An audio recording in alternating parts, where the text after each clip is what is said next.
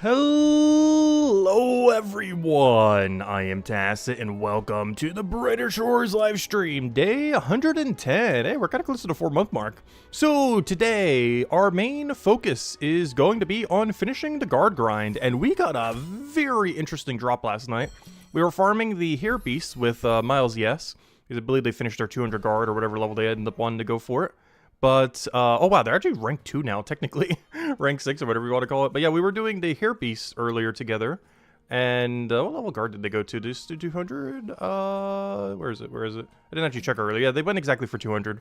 But they finished that last night. And while we were both farming there last night, I ended up getting a rather interesting drop. So you can see this right over here. I was considering earlier to make a 188 Frost 2-hand around level 188. Originally, we were going to go and kill the carnivorous plant. Unfortunate with this is you only get potatoes rather than the better alchemy supply, as well as slightly less foraging XP, but it would have been quicker combat XP. However, given that we end up getting this drop, maybe we're just using this instead. We end up getting a 4-star level 188 Necromay Battle Axe. Unfortunately, it is a really low percent, only 34%. However, relative to the time to go craft our Frost Sword, it is probably worthwhile, plus the extra value of getting all the alchemy supplies. So, yeah, we're just rolling that all the way to 200, basically. We're just going to be killing this all the way to 200. Maybe I'll go kill these two things just for the final 2 levels, but really, we could actually camp these all the way to max. We don't get penalized until level 199, which means only the very last level would actually get any amount of penalty when we go and do that, if we were to go and do it on that. But yeah, we'll be doing all the levels pretty much just on that and be good to go. But anyways, what's our game plan for now then? Well, looks like we got an alchemy level. Only 3 more left until we finally can't do this really good potion anymore. And oddly enough, I actually bought too many supplies. I slightly overestimated, but I'd rather have too much than not enough. Worst comes to worst, I guess we can get rid of it when player trading comes out. I'll probably just keep it in there. But, yeah, we'll keep going down the potion line, keep making this one, go from there. Once we get to 229, we can consider actually starting alchemy again. So we might do a little bit once we get there, though we're still a good, like, week or 2 before we get there. Not to mention we still need to go do our stonemason grind. Still going to be dumping knowledge into that. With that being said, that is what we have the 7% mining boost potion for in our inventory right now. As we have finally, one thing that actually happened off stream is we are finally at the point where we can do knowledge. So if I go click on my knowledge point right now, notice it goes all the way to the bottom.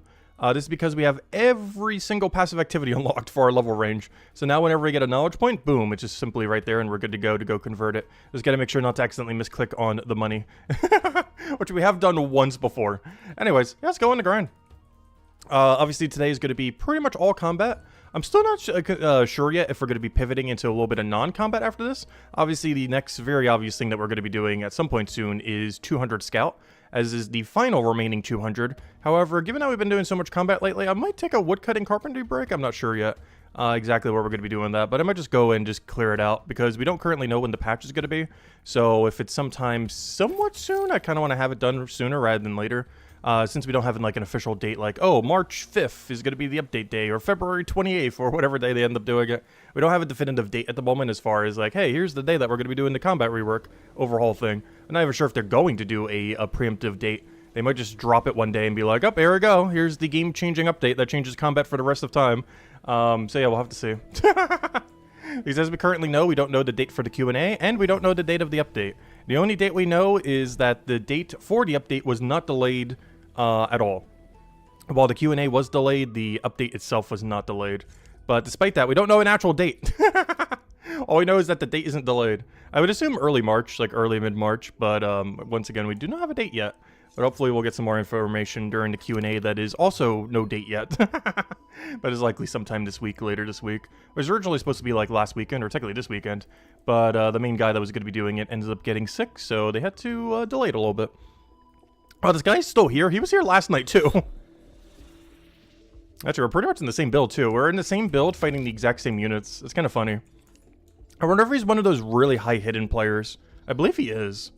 It's hard to tell, because obviously everything's hidden. But I believe that guy is one of these people right here. One of these several really high hidden people in total level.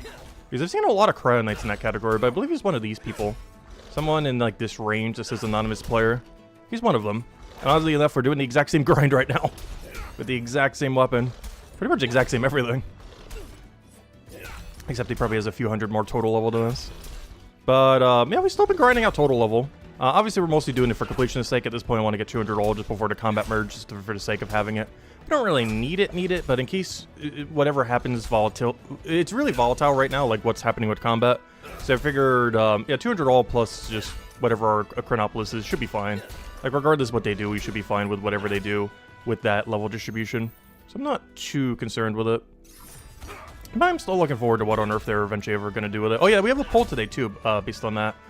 If/when combat is merged to a singular combat skill in Brighter Shores, currently it is 100% planned to do so, but, you know, it could change. But it is currently 100% planned, but I still said if. But if/when combat is merged to a singular skill in Brighter Shores, do you have any intention on maxing it?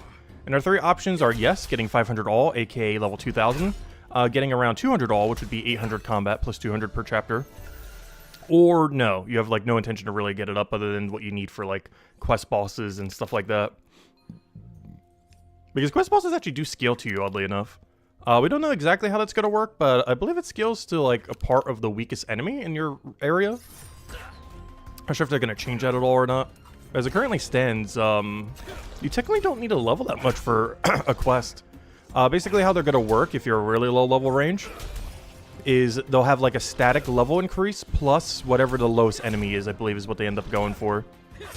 It's just we don't know what that static level increase is. Like, for example, for something like, I don't know, what's a good example for a quest fight? How about the one in, I'm trying to think of one. How about the one in Metubin's Legacy? Like, this one might be like the weakest enemy that you're currently at the current set, plus like 20 levels, 25 levels, or something like that.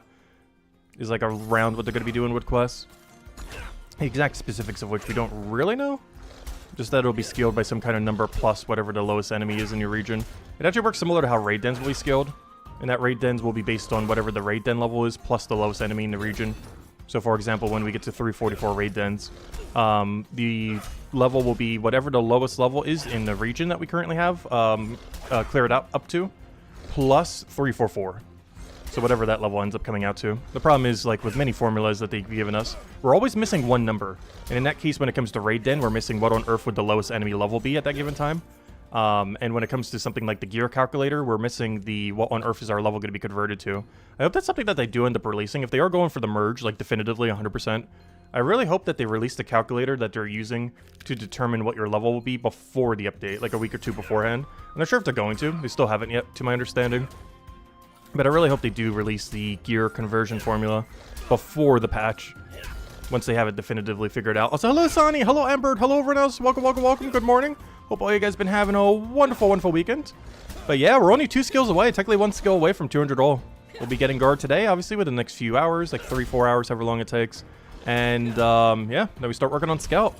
I'm still not sure if I'm going to be taking a woodcutting carpenter tangent, because while I'm doing Scout, I'll be dumping a lot of my knowledge into carpentry, oddly enough. Since we're already in the region anyway, so we could double dip the potion. But, I don't know, we'll see.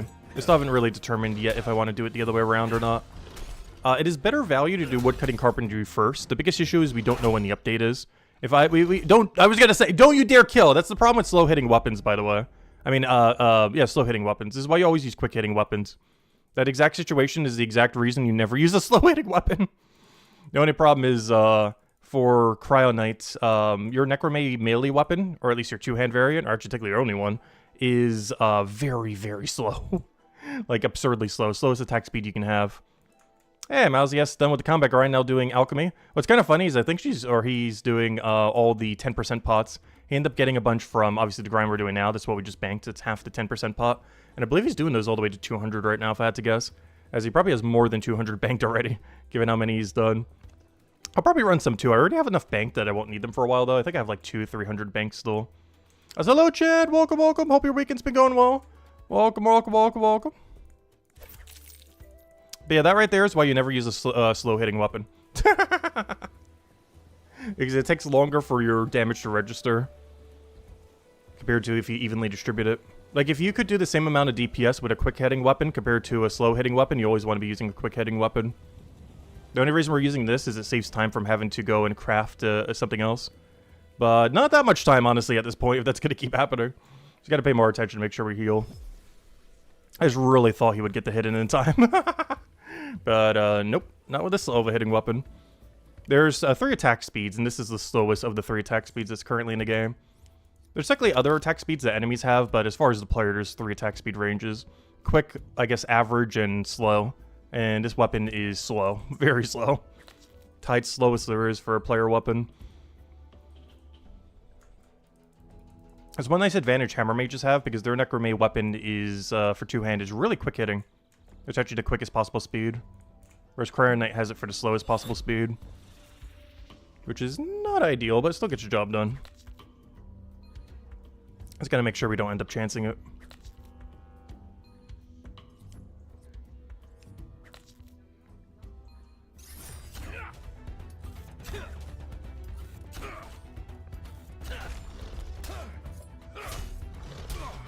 I do have to say, though, I really hope this thing gets a really cool special attack.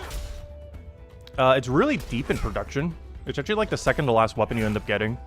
And it's under like the really slow hitting two-hand. Every single character has one.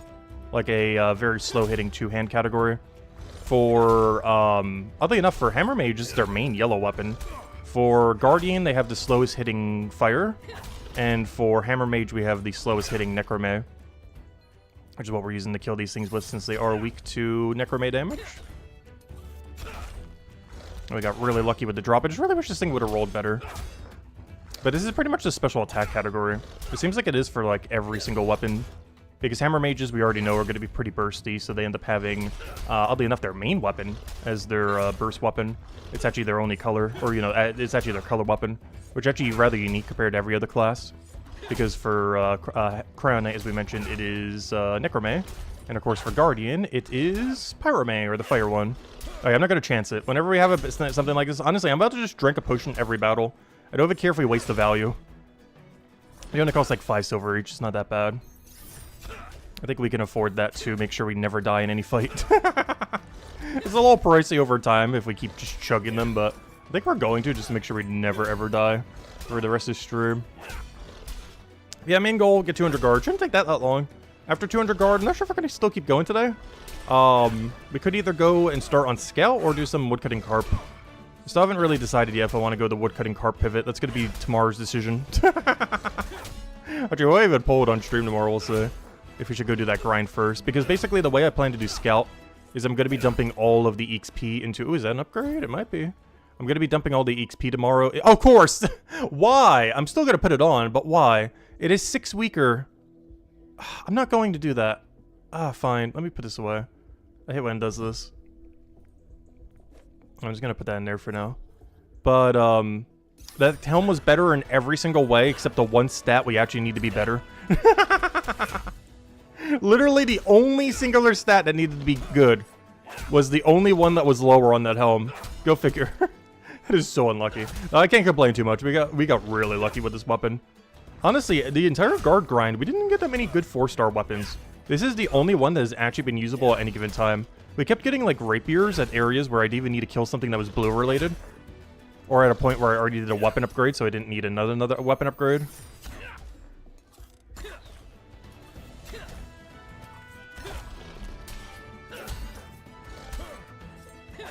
But yeah, Ambird, what have you currently been up to? I've seen you here and there in Hopeport a little bit. I haven't actually really checked to see what you've been grinding lately. Because, of course, we've been all in on combat until the combat rework. Well, maybe not all the way until the combat rework. Honestly, after 200 all, I'm probably stopping for a bit. I might go a little bit deeper just for Legacy Leaderboard for the sake of it, but, I don't know, we'll see. Because where are we, It'd be nice to make all of them at least a triple-digit number, but I think they already are, so yeah, I don't even need to worry about it that much. Oh, let me heal just in case. Nope, no, I'm not chancing it. Not again. Want to try not to die for the rest of the stream if we can help it. Sometimes we're just going to get really bad RNG, though.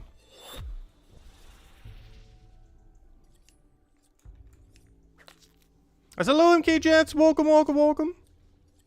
Hope all has been well. Oh, yeah, also, today's already Sunday, isn't it? Gosh, my whole sense of week this week is so off because of the whole floor thing. But today does not feel like Sunday at all. Though it was nice, though. It was almost like a little mini vacation. It was still really hectic having to pack everything and then unpack everything, though. My back actually still hurts from it from lugging everything around. It's almost repaired, though. It's been really, really sore the last few days. It feels like a Monday. Honestly, it really does feel like a Monday. There's a bunch of stuff I always record for Gems of War every Monday, and it's like, oh yeah, I need to go do that today, and then I realize, oh yeah, it's Sunday, not Monday. One more day. Oh, I hate when we get this angle here. Also, I do want to start working on our first Brighter Shores video as well. I haven't covered a single Brighter Shores video since the week 1 first impressions. And I want to start doing that. I need to start learning how to do video editing better. Because I've done almost like no video editing at all in like the last 8 years of this channel. So I basically got to go like relearn it from scratch. As I've done very, very minimal of it. But I wanted to cover some stuff for Brighter Shores. A handful of things. Many of which I haven't seen a single video on yet for most of them.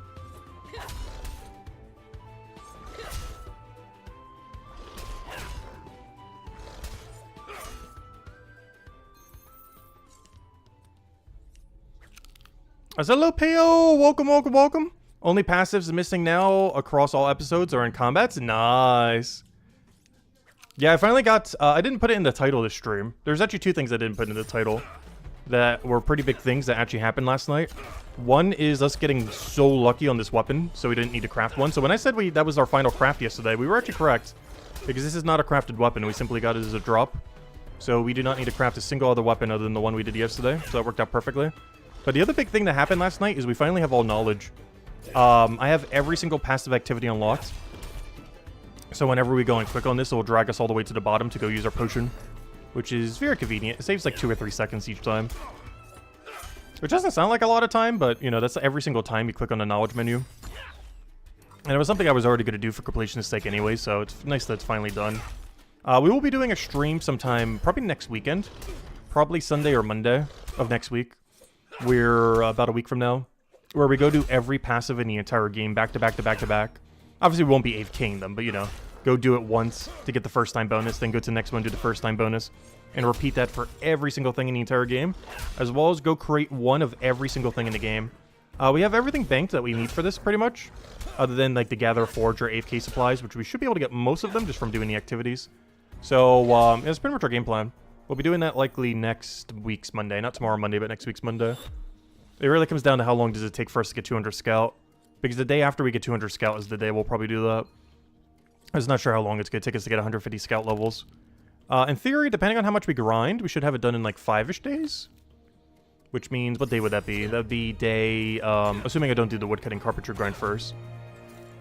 That means we'd have it done by Friday or Saturday then.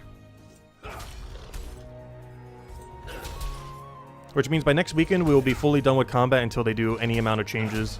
Also, keep in mind, the first combat change that they're going to be making, I'm probably not pivoting that hard into combat. As we currently know what the first combat change is going to be, it doesn't actually make combat any quicker. The other update will, where they do the skill tree plus the, what do you call it, special attacks. But the very first update is just kind of merging everything and accommodating the game to the merge. However, it's not actually making combat quicker at all. Like, the fundamental of what combat is not being changed in the next update, or the first combat update. There is an update that will be doing it, but the very first one is not that update. If it's Monday, I expect to see you later tonight. Nah, we will be tomorrow, though. Though I will still be grinding the Vault event. It'll just be off stream. There's a few things I need to finish for the weekly events because I've been putting them off while I was away.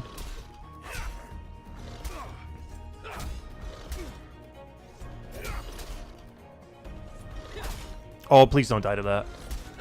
It's a really big problem when you get unlucky with that. We're going to have to double drink. So we'll drink one of you. We'll drink one of you. Oh, the other one hasn't expired yet. Fine. Put that into Stonemason. Oh, yeah, we're putting all the knowledge into Stonemason today, by the way. Aside from the few that we'll get from some of the Hopeport activity, or guard activity. But everything is going into Stonemason. When we do the Scout grind, everything is going to be going and dumped into Carpentry. But for every other chapter, it's going to be going into Stonemason for now. And the main reason for doing Carpentry when we do Hope Forest is because it's the same chapter. However, there's nothing in Hopeport where I really need a knowledge at the moment. Fishing I do need up, but it's better just to train it manually than to knowledge it. Same as Chef, same as Forger, and same as Alchemy. Like, all these are at a point where I shouldn't be dumping knowledge into them. However, there are skills that we do still need to be dumping knowledge into. Most notably, the 3 production skills in Mines of Batubin and Carpentry. Alright, we're still under the effect of the potion. But yeah, that's so much nicer. I love that so much. Today's the first day I've really gotten to use this. But that is so nice. Every time we get a knowledge point, we don't need to scroll at all. The button's just simply right there. That is so much more convenient compared to before. It's just a small quality of life thing, but it helps so much. As you avoid having to do an extra click every time. Over a long period of time, that will save a lot of time. In the short term, it won't feel like too much, but it's really convenient if nothing else.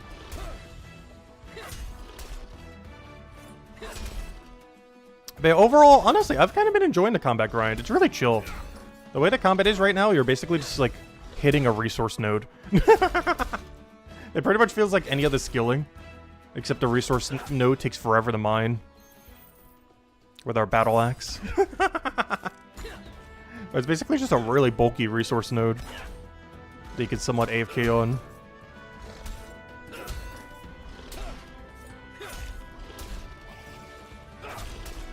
But I'm curious to see what combat will be like after they rework everything.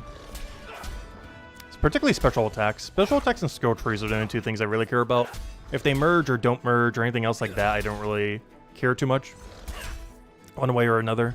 But, the special attacks and skill tree are the two things that are really going to shake things up.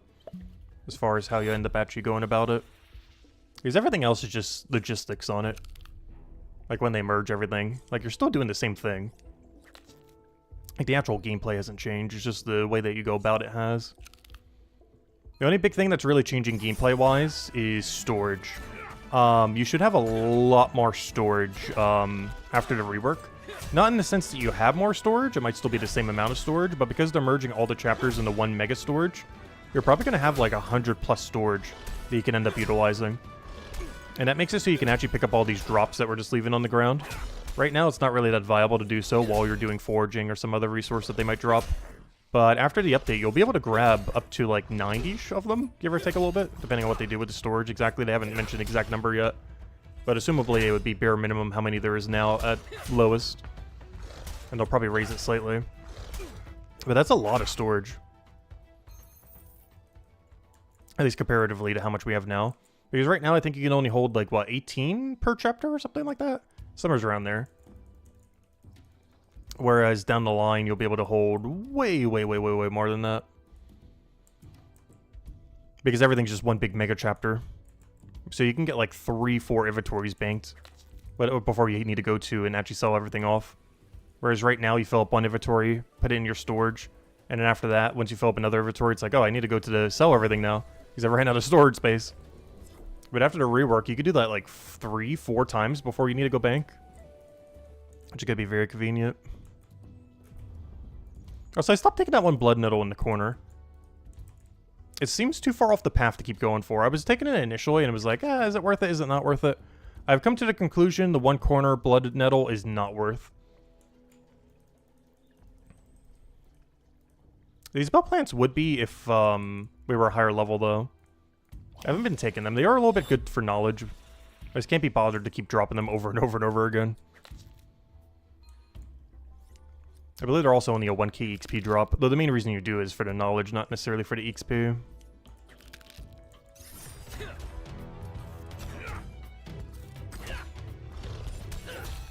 It's the same reason why we take all those gathering things while doing the woodcutting grind. Because we can take free bitter fruit while doing the thing. Luckily, these actually are somewhat good XP as well. But the reason we take them is almost more so for the knowledge. Even though it will help us get to 208 gather as well. We're more so doing it for the knowledge so we get XP and everything else. Oh, so that's something else now that we're going to officially have 200 all very soon. Knowledge does work a little bit differently post 200.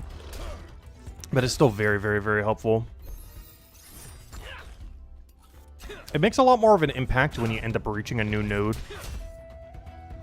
For example, our mining just skyrockets. Actually, I shouldn't say that. This is one of the few exceptions, actually. I was going to say, our mining XP is going to skyrocket when we get to 262. It actually doesn't. It skyrockets once we get to 278. But there are a lot of skills where you get to the next node and your XP just goes up crazy high post 200. So using knowledge to try to get to those points is really useful. Because there are sections where you go up like 20-30% extra XP after being stuck at an XP threshold for so long. Since you have to do every activity for so much longer post 200. Which is both good and bad. It's good when you're at a good activity that's giving good XP plus good resources, but obviously bad when you're at a dead one. But when you're at those dead ones is where you really have to end up utilizing the knowledge. Just so you don't have to do it for as long. When will our big daily goal start being 1 level total per day? Actually, I was joking about that earlier, but also wasn't joking. That we need to start doing 1 chef level a day once we get everything set up for it. Currently, what I need to get it fully set up at some point, which we're not going to do right now, but it's something we definitely consider after 200 all combat, is I need 226 fishermen, 28 forager, or sorry, gatherer, and that's it. I need those two. 226 fishermen and 208 gatherer. We need that in order to properly do our current chef level. If we want to be able to grab absolutely everything from scratch. Obviously, that's not required to do chef. But I want to have access to it before we go heavy on chef.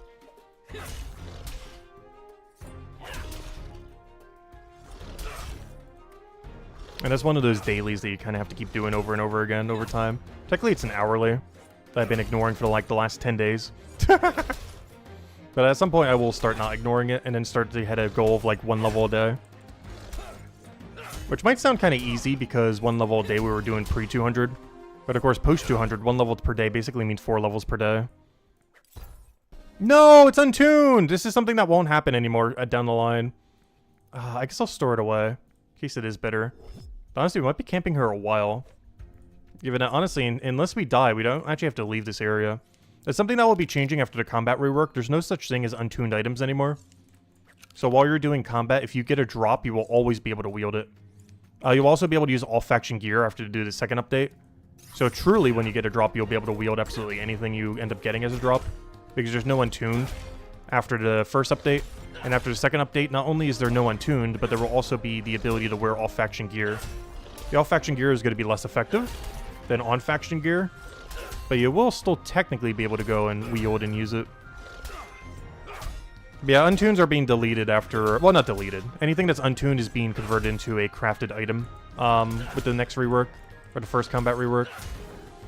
But they will no longer be a thing anymore. They will simply just be considered crafted items and non-crafted items.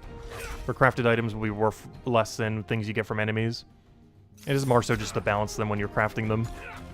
Because you're going to have a 5 times boost on crafting after the update. Which is actually absurdly strong. It's one of the reasons I stopped doing the mining smithing pivot. Like, we haven't gained a smithing level in like 2 weeks now at this point. It's all been going into alchemy and other things. But it's soon to be stonemason. But the main reason for this is because the 5 times multiplier, we are actually way over geared for mining smithing right now compared to where we need to be. So I'm trying to get them closer to 250 all. So that we can make 4-star up to level 1,250. Because I want to be able to make a 4-star up to whatever level range we are. Which in the current state of the game, if we want to go all the way to max, means we need 400 all for all 4 of the crafting skills. Or all 3 of them, I mean. Obviously, that's more of a long-term goal than one we're going to be doing immediately. But I will stop doing combat if our level range ever gets too big of a disparity between the two. Like, even if trading is out, I want to have the ability to be able to make 4 stars to whatever our level range is. It's not required to properly do combat, but it will help offset any time we get bad RNG. Without having to worry about trading or anything else.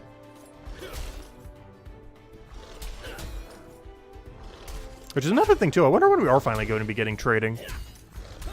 It was originally supposed to come out at launch. They were then mentioning it a lot in December. And now we're going to be in March with no trading in the game.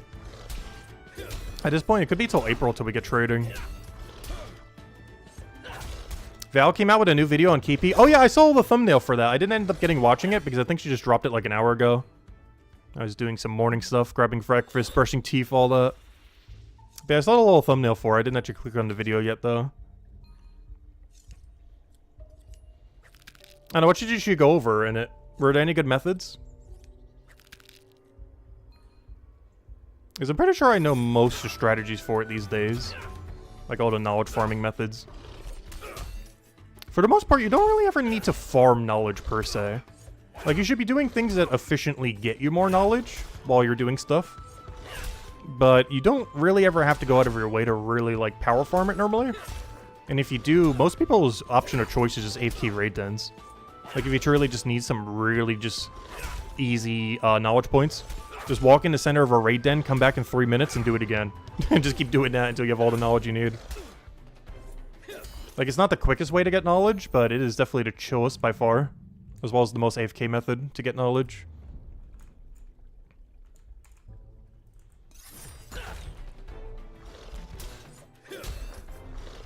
Oh, fastest ways per episode, rates, stuff like that. Nice. Yeah, I'll check it out later. These knowledge rates I don't really keep track of too specifically. There's also a lot of things that tend to change your knowledge rate. Like, for example, if we were to get our knowledge rate right now for Hefty Hair Beast at level 188 while doing 3 nettle, whatever number we have could drastically change, but depending on if someone has a worse or better weapon. Because I'm using a 188, but it has a low necro. There's also pre-combat rework, so no special attack on it or anything like that, which also slows down the knowledge per hour compared to later. Please don't miss. Thank you. Gosh,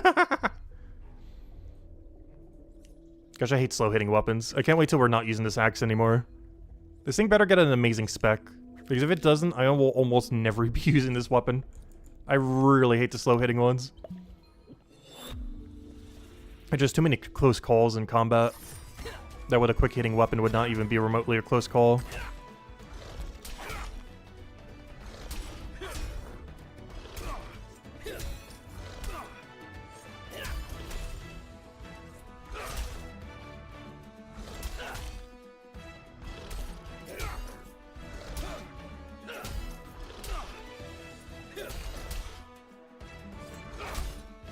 But yeah, generally speaking, whenever I need knowledge, I either just train whatever I need trained, or AFK raid dens.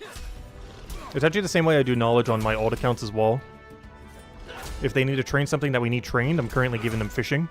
Because I'm trying to work them to Branolf Inheritance. Not Branolf Inheritance, I'm trying to work them to... what is that one fishing quest called? I can't remember its name. The Lost Shipment. I'm working them towards Lost Shipment, so they need 25 for that. One is 22, one is 24. But otherwise, I would just be having them go to AFK raid dens. But those are generally my 2 ways to ever farm knowledge. Just do whatever we need to be doing, and just doing it efficiently where you gain a lot of knowledge from it. Like in the case of fishing, you'd be doing Puffer Eel at most level ranges. Well, maybe not most, but at least early on you do it a lot. And then, if I want AFK or just really chill knowledge, just AFK Chronopolis raid dens. Wonder how that's gonna work after the combat rework, though. Ooh, throwing axe! Is that an upgrade? It kind of is. Numerically, it is. The problem is its attack speed is kind of annoying. I'll put it away for now. I don't really intend to use it, I don't think. Well, we'll put it in storage. Not sure exactly what I plan to do with that, if even use that at all. Oh, I know what I could use it for. Okay, that's actually a good drop. I need that for when I go to the plants. Whenever I decide I want to go for the final few levels and go to the plants, I will need it because the plants are immune to green. And that weapon is not green, which is actually really beneficial for us then. Catch you later, Chad. Hope you have a wonderful weekend. Thanks for stopping by. Catch you later. And thanks for hitting that like button. Helps out a lot and is greatly appreciated. Helps people find the channel. If you guys still have any other questions or anything you want to go over, do let me know.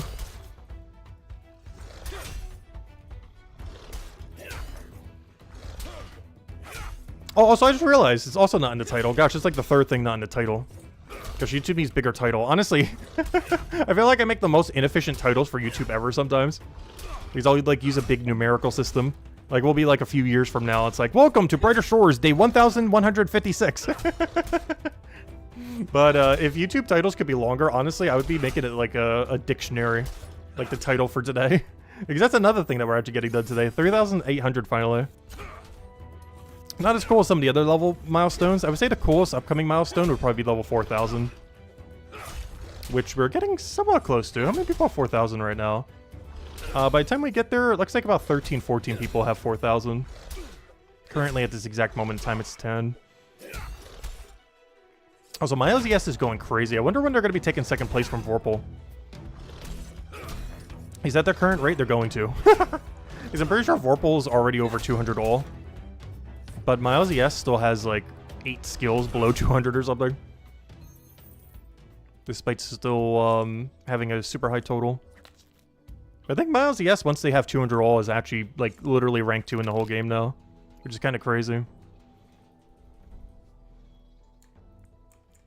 Because the only reason it was moving so slow earlier is they were going for 500s. Or so 500 all Chronopolis. And I did go to the 500 all Chronopolis party. Unfortunately, I couldn't stream it because I was away while they were doing the floor repairs and everything. But I did go to it. I think it was on like Tuesday or Wednesday.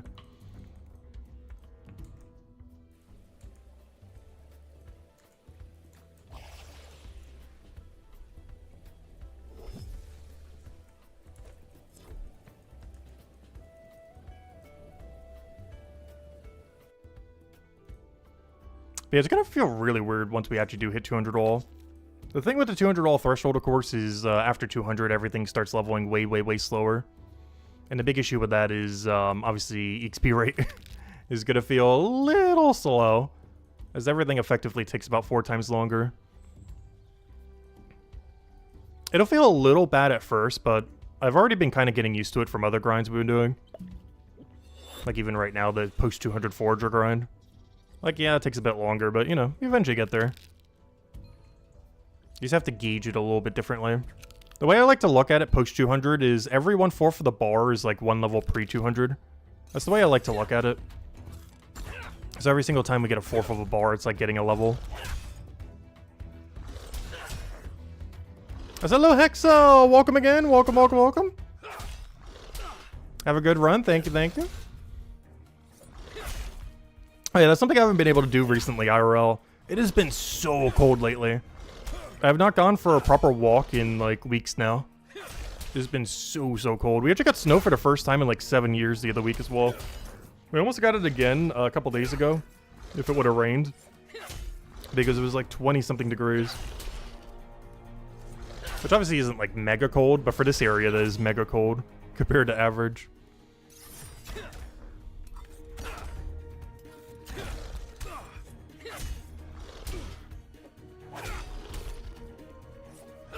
But yeah, I can't walk in the cold. Like, whenever you start, like, running or anything, like, just the heavy weight on the lungs from taking in, like, so much cold air. I just can't stand that. This feels so weird. And hopefully it'll warm up soon.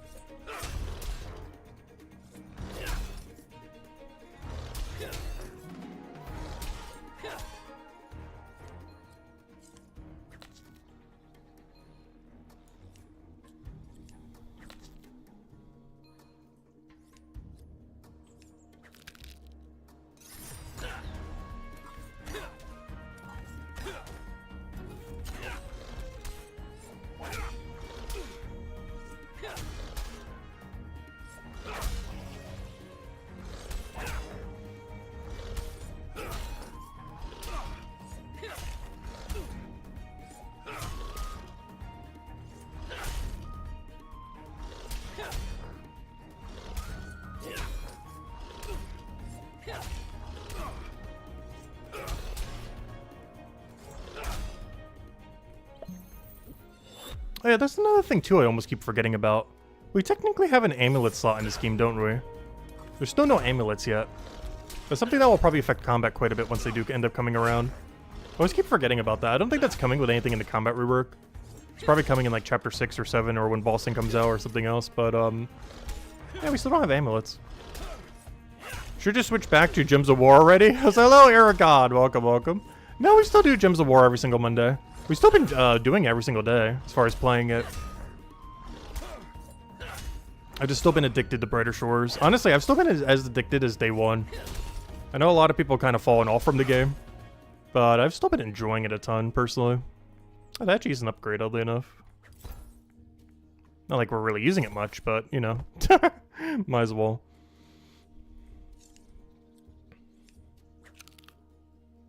Why don't I use my knowledge? I'm trying to double dip it. So basically, a couple months ago, they made it so your knowledge bar can go to 200% instead of 100%. And one thing that you can end up doing with this, now that it does go to 200%, is you can end up letting your bar go to like 190, 195 or so. Go drink a really good boost potion, like a 7%, 8%, 10%, and then double dip the knowledge point using one single potion. So otherwise I would have to drink 2 potions in order to go use 2 knowledge points, but since it double stacks, we could just use 1 to cover 2. And just to make sure we don't overfill, you just drink it a little bit beforehand. So we'll use it around like 195-ish or so, to make sure we end up doing it before it dips over, just so we don't lose any knowledge percent. But it also allows you to use twice the value for the potion. You get even more value from it if you're doing it in the chapter itself. It's one of the reasons why we're going to be doing carpentry when we go do Hope Forest. As I don't really have anything I need to boost up at the moment in Hope Port. But in Hope Forest, we're going to want to target carpentry. So when I use a 7%, it's going to be a 7% for chapter 2, not chapter 3. I was doing a chapter 3 run right now to try to get a little bit closer to 206 Stonemason. So we can start doing the AFK activity once we are done with alchemy. Is this the next thing we need to start progressing forward?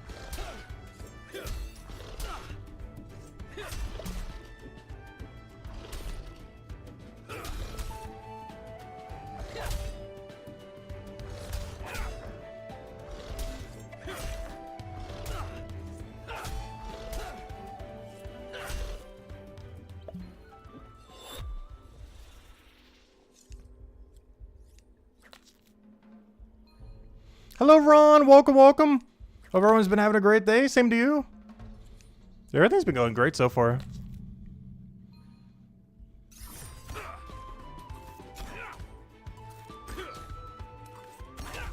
Do you need to, oh, is our dailies ready? Oh, I need to go do those. I didn't realize it was already now. We'll do it after this inventory then. Oh, wait, I can actually do it now. I just realized. Because, alright, that's actually interesting. Because I already have the mining boost potion on me. And I can just grab the 5% while I'm in Chronopolis. Perfect. Alright, let me go do that now after this kill done. Which maybe I'll wait for like one more nettle spawn.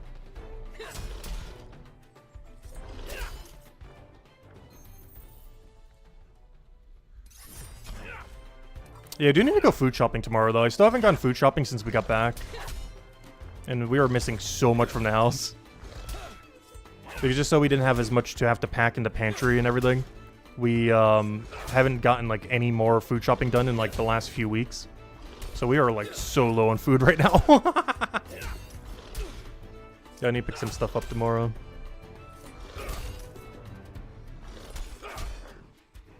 Because everything that was in any like those wardrobes or anything we had to pack and remove for when they did the floor the other week.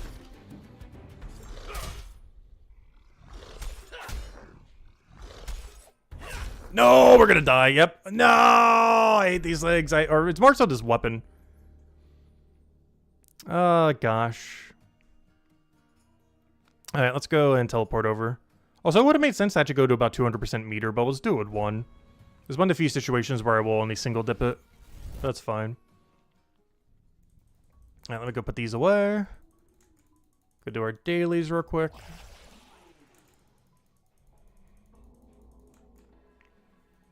But that is why you never use a slow-hitting weapon. At least against basic enemies. In bossing, it'll probably be relevant too. Due to the fact that you don't lose ticks while moving. But when it comes to standard enemies, you always want to be using a quick attack speed one if you can help it. To avoid situations like that. Where you get like a really bad RNG hit at the end and like they just kill you out then.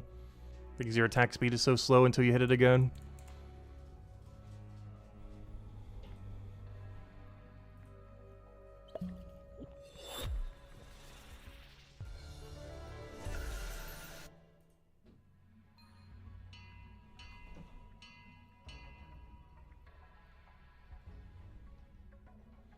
So slowly but surely, we will hit 262 mining off of just this venture. Which at this rate might be happening. Originally, I was going to do some more andistates. But given that I'm not doing post 200 mine fighter at the moment. Unless we end up getting it on the new thing after they rework it. We probably won't be doing that at all. Which means we have to keep taking the daily all the way to 262 mining. Which I think is like a month of taking the daily. Like legitimately like 3 weeks or something. Like, it is so long, but we'll get it up passively without having to do anything. Since I don't have an immediate need to go do mining anyways. We're gonna have so much as blast material, though. How many do we have right now? We don't use this till level 348. And we have over 1,000. I wonder how much this stack is worth. We have so much. Alright, let's go to Chronopolis. Oh, you know what? I'm actually gonna go the other way around. I want to see if we have a helm upgrade. Or any upgrade, for that matter. I recall that the helm was only 1 star, though, which is why I mentioned helm. But I want to double check what we have for Chronopolis and see if there's a 2 star here that's actually an upgrade for it. Take the scenic route since we gotta grab the potion anyways.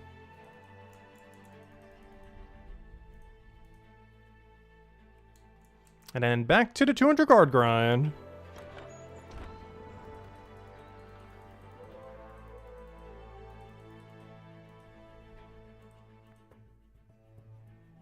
Ah, wrong chapter. Is that an upgrade though? No, I got one. I got a 3-star already. But yeah, wrong chapter. Alright, we're out here.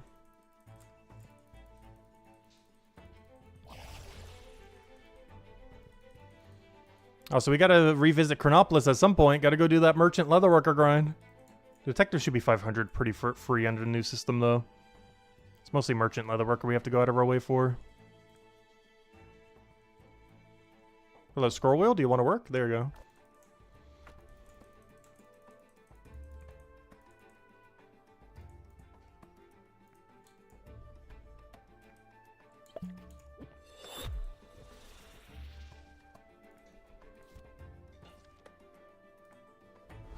Alright, there we go. We're out of here. Alright, now we're back to being locked in Chapter 1 again. It's gonna feel weird leaving Hopeport. We've been stuck in Hopeport for the last few weeks now. Like, pretty much the entire month of February, almost. And we finally get to leave it after today. Obviously, we'll still be back here and there. Still gotta do the fishing grind. Still gotta get Alchemy more up for the AFK. Still gotta do a little bit of Chef pretty much every day, like Miles ES's. Gosh, we're always doing, like, all the efficient stuff. I would say we've been, like, 80% efficient. Like, 70, 80%. I feel like they've been at, like, 110% or something. Like, if there was efficient hours played for this game, I'm pretty sure Miles ES would have, like a 1.2, 1.3 ratio above efficient hours played or something.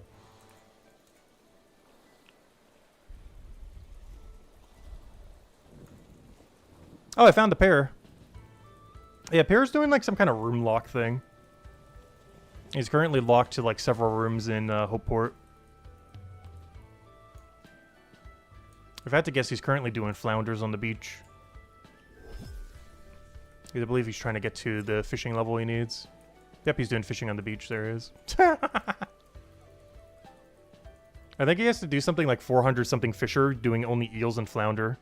Which sounds like a nightmare and a half. Because he can't do puffer eel. And the only other fish he has that isn't eel is flounder, which he's doing now. That's something I've never done in old school RuneScape and probably never would. Like, I've made pure builds for PvP and stuff like that before.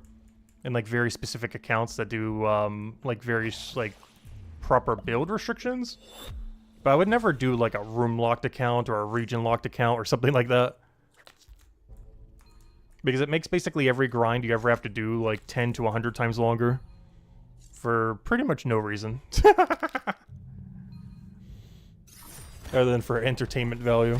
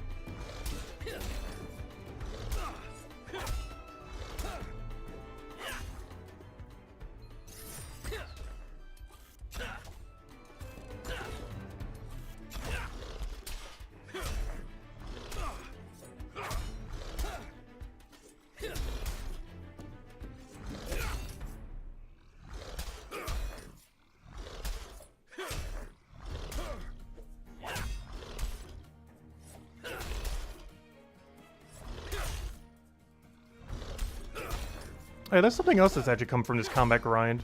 Something I knew would happen, but I haven't really fully fathomed yet. We do make quite a bit of gold from doing this. Like, it's not like doing merchant gold or doing leatherworker gold, but we're at 16 gold right now for just whacking some enemies for like the last week. It's not bad. What am I putting it into? I have no clue. I would say a tool upgrade, but it really comes down to what are we doing. If I'm doing Woodcutting Gatherer, there's no tool I need to go upgrade. Not until level 248 do I need the 25 sickle. Or 248, whatever I just said. But it's 248 is the level we need. Fisher, I don't need it, unless I'm doing the AFK activity, which I'm not. Or the co-op activity, which we're also not. Forager could kind of benefit from getting this to level 25, but after I finish combat, I'm not going to need to do it again. Maybe under the new strip system, I will. Or stripe, whatever it's called. I always call it strip. It's technically stripe, the new stripe system. I don't know, stripping sounds so much better, though. It's technically the striping system. But, yeah, the new system that they're adding. It depends what it forces to have to kill next. Because we're going to have to jump chapter to chapter a lot more often in the new system compared to now. And there's a good chance it's not going to tell me to go do Blood Nettle. It's the only time we could do this if we specifically have to kill Hair Beast in chapter 1. Which is very rare under the new combat system. Whereas if you want to do that in the current combat system, all you would do is keep doing guard until you get to Hair Beast. And then keep doing guard again until you get to Hair Beast again. But you can't really do that in the new system. You always have to jump from what skill you're training. If you're doing like a secondary skill with it. Whereas now you can like power grind it. Like if I want to get mining up, we just have to get Mine Fighter to like level 230, 240-ish. So I could take out Tentacle and then do mining with Tentacle again. Or if I want to do Forager, we go to the plant, we go to the Hair Beast and get synergy with Forager into combat. You can still do that after the combat merge. It's just the amount of combat you have to do before it rotates back around is a lot longer. Especially once we start getting to something like 10 chapters or something. The amount of time before you rotate all the way around is going to take forever and a half. It's one of the things I feel like is going to be kind of weird with the new system. Like, yeah, you can still fight weaker stuff for less XP. But obviously, you're generally not going to want to do that. So the amount of time it's going to take to rotate back to a chapter is so long. I know Gems of War have actually had that issue, where they basically kept adding kingdoms. And every single weekly event is based on a kingdom. And it wasn't too bad when they had like 15, 20 kingdoms, but now the game has like 38, soon to be almost 40 in the next year or two. And it just takes forever for everything to rotate around. And I feel like that could be an issue that Brighter Shores' new combat system could end up having. In the sense that, yeah, it's not that bad with like 4 or even 8. But what about when we're at like 15 or 20 or even higher than that? Like, you know how long it's going to take combat to rotate back around to like Hopeport if you haven't already maxed there or something? Like, it'll take forever and a half. Like, you might have to do combat for like a month before you revisit a chapter. There's one thing I could see being kind of bad way down the line. If there's something really specific you want to do in a given chapter, you could still do it, but the XP rate is going to be really bad unless you wait like literal weeks of having to do the skill in other areas. If not months. Once we start hitting like high double-digit number. Because I haven't really heard much mention on how they're going to work around that. Like, in the short term, it's not going to matter. So that problem won't really be a problem initially. It will mostly be noticeable once we hit a double-digit number. Like 10 chapters plus. As if you have 200 all and you're doing like chapter 10, or you know, once we have like 10 chapters, and you haven't actually finished like any one chapter, you could easily take like 100 hours of combat before you rotate back around to a previous chapter, probably. At a new system. Yes, as Ron mentioned, definitely feel free to leave a like on the stream. Helps a lot and is greatly appreciated. If you guys have any questions, definitely feel free to ask. As we'll be around until we get 200 guard. The stream does not end until we get 200 guard. Unless our electricity goes out or something. But no, it should be fine. Actually, I did have some weird outages the other week. I think they were just redoing some power lines or something. It's been fine since then, though. I also had a weird internet issue the other day, but I tightened all the cords. I think I just had something a little loose from when I had to put everything back. We had a little bit of a connection issue yesterday, but it was just mostly a faulty loose cord.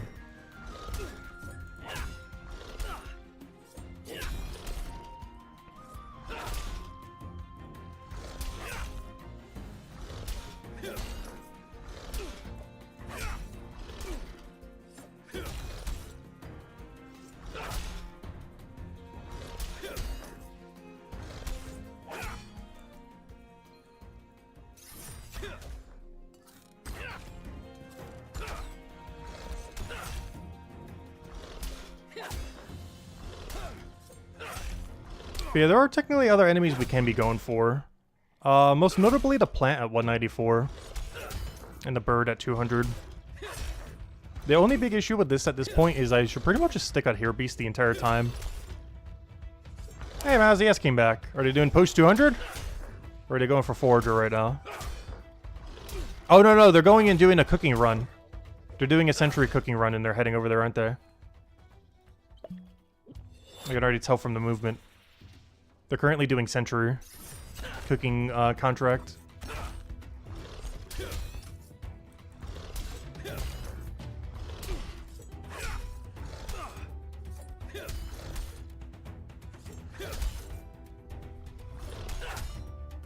Oh, so that's one thing I really like about the chapter divides. You can actually tell based on what someone's doing exactly what they're doing. Because I'm like 95% confident they're doing a Sentry contract right now. While grabbing blood nettles along the way.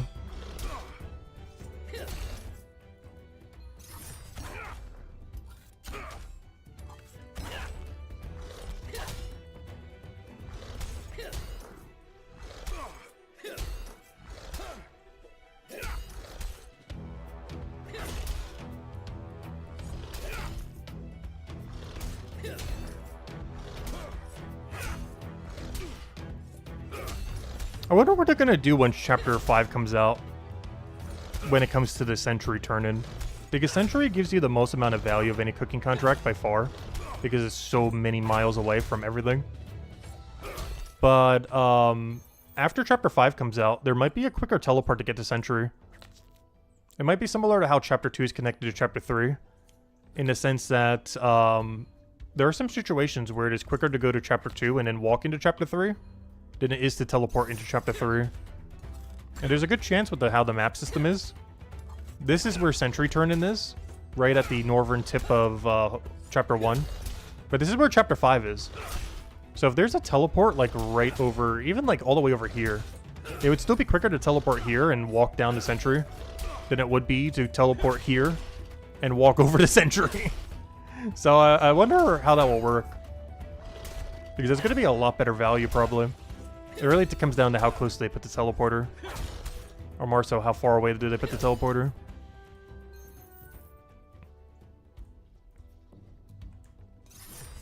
Because they put the one in Chronopolis far enough away that you're never using that to teleport to Chapter 2. Because it's just too far to bother. So they might do the same for Chapter 5. Like, they put the teleport really, really, really deep for the first one. So it's not viable to teleport there to get to Chapter 2 over here. This is way too far away. And I assume Chapter 5 will do similar. Or just going to be too long of a distance to bother doing. I don't know. The other option is way, way further, though. They have to put it really far for it not to be viable. Like, really, really far. I hope they don't end up nerfing the XP rate for it, though.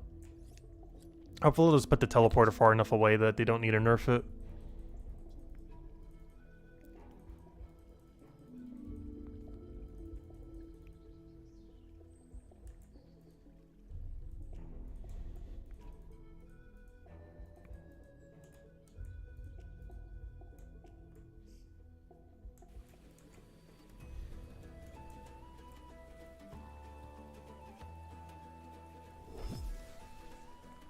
Also, I just realized one more level till 3,800. We're nearly there. Also, slowly but surely, we'll finally be able to do Stonemason again. We've been locked out of Stonemason for so long. But at 206, we can start chipping it up. 220 is concerning, though, because I have none of this limestone bowl thing, or brick. Because that material is likely really expensive. But we're going to have to do it for 20 levels. No, technically not for 20. I only have to do it for 13. I only need 2 through 3. So I can make bolas out of andesite. Which means I'd have to do it for 13 levels, not 20. It's not too bad. It's still a lot of levels, but we should have most of it banked. Not all of it banked, but a lot of it banked. It's one of the reasons I'm probably actually have to go out of my way to go do andesite. And maybe just kill lower level tentacle or something, I'm not sure.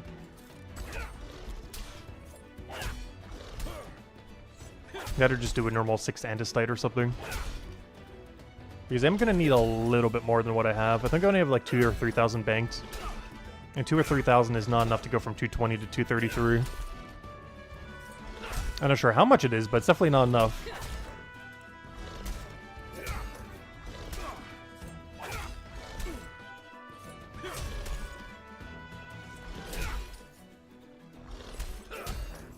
Are we doing Scout next? Yes, I do want to do Scout next. I'm going to be getting 200 all before the combat rework. I might even get a cheeky 201 all just so we can snipe a few leaderboard positions on the permanent legacy leaderboard. I don't really care about it too much. I believe Vorpal and a few others were going for it, where they're kind of like doing all-in combat right now just to get as high of like a legacy number as they can. But I don't know, I personally don't really care too much about it. But it would be funny just to get 201 all just so the number's a little bit better. I'm not gonna go crazy with it like getting 250 or something. But I'm happy with just getting 201 all or something. But yes, I will be doing Scout next, and then after Scout, I'm probably getting all of the next tier up for every skill that we need. With the main noteworthy ones being Chef, just start getting everything we need for contracts. Fisherman, we need 226. Forager, we need 209. 226 is for the best cooking contract we can do. 209 Forager, so we can make 10% XP pots for Hopeport from scratch. The other material is what we're gathering right now. Alchemy just needs to be higher. Gatherer needs to be 208, so we can get the other ingredient we need for Chef. Woodcutting needs to be 208, so we can get the next log. Carpenter needs to be 216 for the same reason, the log that we get from woodcutting. All three of these just need to be up higher, particularly Stonemason and Bonerite. Mining needs to get to 262. This needs to get technically to 344, but that's a later issue. And these two also need to be number go up. Particularly 250 and just anything higher.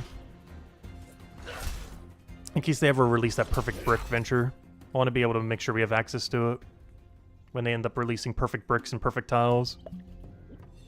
Perfect Tiles at 322, but Perfect Brick is at 250. And I'm pretty sure you can't run both at once, so we'll just run bricks initially and then run tile. What am I doing? It's probably going to be quest locked, though. We don't know exactly how we're going to unlock them. But there's a good chance you'll get the brick and tile venture from a quest unlock that isn't in the game yet. That or just going to release it sometime before Chapter 5. Or both. A quest right before Chapter 5. I think the only reason it's really not available now is so people don't stockpile like a billion of them. You can still get them from chests right now, but it's really inconsistent compared to getting like 24 or 20 per day for free just by doing a venture. Technically not free because you'd probably have to pay the merchant some amount like you have to do with grapes and everything else. But, you know, way cheaper than it would be if you were to buy it from Chapter 5.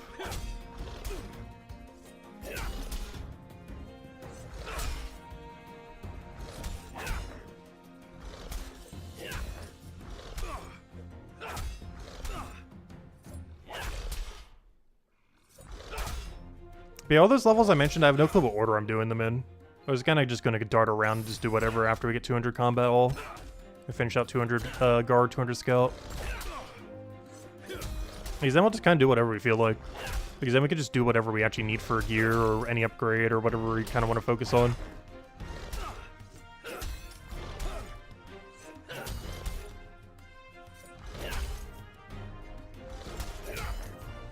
Because I do want to get to the point where we can get a little bit closer to 250 all gear.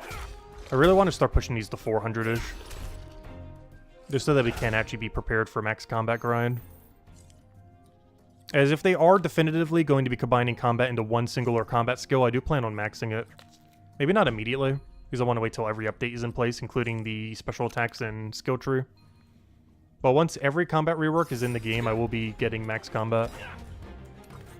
But to do that efficiently, I do need 400 Bonerite, Stonemason, and Blacksmith. Not in a rush for it, though. What we currently have gets us to a little over 1,000. Pretty comfortably. That's another thing we don't know either. Like, what will our combat level be with 200, 200, 200, and 272? That's something we don't know, and I really hope they release the calculator before the combat rework.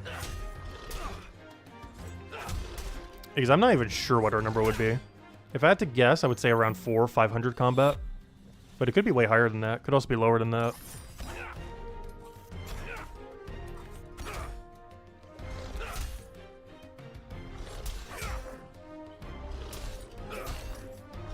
Because we might be a lower combat level right now than someone who has a single 500.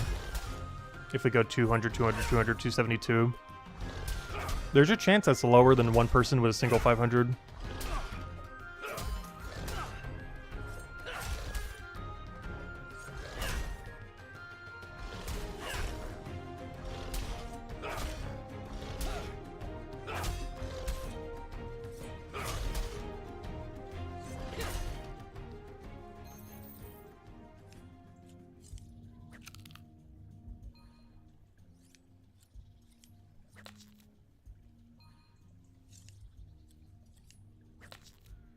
So, hello Lofties, by the way. Welcome, welcome.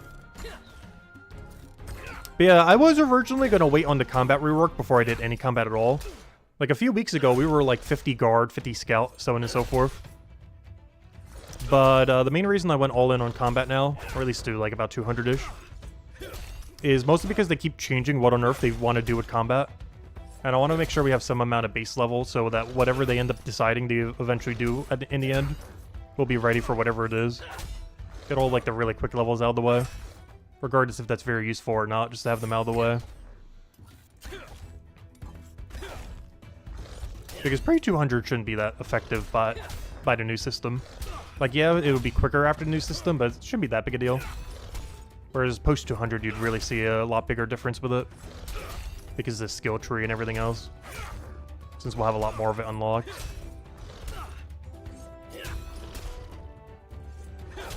Whereas obviously early on you have a lot less of it unlocked. So it's a lot less of an impact compared to having it, compared to not having it when you have barely any of it activated to begin with.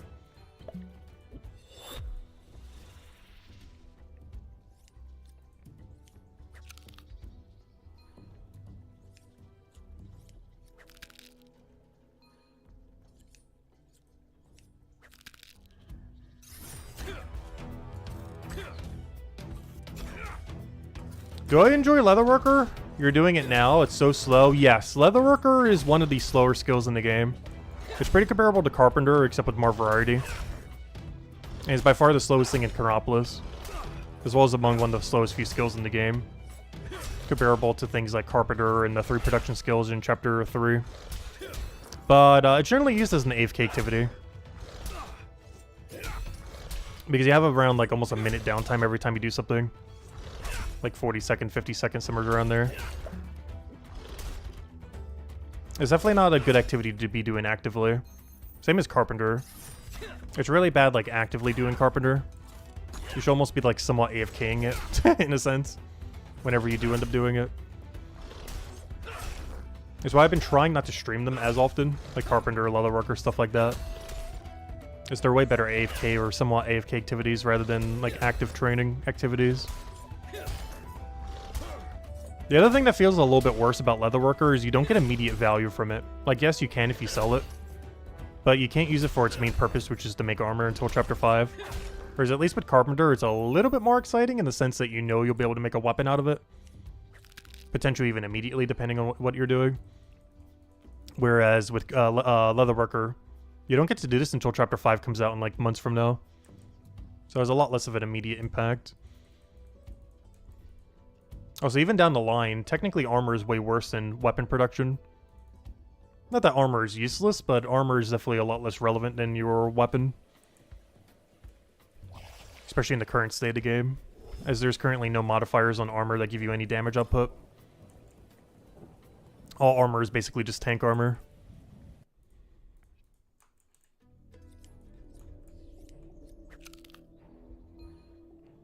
That will be changing in the future, though. They have mentioned they're going to be adding, like, modifiers to gear and stuff like that in the future. I'd assume that would come in probably around Chapter 6.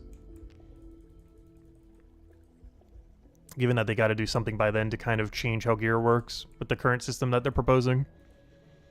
It hasn't been confirmed that's when enhancements and everything are coming, but it's probably the most likely time it would occur. They have confirmed that they're going to be adding enhancements to gear, like weapons, armor, stuff like that. We just don't know if it's going to be a skill, and we also don't know what chapter it would be introduced in.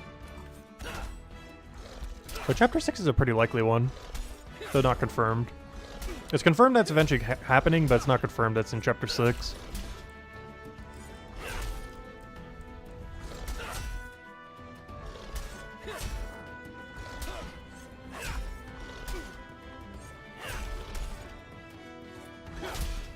But no, my least favorite skill in the entire game so far to train has probably been carpentry. That hasn't changed. That was my thoughts on it on like week 1, and it has not changed at all. It's still probably my least favorite skill in the game. At least Leatherworker has more variety with what you do, even though it's still just as repetitive. But, I don't know, I just don't like Carpenter. You basically just lock yourself in a room for hours on end, doing the same thing over and over again. So basically, the entire game, no, just kidding. But, I don't know, something about Carpenter just does not feel good. I'm really hoping you can multi-skill it with, like, a boss in the future or something. Like, if they ever make that one lizard boss repeatable. Since during the quest you already use planks in order to go and repair the boat. I'm hoping when that boss is repeatable you get carpentry XP for doing that. On the repeatable version of it. Because realistically, that's the only way we're going to hit 500. Is if they add a multi-skilling activity with it, with the boss there. Because otherwise we were pretty much never hitting 500 Carpenter.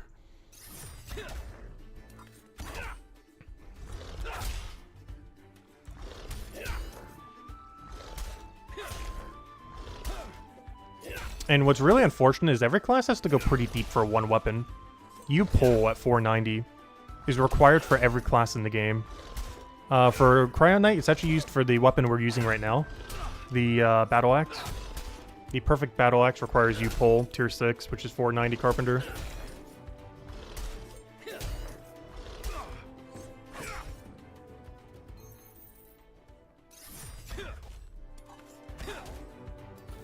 For Hammer Mage, it's used for your best two-hand yellow weapon. And for Guardian, it's used for the best two-hand fire weapon.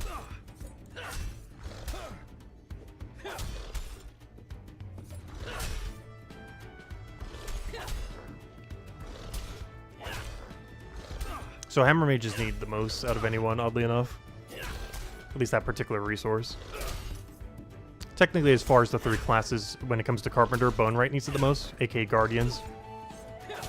But when it comes to good weapons, honestly, Stonemason uses it way more. I feel like almost every viable weapon on Hammer Mage almost ends up using Carpentry. Whereas, yes, everything for Guardian does, but you also get a lot of material from it throughout. Like, there's so many trees in Chapter 2 that are literally just Guardian only. I guess there's also some trees that are smithing stonemason only too. But in those situations it's double dipping rather than single. Like there are actual trees literally just for Bone Wright in Chapter 2. I think there's 3 of them. Juniper, Poplar, and Oak. And technically Ash. So 4 trees. There's 4 trees in Chapter 2 that are used exclusively only for Bone Wright.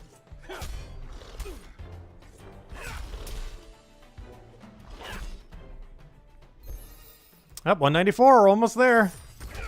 So close, yet so far. 6 levels to go. Yeah, it shouldn't take that long. After an hour, we already got, like, what, 3 levels? We started at 191, I believe. Somewhere around there. It's gonna start getting slower, though, because we're not getting any more XP from them. Might kill them, like, ever so slightly quicker as we keep getting levels, but barely. I think our XP rate's going to be the same, but the amount of XP we need is going to keep going up. So we are going to keep getting slower and slower at it. But we're nearly there.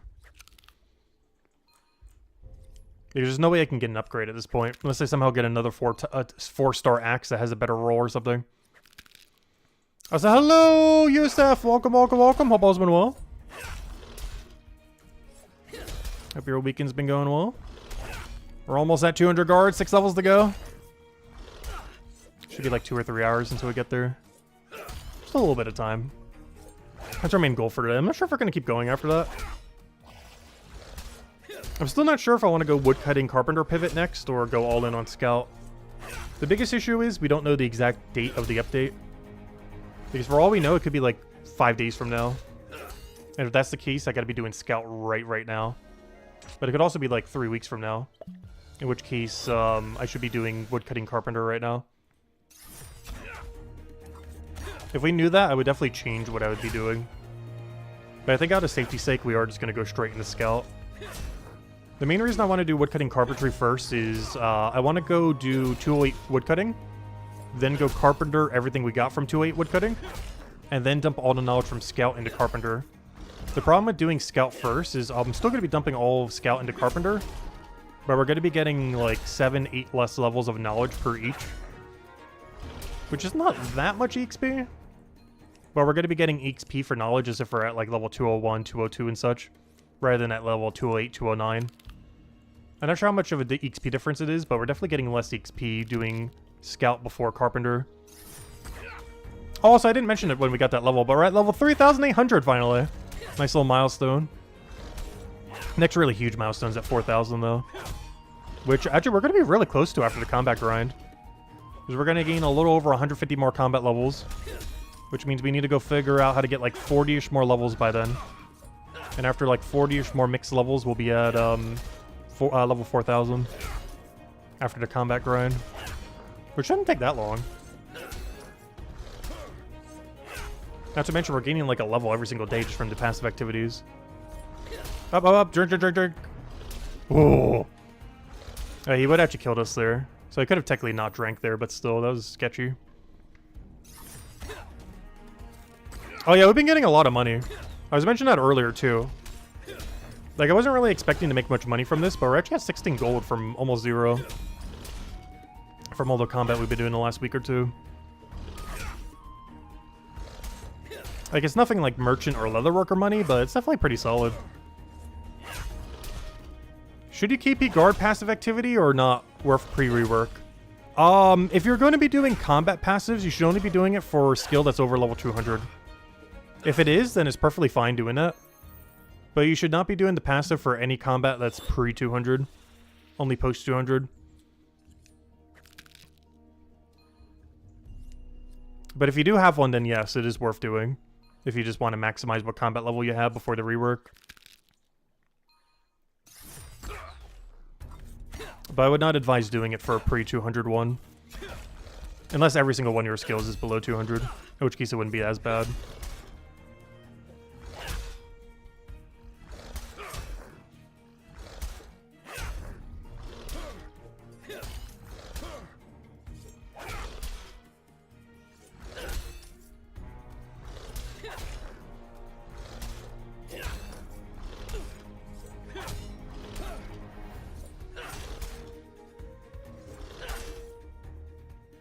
Oh, Guardians 336. Oh yeah, it's perfectly fine to be doing that then. Just one thing to keep in mind is that when you get your new gear, it is reduced based on your highest level combat level. So to offset that, you might want to make sure before the update hits to go get some better gear from your highest combat level. It's something we actually still need to do if we really care about it. Because I have like no good gear. My highest gear, Chronopolis, is like level 218, despite being like 271.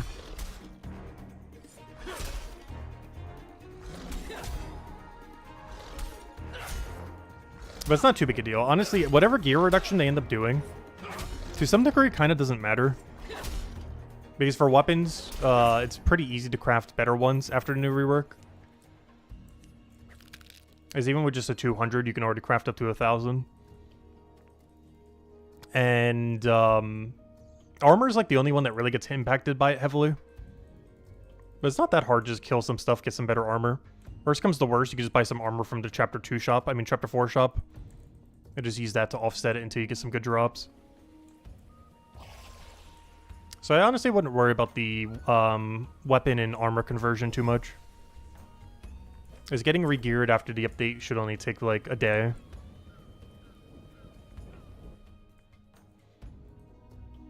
It shouldn't take that long at all.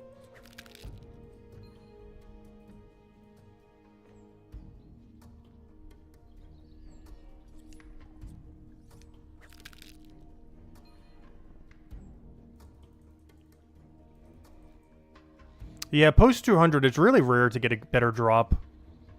That's something that I did ask in the second part of the question for the Q&A. I'm not sure if they're going to answer that one or the other part that I had. But one of the questions is how are they going to be doing the rarity curves? Because right now, rarity curves is 0 to 19 is really common. 20 to 200 is normal drop rate. Or sorry, 200 to 199 is normal drop rate. 20 to 199. And then everything 200 plus is really, really, really rare. Like 4 times rarer than pre-200. And we don't currently know what those curves will be after the rework, both for production and for enemy drops. My assumption is they would just multiply all those ranges by 5. But they haven't stated what they're doing with that yet. It's actually weird because neither combat preview has mentioned a single word on it. And I don't really see anyone really asking it either, which is kind of weird as well. But everyone's asking other questions. Even I didn't bother asking it, even though it's a question I definitely have. So if I was to ask questions, there's at least like 10. The fact that we could only ask one was like so few.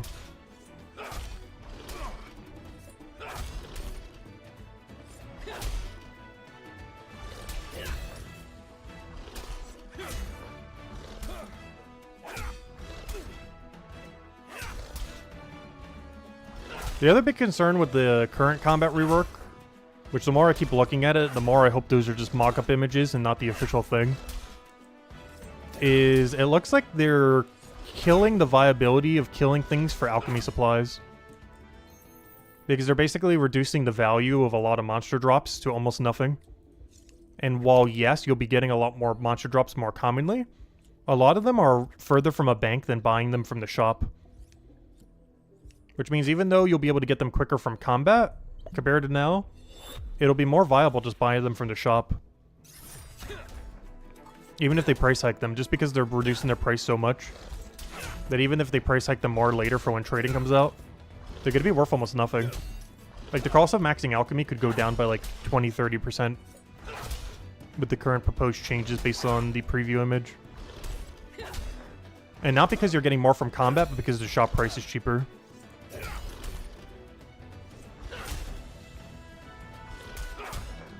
You would be getting more from combat, but a lot of them are so far from the bank that if their price is too cheap, you're just going to buy them rather than bank them. And just leave them on the ground when you're doing combat.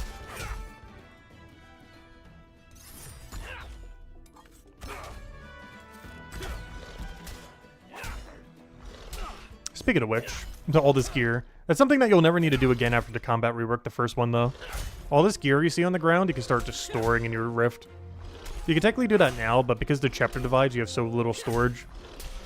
But now that we'll have one big mega storage, it'll be a lot easier to just keep picking up gear and storing it while still gathering other stuff. That and the fact that you only have to gear up once are going to be probably the two biggest things in the first merger that they're doing for the combat rework. Even though we're not getting anything that makes us like kill things quicker or anything, because we're getting no skill tree, no special attacks yet or anything like that. The two biggest things will be how storage rift will work after the change. Be able to store way better conveniently compared to now. As well as not needing the gear for every separate chapter. Because I've already had to make the same gear like 4 times over. From going through all of Hopeport, then all of Hope Forest, Mines of Matube, and so on and so forth. But later down the line, you'll just have one gradual bar of gear moving forward. You don't need to re-gear for every single chapter. Like, you can go and finish out your stripe or strip in Hope Forest, and then go use that exact same gear in Mines of Matubin. And then the gear that you get at the end of your upgrades at Mines of Matubin, you just bring straight to Chronopolis. Like, for example, I could, let's say this is my final upgrade for this chapter, the current battle axe I have right now. I could just bring this into the next chapter and go kill something like Weak to Necromay. Which, what is Weak to Necromay in this chapter? Is there nothing? Wait, is there nothing in this chapter Weak to Necromay? That's such a bad example. Wait, is there seriously nothing? Because that's immune and that's weak to yellow. Wait, I never realized that. Wait, that's so hilarious. Okay, this is a really bad example, but we could still use this weapon. Oh, that's really funny. Is there... I never noticed that. There's not a single enemy in chapter 2 weak to Necromay. Because this is weak to blue, green, I believe. No, sorry, fire. So blue, fire, I believe. Yeah, double fire. Green, yellow, I believe. Yeah, yellow. And this is weak to green and yellow. Not a single thing. I never noticed that. There's 0 enemies in chapter 2 weak to Necromay. Kind of like how there's 0 enemies in chapter 1 weak to fire. Despite there being 2 weak to fire in chapter 2.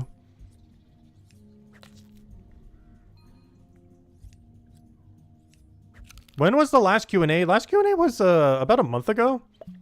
It was done on Telltale's podcast stream or whatever you call that. But this is the first official Q&A that they're doing from the dev team themselves. I think they're doing it on their channel or something. Or on their Twitch. Oh, that means I'm actually gonna have to bring up Twitch and watch on Twitch, aren't I? I just realized. Because I don't think they're doing a YouTube stream for it. Because Telltales was on YouTube.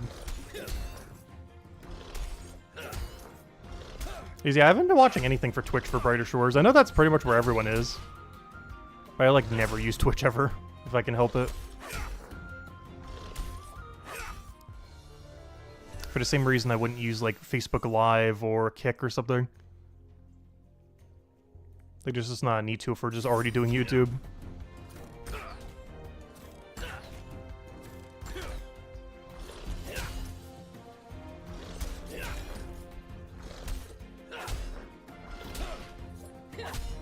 Yeah, last update was a couple weeks ago. I think it was on the 11th.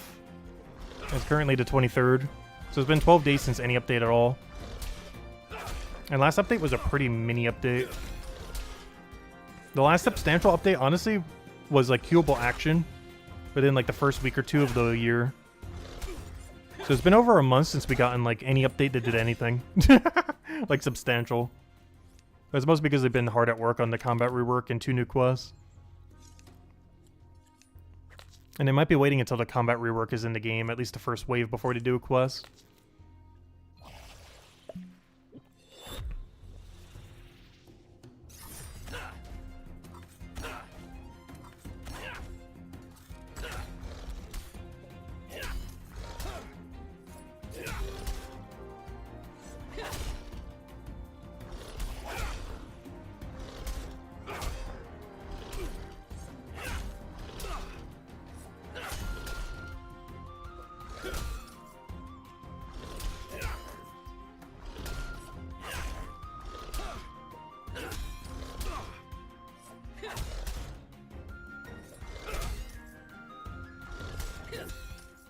Ooh, that is interesting.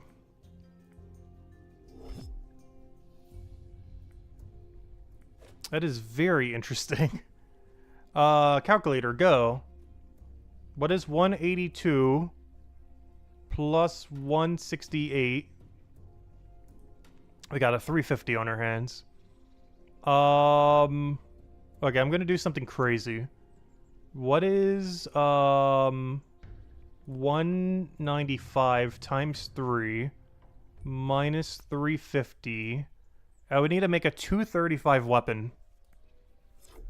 Alright, do we go make a 235 weapon? I have everything but the final component to go make a 4-star blue weapon. Tempting, tempting, tempting, tempting.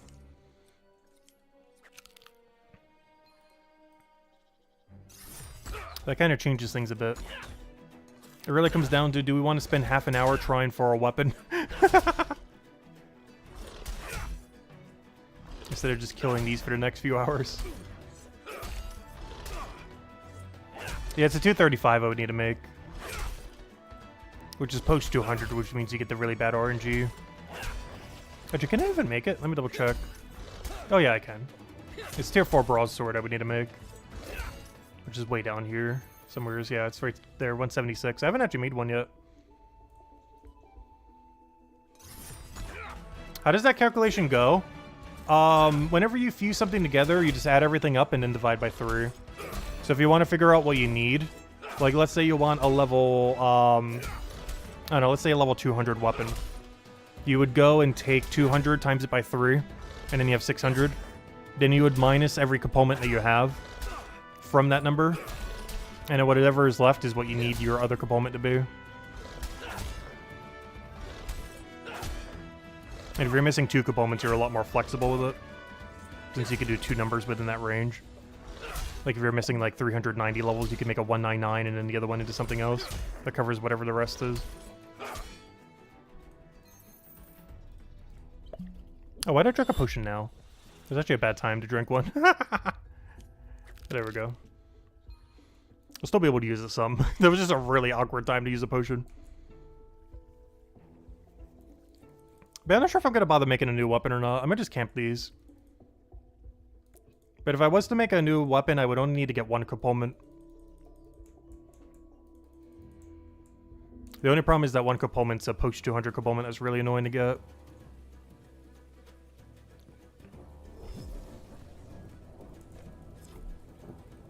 Out of curiosity, what would the level be if I made a 199? I'd be able to use it now. Let me double check something. 350. What is a, I want a 195. A 195 times 3 is 585 minus... Oh wait, what am I trying to do right now? No, that's not what I wanted. I wanted 350 plus 199 divided by 3. I can make a 183 right now. That's not high enough. I can make a 183 Frost Sword with a 199. So we can get the quicker rarity. It'll be like 4 times quicker to get the weapon. The problem with that is, that's good for the plants, but it's weaker than what we're using now. For how much time it would take, it just wouldn't be worth it. Yeah, it's honestly better just to stay on these and just do these all the way to 200. That drop in theory is good, but it would just take too long to bother making a weapon for how good this one is relative to it. The problem is we got too lucky with this weapon drop. That's our biggest problem right now. We got like the exact drop we needed at the exact time we needed it, which has almost not happened at all during all this combat grind. Which just made me not need to make another weapon at all, even when the Hakim like literally hands it to me. It's still not even worth doing.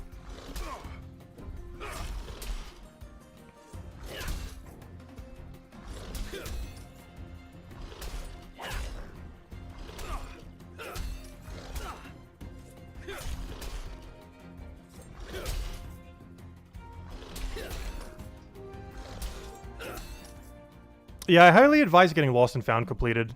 It is an exceedingly important quest. And you 100% want to have this done before special attacks come in. Special attacks are probably still a month or 2 away at this point, though. But you 100% want to have Lost and Found before then. As you'll only be able to use 4-star weapons and eventually 5-star. You'll only be able to use 4-star weapons for special attacks. And this gives you the ability to make 4-star weapons and armor. The most relevantly 4-star weapons.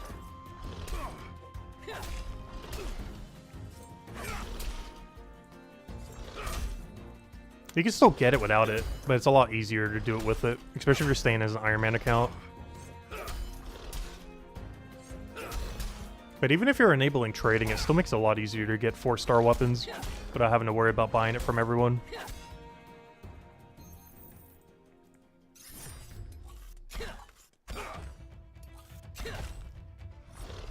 Yeah, we will be enabling trading when trading does come out. I will be playing a harder mode whenever they do release it, though. Like, if they ever release hardcore mode or something similar. But I figured we got our fill of the Iron Man experience. We're going to be, by the time honestly, by the time we get trading, we'll be at like 1,500 to 2,000 level. So, yeah, I think we could live with becoming a normal main account.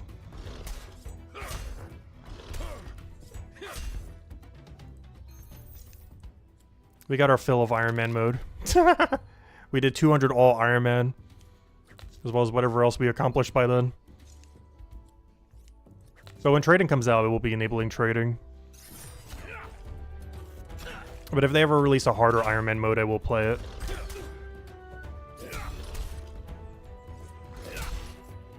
But I will be skipping on normal Iron Man mode. Or at least in the sense that we're doing it now already. It would have had like 2,000 hours in it by the time trading comes out. How long does it take to get a single 500 combat from your 336? I have no clue. I've never gotten a skill that high, so I know it has like a weird curve near the end. Where it gets slightly longer. Because of how the curve curves. But for the most part, let's see. I'm trying to think. Post 200, you could probably get one. It's easily 3 levels an hour, regardless of weapon. Go a little bit higher or lower depending on what you're doing. Which means that's like 3/4 of a bar. You need 170-ish. I feel like it would take about 250 hours. Roughly. It's hard to tell. Because it really comes down to what kind of gear drops you get.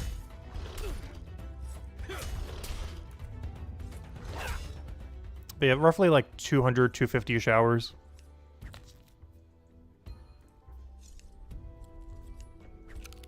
Also depends if you're doing the passive and everything.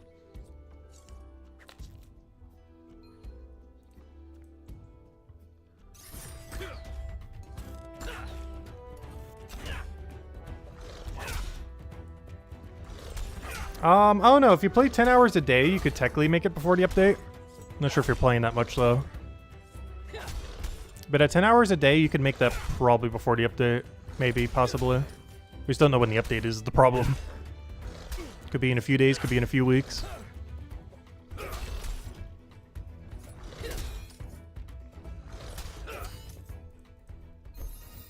Up, 195, 5 to go, we're almost there.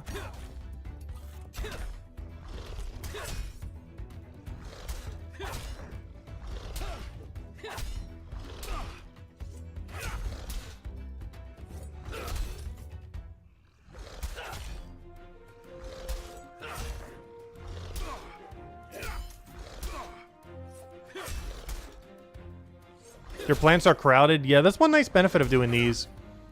This room doesn't get nearly as crowded because there's a 3-person limit.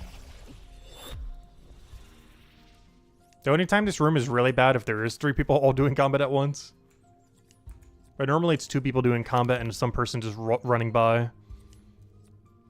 Very rarely is this room ever 3 people simultaneously doing combat.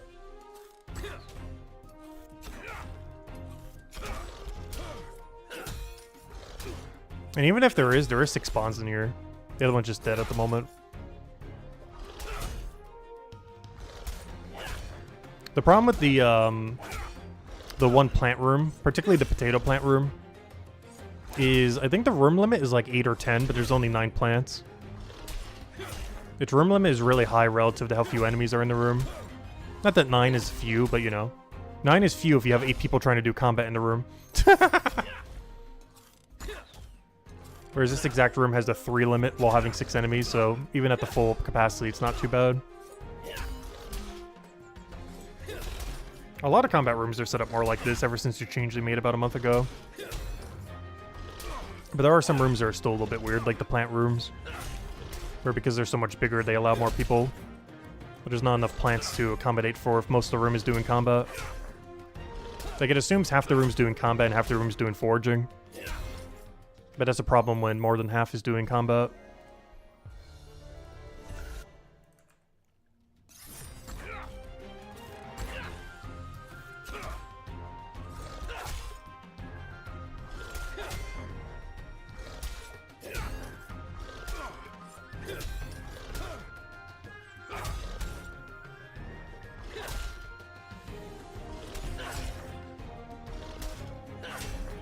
So I wonder if Harvick's going for 500 all for Hopeport. I feel like I've been seeing him a lot when we're doing our Hopeport grinds. Makes me think he's a Hopeport grinder. Oh, where is he? Where's Harvick? Yeah, he is. He's a Hopeporter. I don't know, I wouldn't really say we have a specific chapter with our distribution. Our highest rank in any chapter is Mine to Matubin, so I guess we're a Mine to Matubiner. We're 25th Mine to Matubin currently.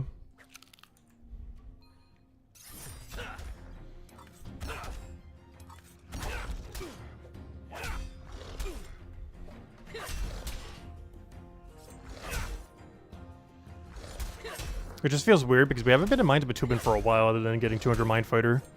Aside from 200 Mine Fighter, I don't think I've been there all year. Aside from 200 Mine Fighter. I need to go do the daily every day for the mining venture. But beyond those 2 things, I haven't been there the last 2 months.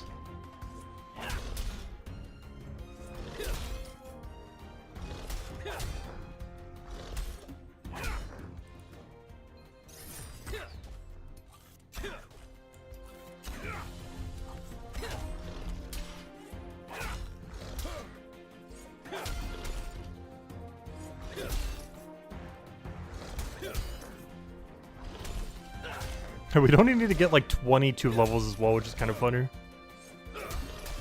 Those are post 22 levels, so they take forever and a half.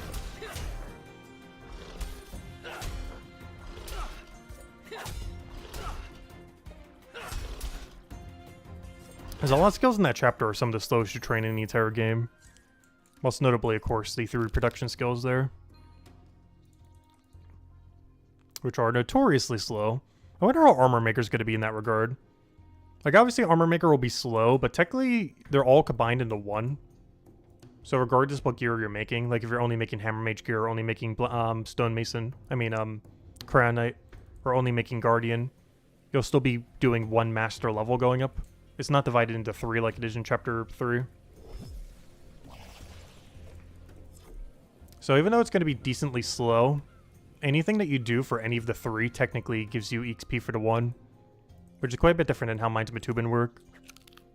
Because if that was the case for Mines of Matubin, our crafting level right now, if there was just simply a skill called weapon crafting, we would be level... what would it be?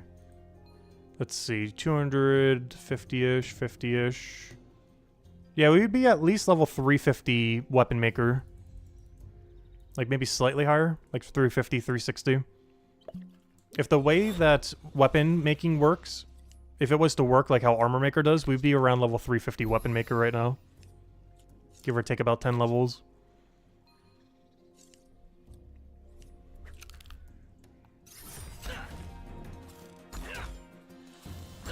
So when you put it that way, Armor Maker's not as bad. Like, it's going to be similarly slow, but if you make any gear for any of the 3, it's all going to the same XP number rather than separated.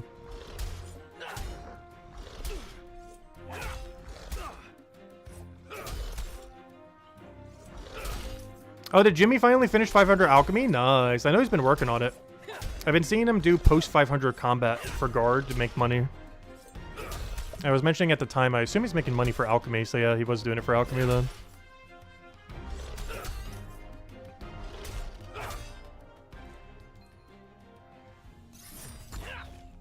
Oh, he's close to it? Okay. Yeah, I know he was working on it, I just wasn't sure if he was done yet or not.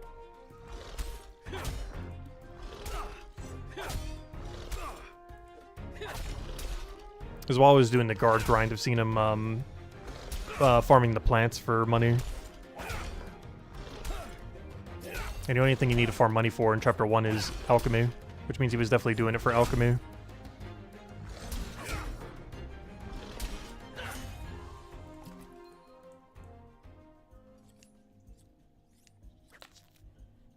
He's doing Group Iron Man and Old School RuneScape in 2004? That's funny. Yeah, I haven't been doing multiple at once. Even right now, I'm not playing Old School at all. We ended up quitting about a week ago. For like the 3rd time. We'll see how long this quit lasts for. I still might go poke at some things though, like the anniversary event that just came out. I also might start AFK and free-to-play Castle Wars just to get a billion tickets and get my childhood dream of getting full golded Castle Wars armor. We should only have to camp it for like a few months.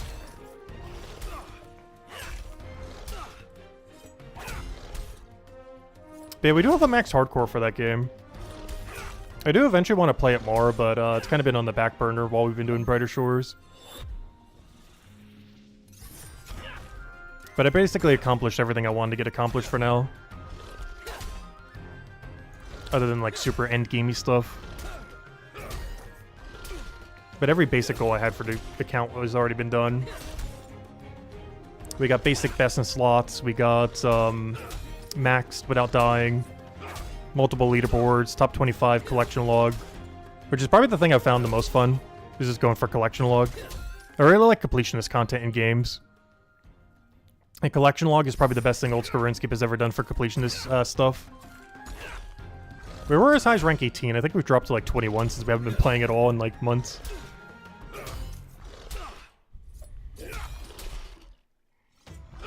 He's even before I officially quit a week ago. The last 4 months has just been hitting a tree. That's been my entire gameplay the last 4 months of Old School RuneScape. Hitting a tree and not getting Beaver Pet, the woodcutting pet. It's been doing that for 4 months straight. That's the main thing that made me actually kind of quit, just from burnout. We've been doing the same thing for 4 months straight for over 1,500 hours without a drop. Like, we've been doing it for a longer duration than how long we've been playing Brighter Shores in its entirety since launch. And we still don't have one singular drop yet from what we were grinding. In all fairness, we are like 4 times over drop rate, but still. That's not the only thing we're dry on. That's the main thing I hate about endgame Iron Man. It's when you go on dry on a lot of things simultaneously. It's one of the reasons I even want to enable trading in Brighter Shores. Like, Iron Man mode for self-sufficiency and everything is fun. But, end game where you go super dry on everything is very much not fun. When you go like 3, 4, 5, 10 times over drop rate on stuff. Especially when it's like an important piece of content that you absolutely need before you can move on to next content. Like early game Iron Man and stuff like that's a lot of fun because you're always making quick progress. But end game is insufferable when you go dry. Because you can't just skip a grind anymore. Like they're core items that are needed for gameplay that you absolutely have to get.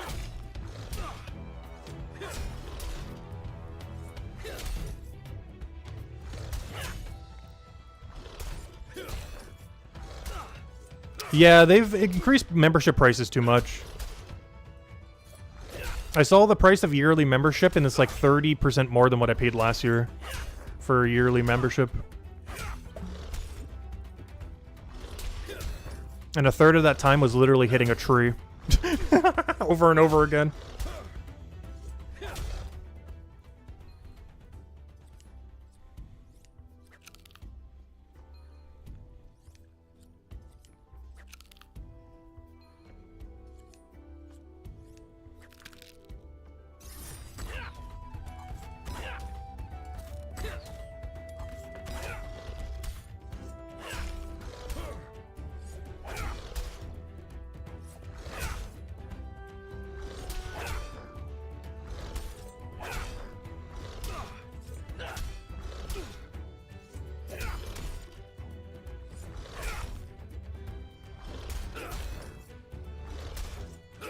Actually, that's a poll that we should do on Tuesday, or even tomorrow. If people have canceled their memberships yet for Brighter Shores, if they're still playing. If you're playing, like, free-to-play. If you were membership but have since just canceled it and playing free-to-play. Or if you still have membership going for Brighter Shores.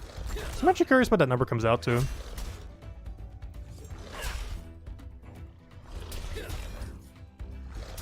Because I'm pretty sure Brighter Shores has lost quite a few numbers, too.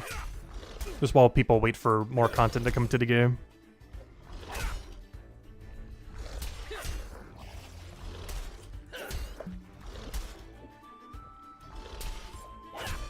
They did mention somewhere, or at least someone mentioned that they mentioned. I haven't actually seen the post on it. That they would have legacy pricing or grandfathered pricing or whatever it's called. Where as long as you stay locked into the membership, it'll always stay that price. Let's go RuneScape recently got rid of that because they wanted more money. But I don't think Andrew Gower and his team would ever get rid of it. So if you're locked in at the $6, you should stay that way forever.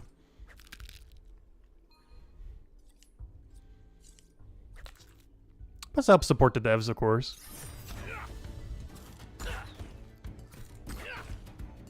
Plus, we need our daily ventures. Both my ventures are in a member area. Even if we're only training like Hope Port and Hope Far stuff, we still need our weapon upgrades. We still need our ventures over there. Oh, I just realized I should have used the other potion. I'm about to over-encumber here. That's fine, though. Gotta make sure not to do this too often, but we are about to waste like 1% knowledge here, I think.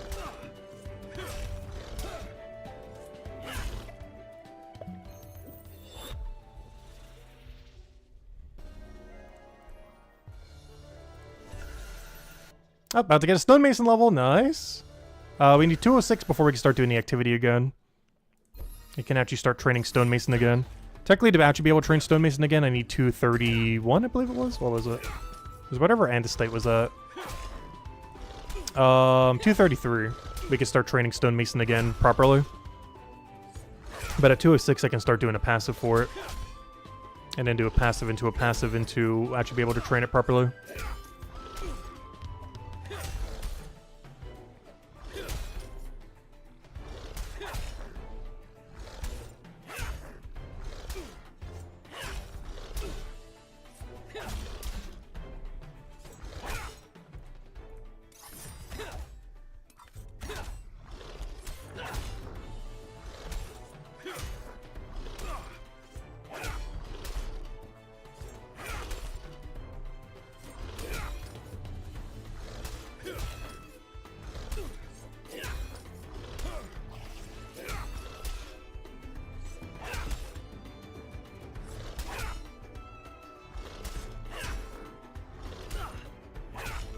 Also, on the combat poll, it looks like a lot of people don't plan to max out combat. That's rather interesting. It really goes to show that Brighter Shores has turned into more of a skilling game. Because I'm actually surprised that the poll is currently at 62% no currently. Not sure if that's going to get adjusted as it keeps going. But after 13 votes, more so when, combat is merged to one singular skill in Brighter Shores, do you have any intention on maxing it? 23% are yes, getting it to 2,000 plus 500 per chapter.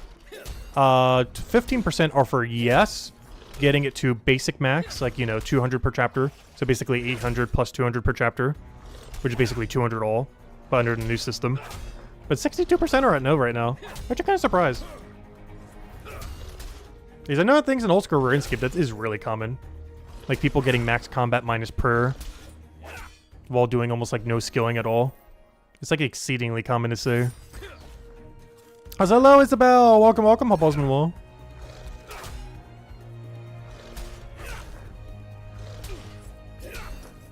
That does somewhat make sense though. Because anyone who's still around for Brighter Shores are definitely more on the skilling side than the combat side. Or at least most people anyways. Like anyone who's still regularly playing this for multiple hours a day is probably more of a skiller than a combat-oriented person. Not that there's not combat-oriented people still playing the game at the moment. But you're definitely not playing for the combat, that's for sure.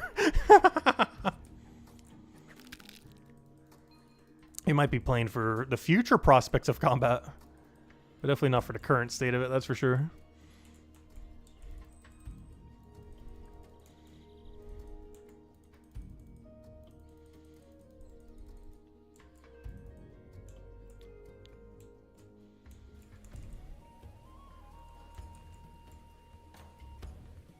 So where are our upgrades at?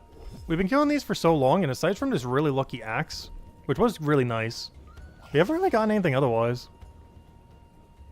We got like one absurdly good drop and then nothing else. And the one really good drop was off stream as well.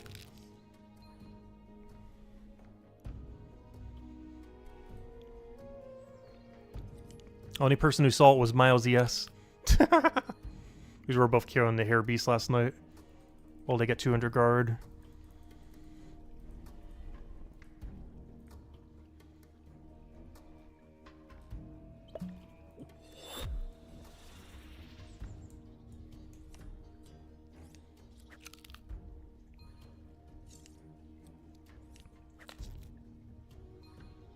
Also, unfortunately, we will not reach 209 Forager from getting 200 combat. I never expected to.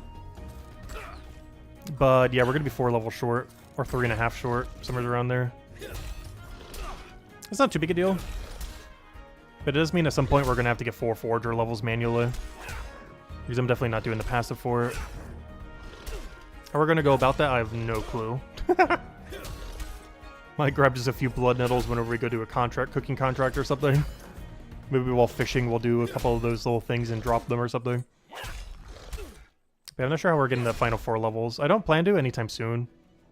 I only plan to do it around the time when we're running low on 10% pots.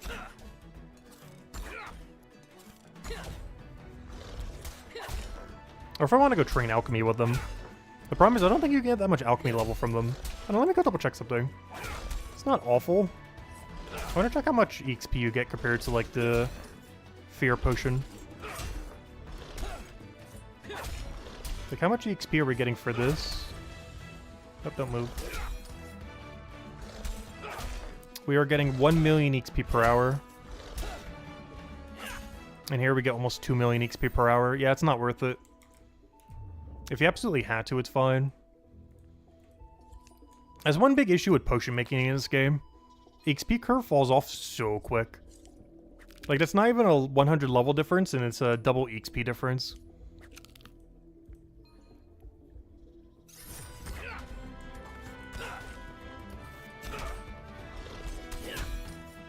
Actually, it's barely even like a 50 level difference, and it's already a double. Because one is 238, and the other... Yeah, it's not even 50. Actually, sorry, yeah, it's 53. It's a 53 level difference, but has a almost double XP difference between them. Which is kind of crazy. I really hope that there's eventually some feature in some chapter, who knows, maybe even chapter 5, where you have some kind of auto production thing.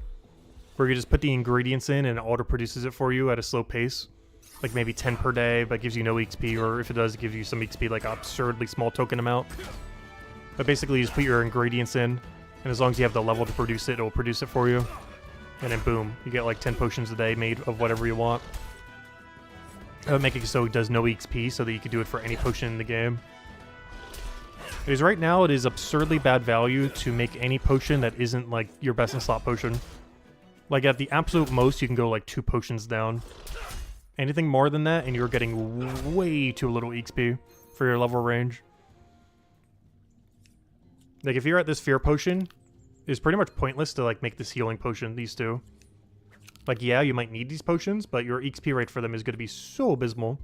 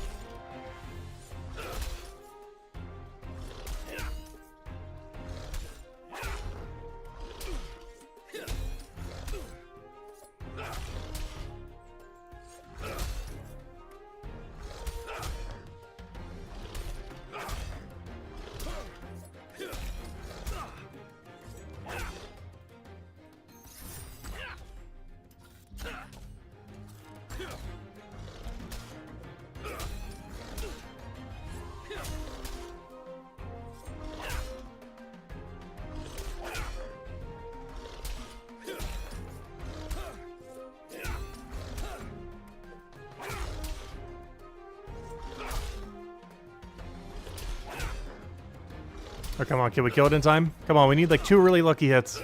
Ah, we're not gonna make it. That's a little bit Razor! Welcome, welcome, up Bozeman Wall. Level 196, 4 to go. Nearly there. Only problem is our XP rate doesn't go up at all. If anything, it actually becomes slightly harder to get each level. But at least we're less likely to die every fight. At this point, we pretty much don't even need heal pots. I might even go deposit them on my next ride over there. Because after we top them off, I don't think we're going to go through 20 the rest of the stream. Going all the way to 200.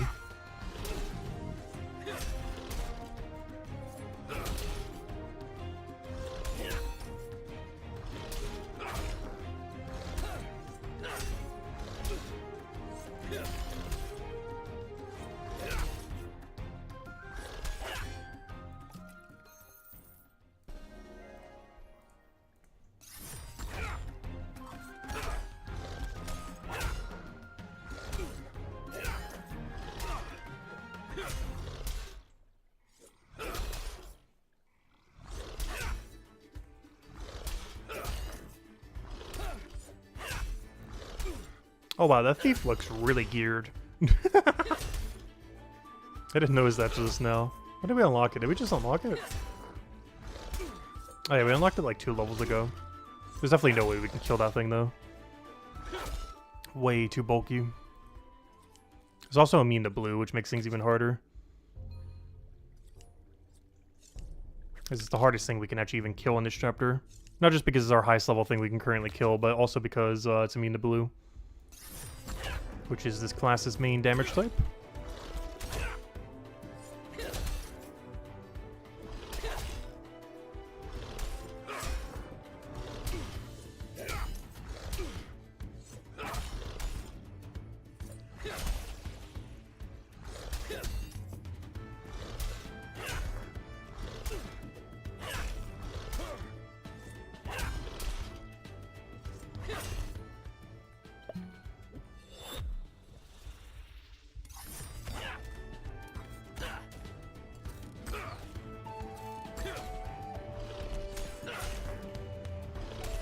Yeah, honestly, I'm still considering that woodcutting carpentry pivot before we do 200 scout.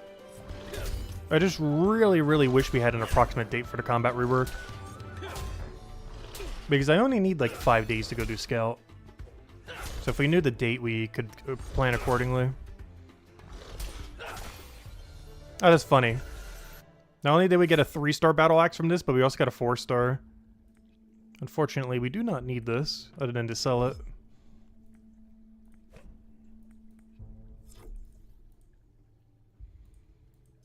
Though it is a better roll than what we got. But its difference in power is not going to make it worth using.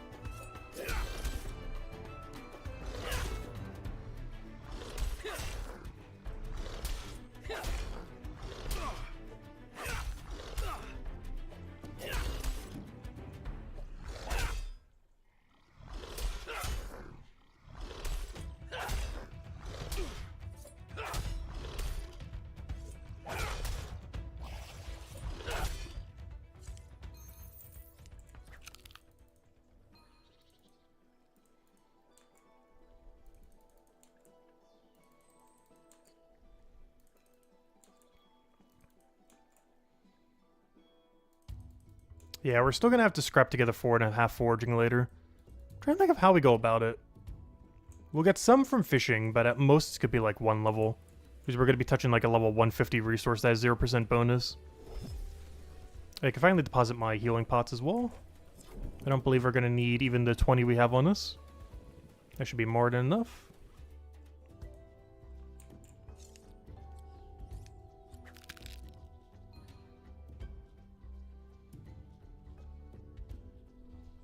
So I like the fact that this got colored yellow, our current plate body. We keep just getting randomly colored stuff, but honestly that yellow doesn't look too bad. With the golden cape and everything.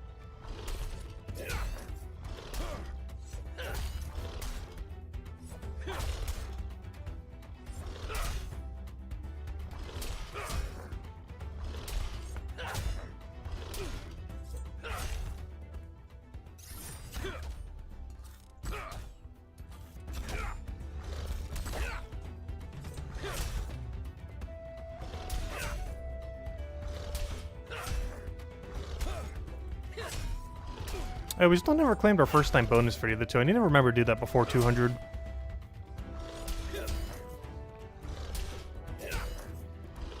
Claim 1 kill on the bird and 1 kill on the plant. We might want to do the plant at 199 for 2 reasons. One is it starts to get 2% penalty. But also I need a weapon to kill the bird with. Even if it's only a 2-star weapon. Because the bird's immune to Necromay. aka the damage type we're using right now on our main weapon. So I need to get like a quick 2-star weapon from the plant or something. Just so we have something else to go use.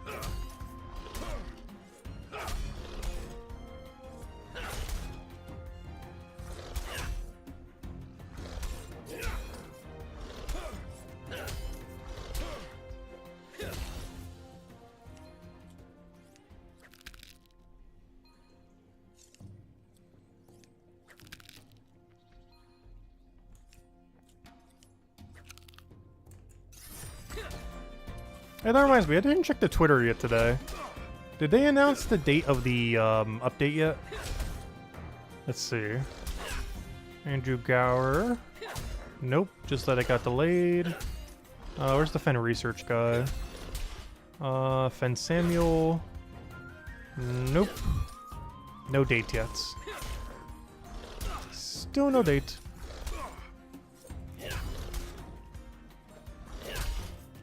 Come on, we're hungry for info.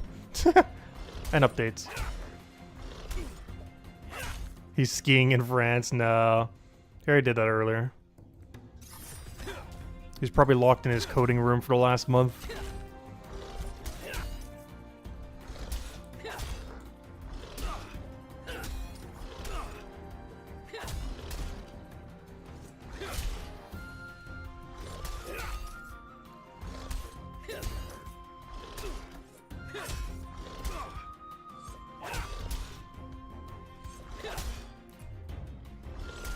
Because I'm so bad at telling when these nettles are revived or not. I just have to keep clicking the space bar just to double check.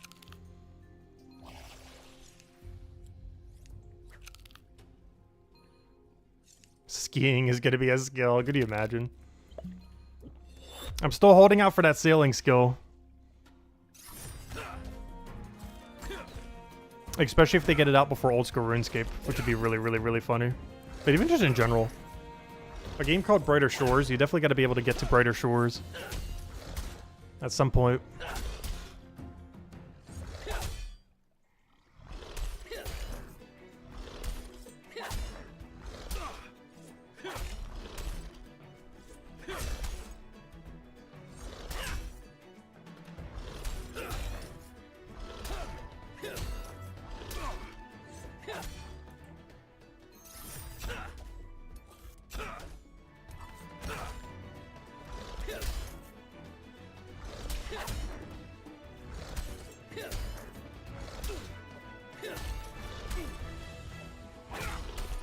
Actually, could you imagine if that's what you have to do in Chapter 6? Imagine if everything tangents in Chapter 6. Because you have to sail to Brighter Shores.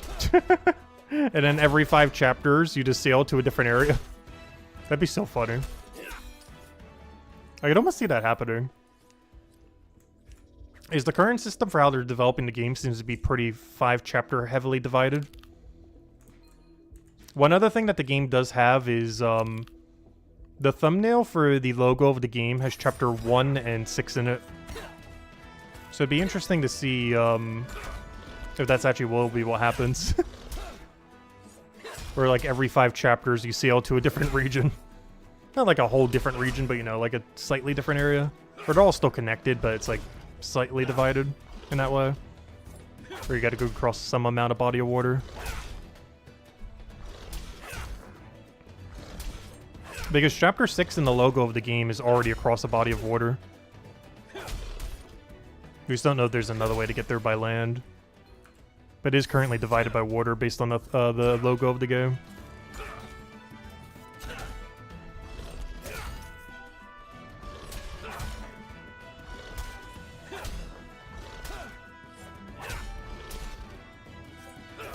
But I think some of the skills are going to be... Oh gosh, it's hard to know that far in advance. Because honestly, they could do one for almost anything.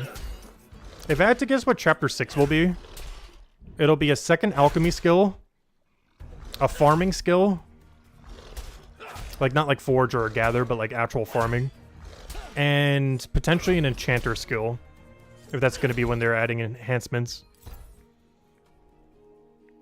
Oh, come on, really? Not this again. It's better defense for literally everything except the one stat I actually need to be higher. It's like the second or third drop now. Yeah, the helm was the same way. It's higher in every stat, but the one I actually need to be higher.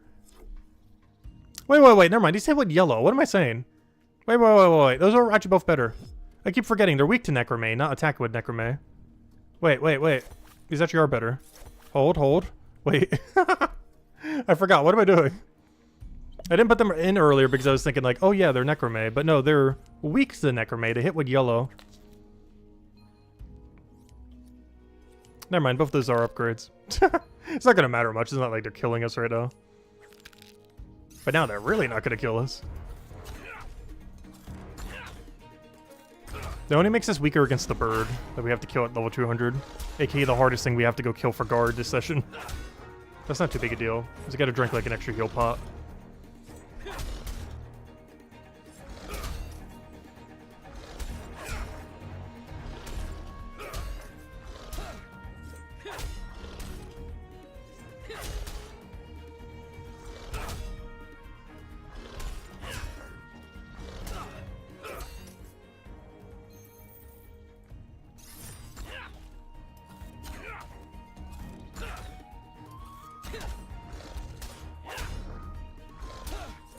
How much have we lost doing Carpenter? None. Oh, so I just realized we're about to lose knowledge here. You know, I'm actually gonna dodge this fight. Probably still worth just killing him outright. I just hate losing that much knowledge. It was always probably just better just to kill him. Give me that knowledge back.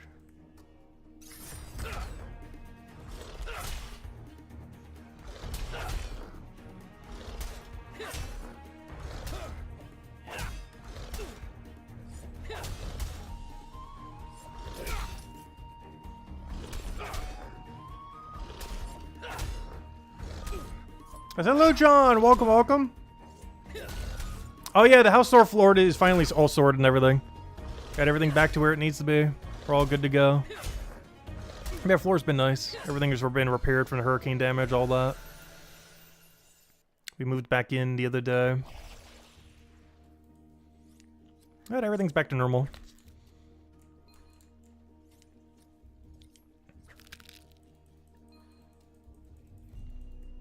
Do need to go food shopping tomorrow to go restock everything, though. That's like one of the last few things we haven't done.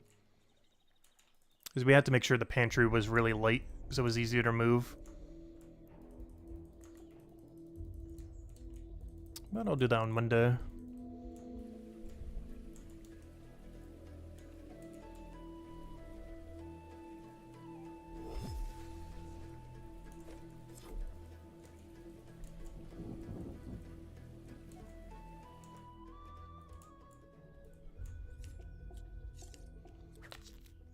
Oh yeah, the Steam Deck came in handy. I was on it pretty much the whole time.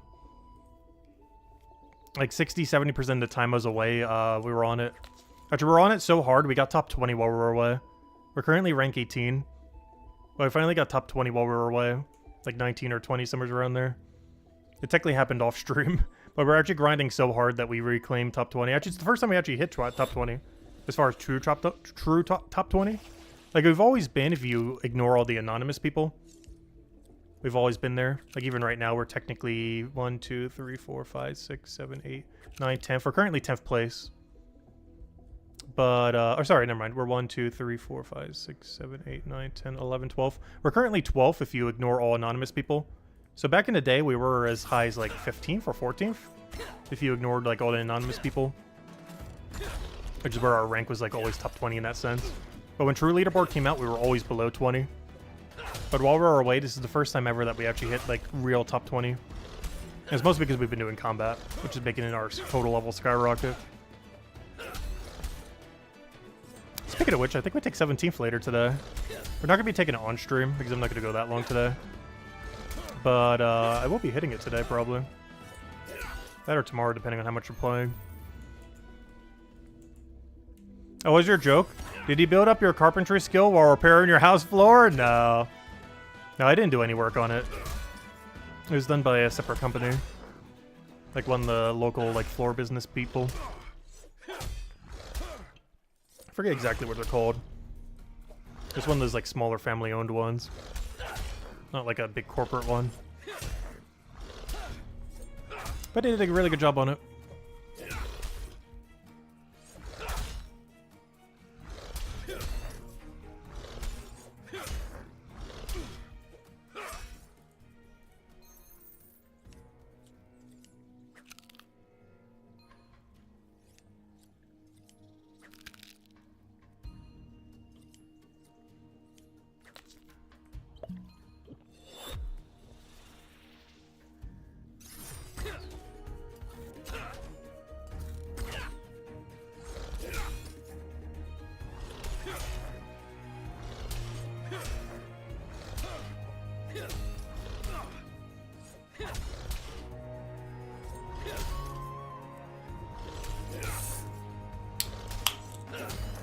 My dad actually has done a lot of housework over the years.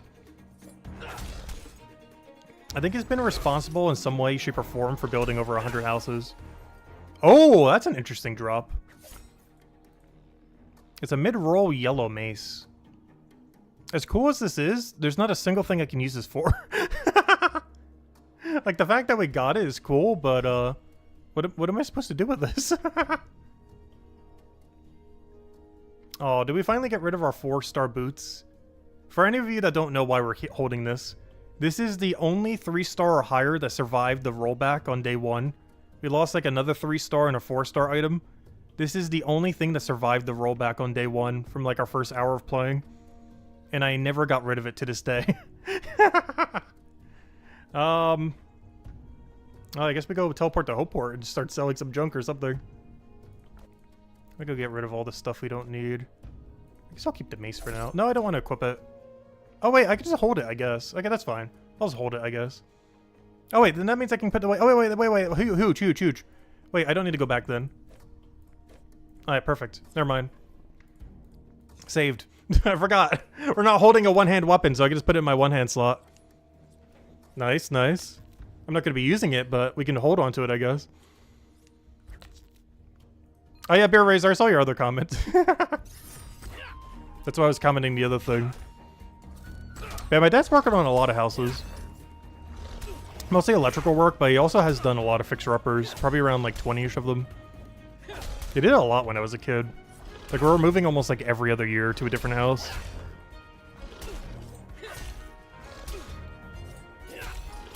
He would just buy some that are like super cheap that need a lot of work and just do all the work himself. Or at least like 70-80% of it.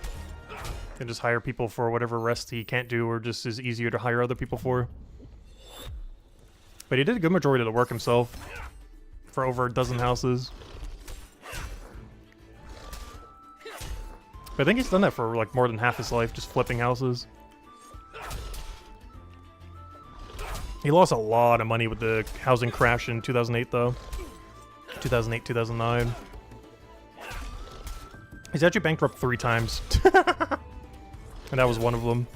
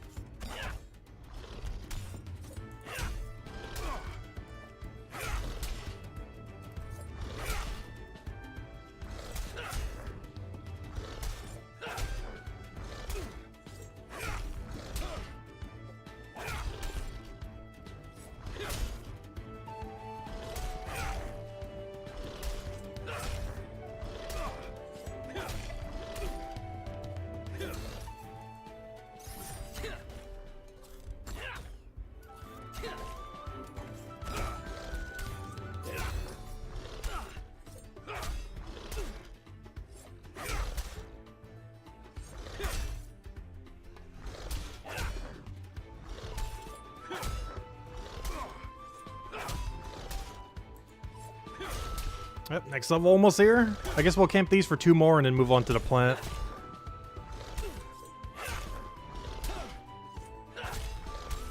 Oh, I just realized I could technically upgrade my range weapon with those 2 things we got earlier.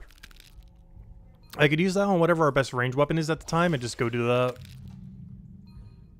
Just so we can do something with them at least. Because that'll help us get our final level just a slightly quicker, I guess. Since I have to teleport over there anyways.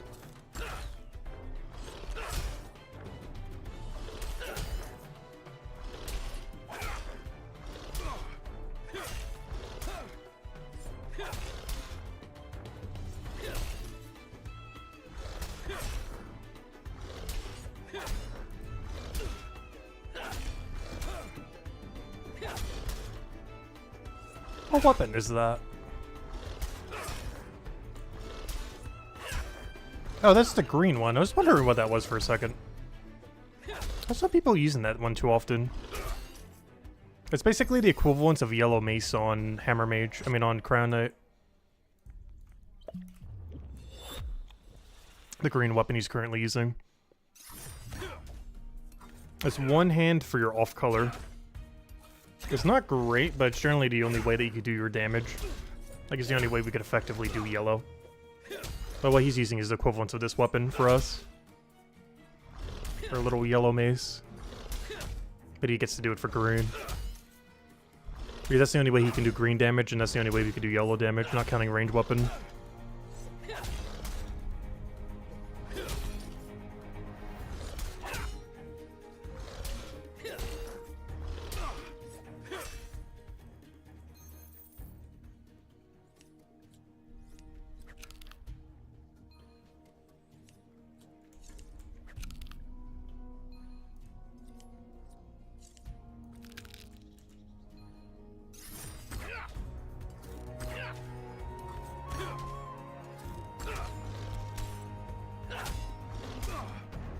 I mean, I think it's actually the first unit we've killed in any of our 200 grinds where I've actually gotten 2 4-star weapons.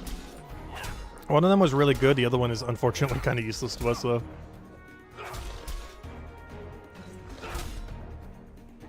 It's not the first one we've gotten 2 4-stars on, but definitely 2 4-star weapons. Which doesn't normally happen because you're on each one for such a short duration. I guess this one we camped a little bit more than the average one, which is probably why. Because we camped it for pretty much this whole level range.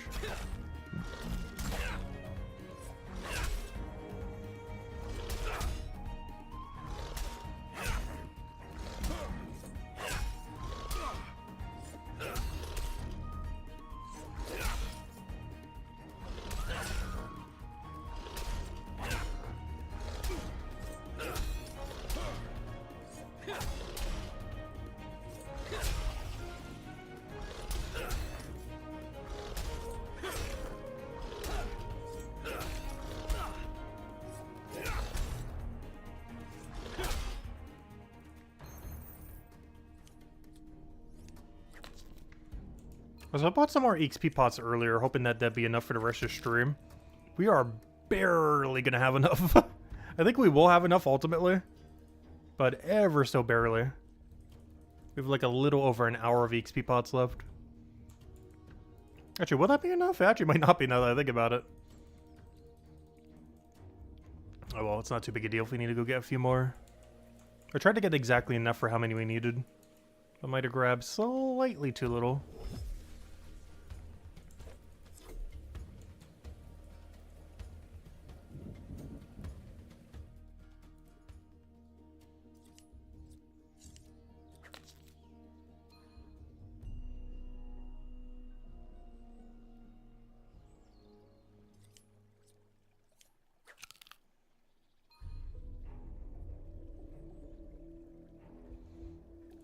Yeah, I'm dreading the scout grind. There's a reason we saved it for last.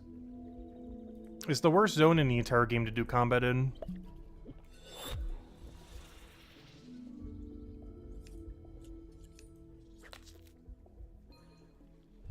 The only class where it's not like horrifically bad is if you're a guardian. Because the best thing to kill there is weak to green. The problem with that as a crown knight is you have no green melee weapon. At least in the current state of the game. Until we get like the skill tree and everything, we start using off-class gear and everything. But for Crown Knights, it's by far the worst place to do combat. And honestly, even just in general, it's pretty much the worst place to do combat. But particularly for Crown Knight.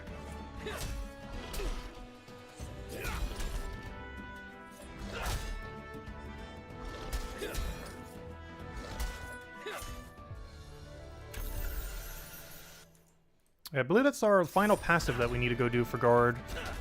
Yep, we have officially unlocked every Guard passive pre-200. So now we officially have all the passives for every skill unlocked to 200, except for Scout. But you're next. And then we'll do a gauntlet of doing like absolutely all of them back to back to back to back. Sometime next week. Probably next weekend. Where we'll go clear out every single last passive. Or basically, I want to have the one-time bonus card done for every single thing in the entire game up to level 200. Even the production skills where there's so many gaps in between. I want to have absolutely every single one done. Passive, active, production, everything. I want full-blown 200 level completion for absolutely everything that can be done. Oh, we should have that done by next Saturday or Sunday. Depends how much we grind Scout over the next several days.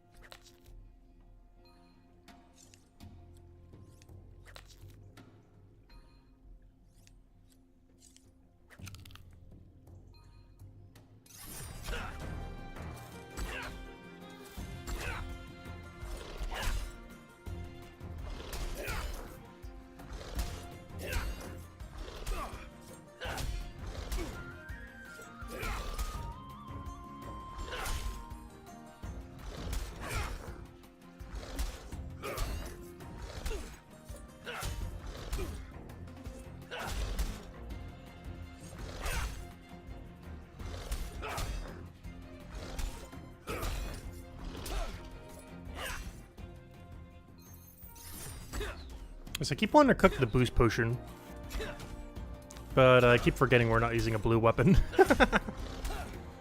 We're doing it so much earlier, it's like, ooh, must boost damage. Barely even does anything, though. I'm curious to see how they're going to rework combat potions. I hope someone will be asking that in the combat rework Q&A and everything. Someone had to have asked that. Like, what are they going to do to rescale the combat potions with the new combat system? Because they definitely need to be with whatever the changes they're making. You can't just keep them exactly as is. Otherwise, they'll be even more useless than they already are right now. Like, right now, they're barely worth using. But after the rework, they're going to be so little value that you're just not even going to touch them if they don't get adjusted between now and the final rework of combat reworks.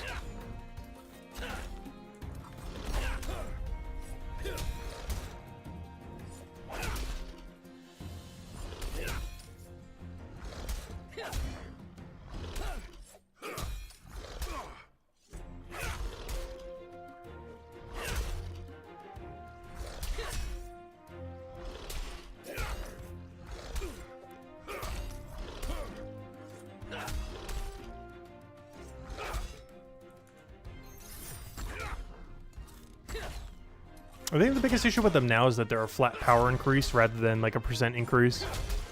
They're not like potions that heal you for a certain percent.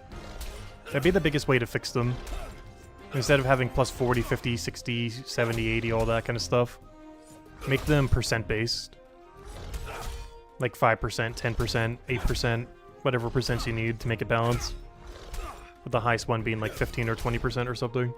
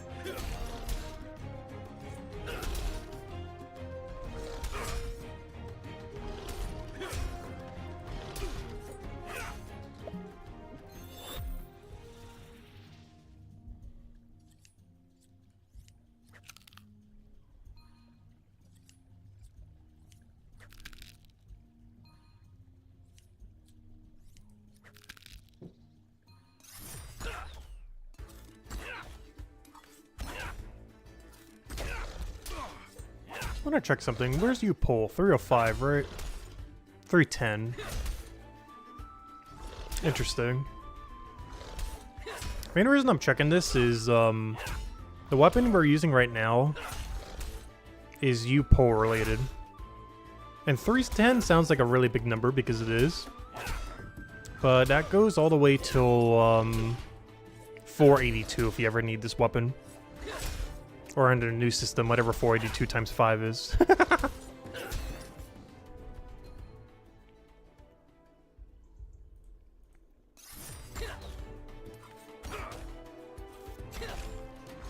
He's one of those weird weapons on Crown Knight that actually is a little bit annoying to make.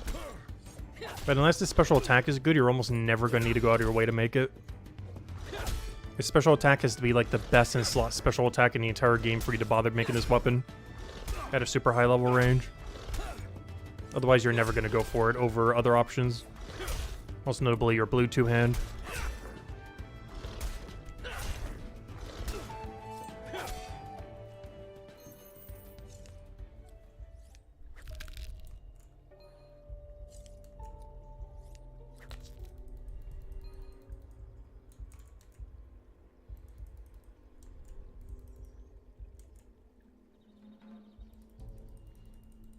It's kind of funny now because this is the second chapter in a row where the final weapon is going to be a Necromay. Because I got a 218 4-star battle axe in chapter 4 as well, which is our main weapon at the moment. And the same thing ended up happening for this chapter. The exact same thing has happened.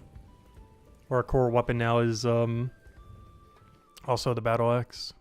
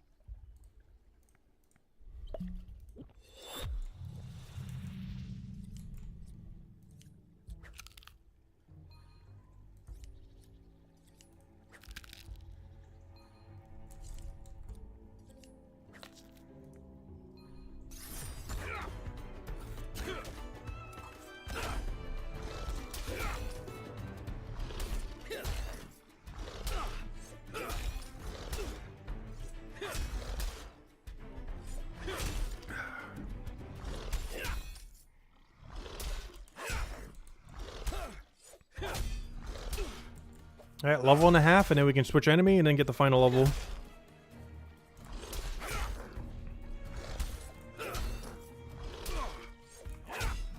You technically don't have to switch the second you get to penalty, but I don't know, I always like switching the second we get to penalty.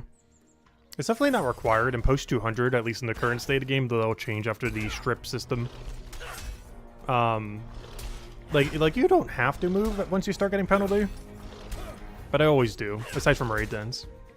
But now counting raid dens, I always move to the next enemy when we start getting penalty for the previous.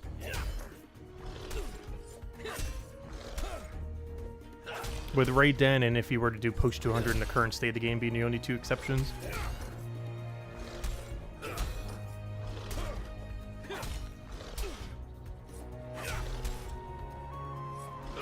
How much are gonna need a heal pot here? Oh no. Oh no, we could probably take it without it, but I didn't want to chance it. Ah, we would have been fine. But if I would have two-shotted him instead of one-shotted him, we would have died. If I didn't heal there.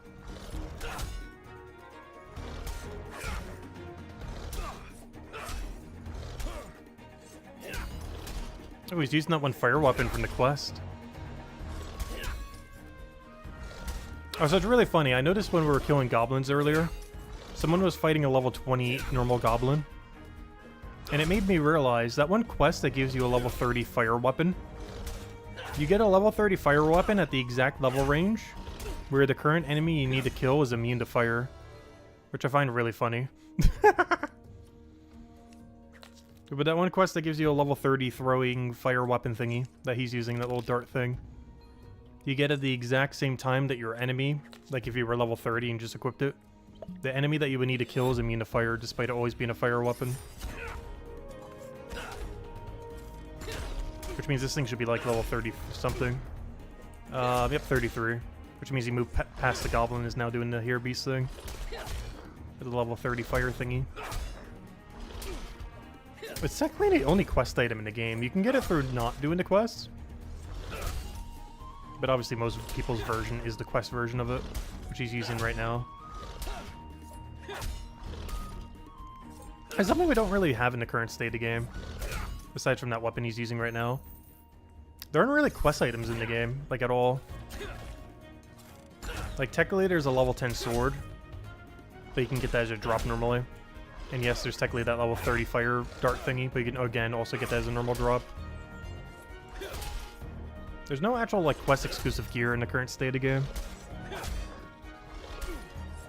Any weapons that do come from a quest currently are all obtainable without the quest. The quest just happens to give you a guaranteed one.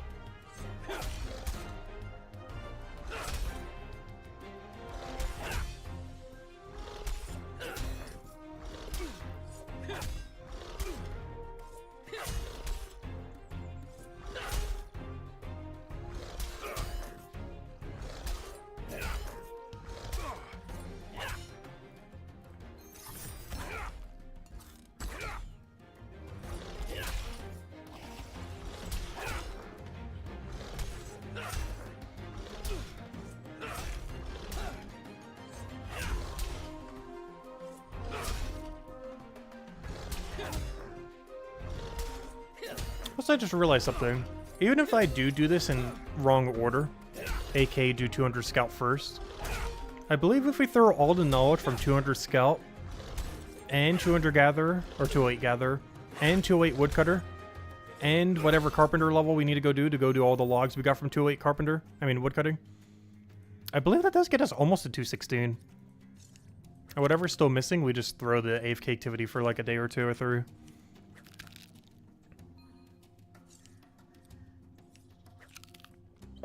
But yeah, we don't actually have to do it in optimal order. We'll lose out on a little bit of XP, but all the knowledge from all three of those, particularly all four of them, should be enough to get Carpenter the rest of the level we need.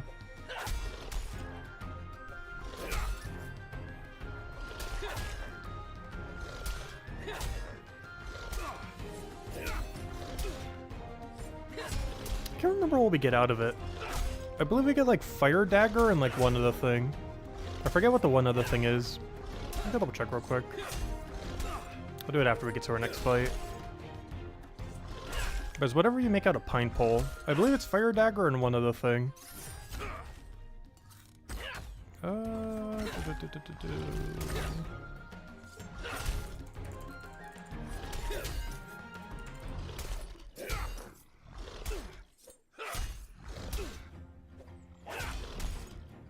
Oh wait, it's not Pine Pole, it's wrong one. I meant Hickory Pole.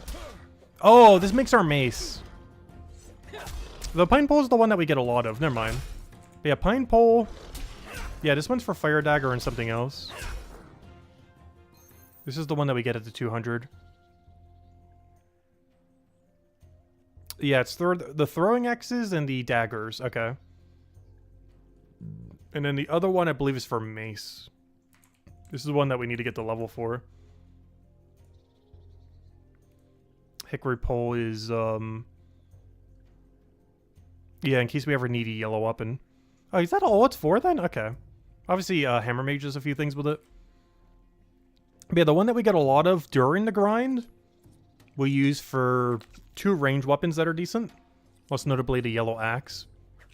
But then the one after that is used for a yellow one-hand weapon. So it basically sets us up with all of our yellow damage weapons, doing both those 2 grinds. Which in the current state of the game is not the greatest, but after special attacks come in, it's probably relevant for any enemy that's like weak to yellow. In the current state of the game, it's pretty mid. But after special attacks, it should be probably our best way of dealing with yellow weak enemies.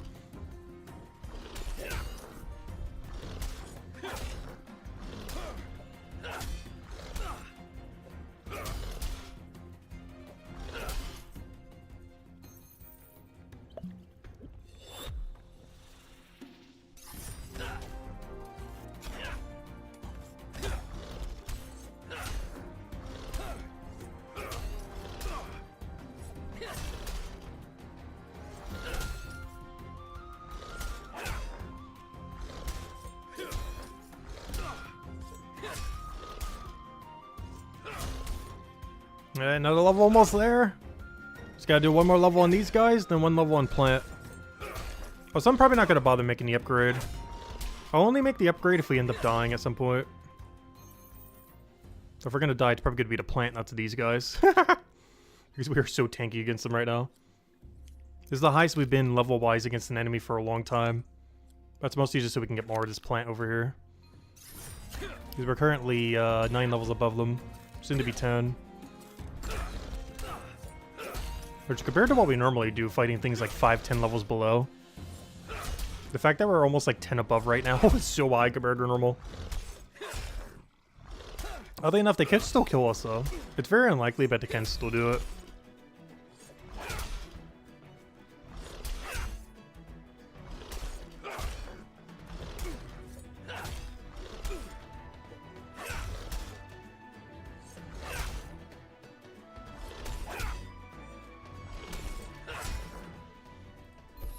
There we go, 198. 2 to go. And if we go one more level, we can go to our final enemy. The 194 carnivorous plant. We won't have a blue weapon to go kill them with though. But all I gotta do is switch out my bow that they're immune to for the yellow axe that we have. And we should be good to go. It's not the best weapon setup that we're gonna have, but it'll get the job done. We only gotta stay there for one level.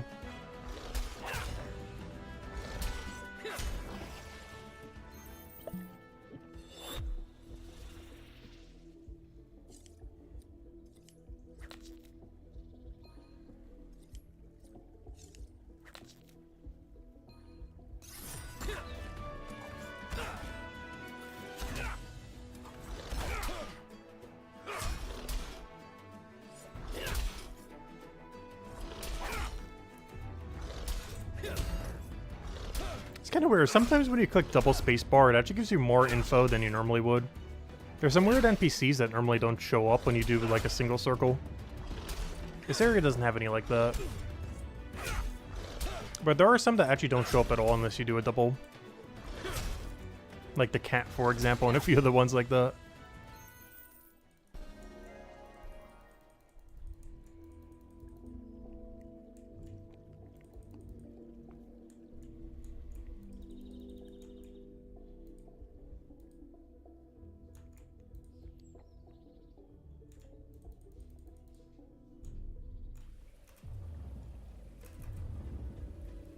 Oh yeah, this civilian is one of them.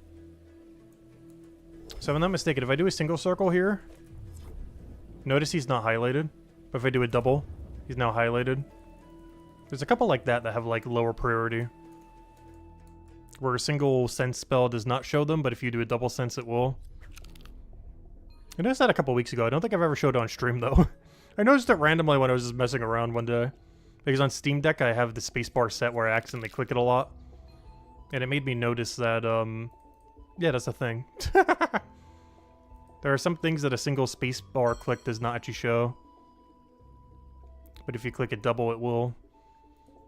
It's normally just things of lower priority, like some NPCs that you don't, like, you just talk to for lore or stuff like that. Or like the cats that you can pet and a few other things like that.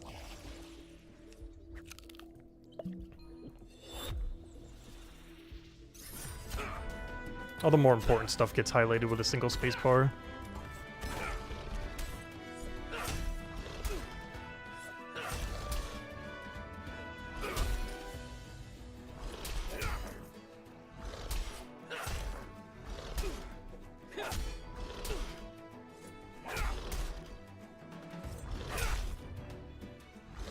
I wonder if we ever will have custom settings for it though. Like to highlight certain drops and stuff like that.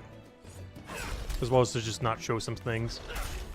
Like, we really don't need it highlighting every 1 star on the ground.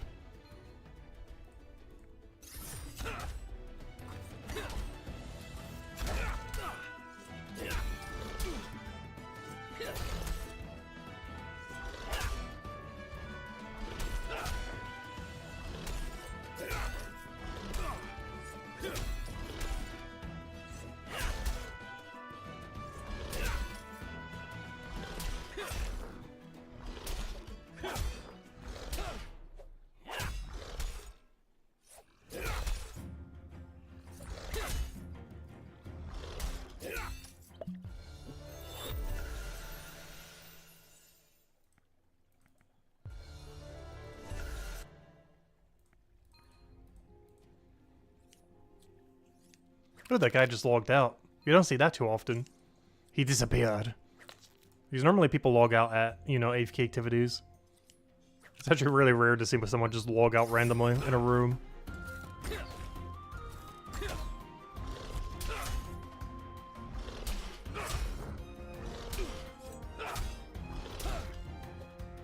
You're AFK in combat a little too hard. I definitely done that a couple times. Or I'll go away to do something for a minute and then I come back. It's like, oops. Went a little bit too long.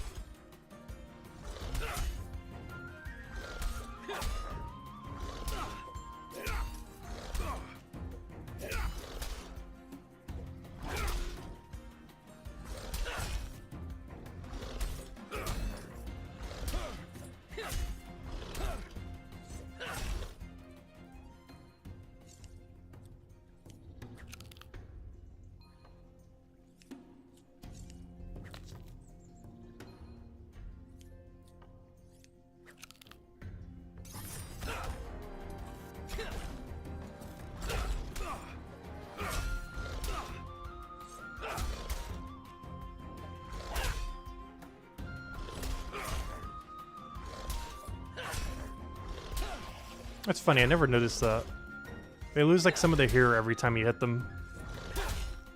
Except for like whacking off, giving them a haircut. With a gigantic battle axe. I never noticed that just now. Every time we hit them, we chop off some hair. From the hair beast. Nice little touch.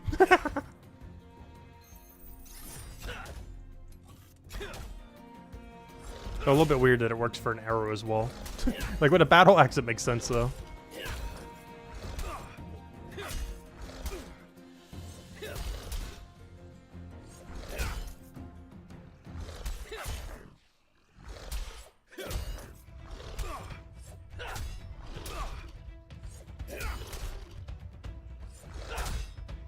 Oh, so these things remind me of like half dog, half beer.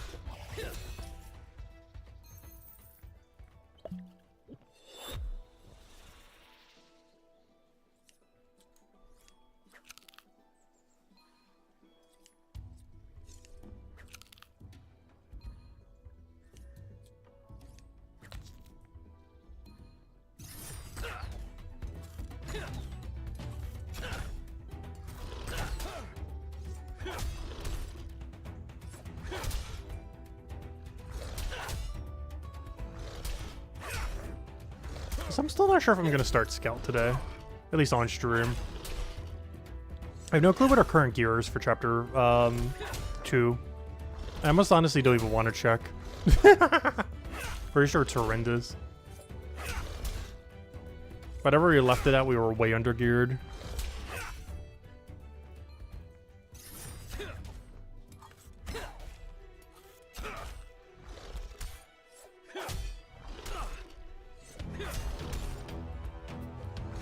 I don't think we need to immediately make a weapon though, but we are definitely under geared for Chapter 2 relative to our level range. We're last killing these thingies. I don't think we're strong enough to kill a Wraith yet because we don't have a good green weapon. And it's not worth going out of our way to make a green bow just for that. If we have a green bow, that'd be great against them. It's not worth going out of our way to make a green bow if we don't already have a green bow.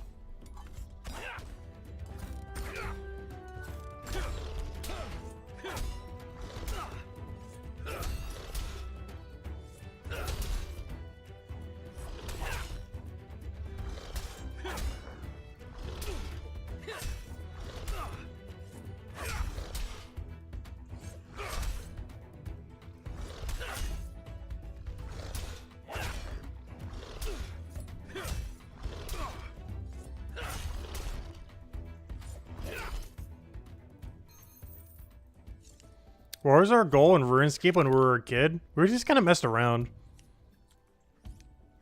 And I wouldn't say there really was a goal. Other than just have fun. My main goal was just to like play the minigames and get like stuff I needed for the minigames. Like I feel like a lot of my goals was actually when Stealing Creations came out. Like trying to grind for a lot of things in Stealing Creations. For the various level ranges that are in it. Even things like Castle Wars, trying to get your magic up so you could do Ice Barrage and stuff like that. Or even just get to the requirements of Desert Trizza 1 to begin with.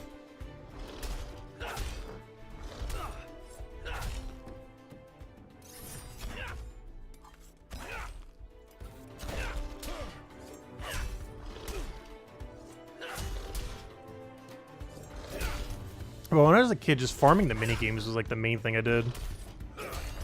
Yeah, we don't have my max hardcore. After the new collection log thing came out, we have like 95% completion on all minigames currently. With the only few that we're missing being the absurd grinds for them, like some of the pets from some of the minigames.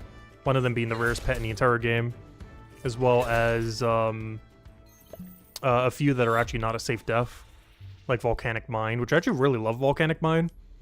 But if you disconnect during it, you auto die as a hardcore for some reason. So it's generally not worth doing, as a single disconnect kills you.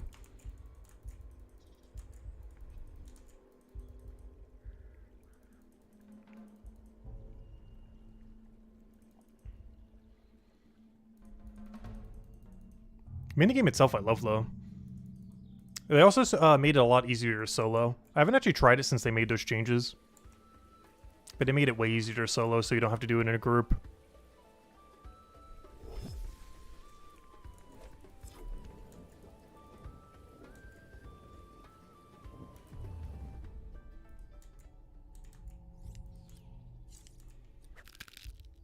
You get 60 attack on goblins? Oh gosh.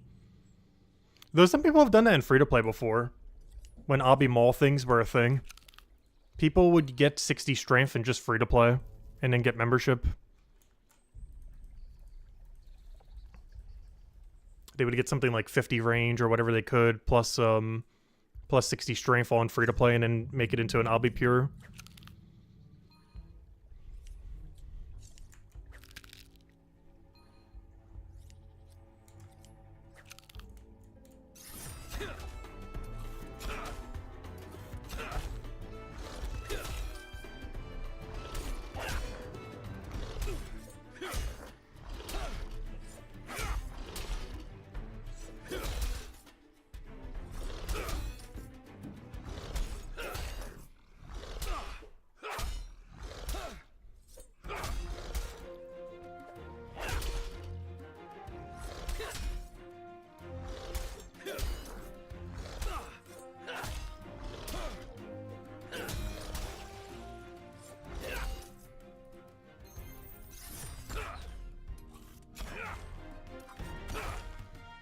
Well, we tried 2004 Skeep the other week. It was pretty fun.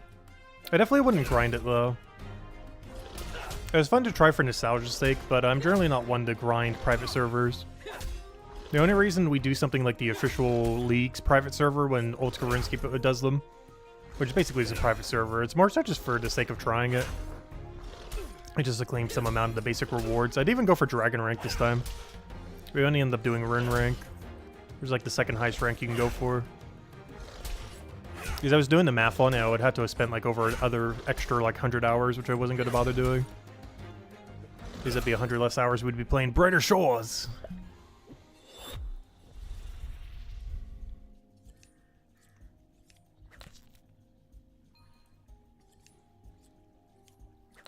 But no, I haven't really been big on like RuneScape private servers. There's been some that I've tried here and there over the years, most recently the 2004 Scape, of course. But I would never grind them. Not the way we would like Brighter Shores or something similar.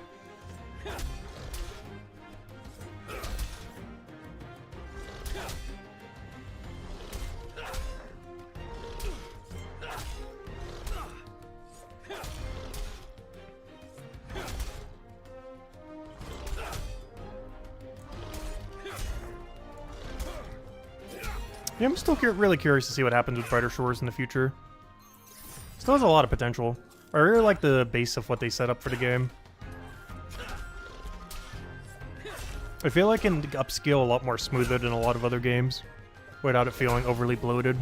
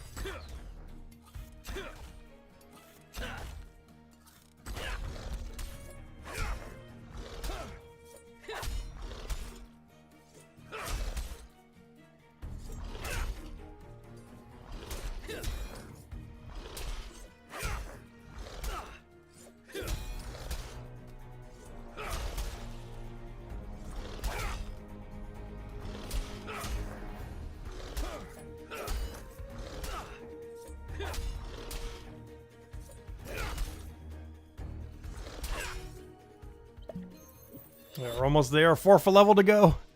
And then we'll finish off on the plants.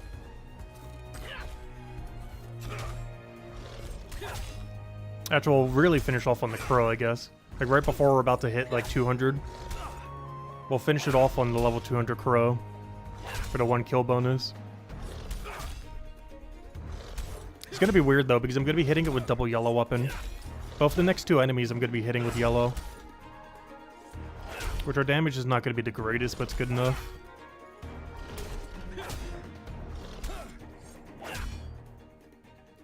Actually, never mind. I can still use the 2-hand on the next weapon. I just can't use this range weapon. Like, I can't use this range weapon on our grass enemy we have to kill next. And on the crow, I can't use this battle axe. I gotta use the mace. So both our next 2 enemies are immune to one of our core weapons we're using right now. The more annoying one is the crow, because we can't use our best in slot at the moment. The other one doesn't matter as much. If anything, it's actually an upgrade, the thing we're going to be switching into for the plant. Because it can't attack you during the duration. The main reason I'm not using the battle axe right now, even though it's slightly stronger, is its attack speed is so slow. And I want to have a higher attack speed so we can auto-switch to our weapon. So if I feel lazy, I don't have to switch. Like, I'm not clicking anything here, and our guy will switch on his own. That's the main reason I'm using the bow right now. If we use the other one, it takes way longer for him to switch to his real weapon. But the bow, he does it almost exactly when we need him to anyways, without even needing to click anything.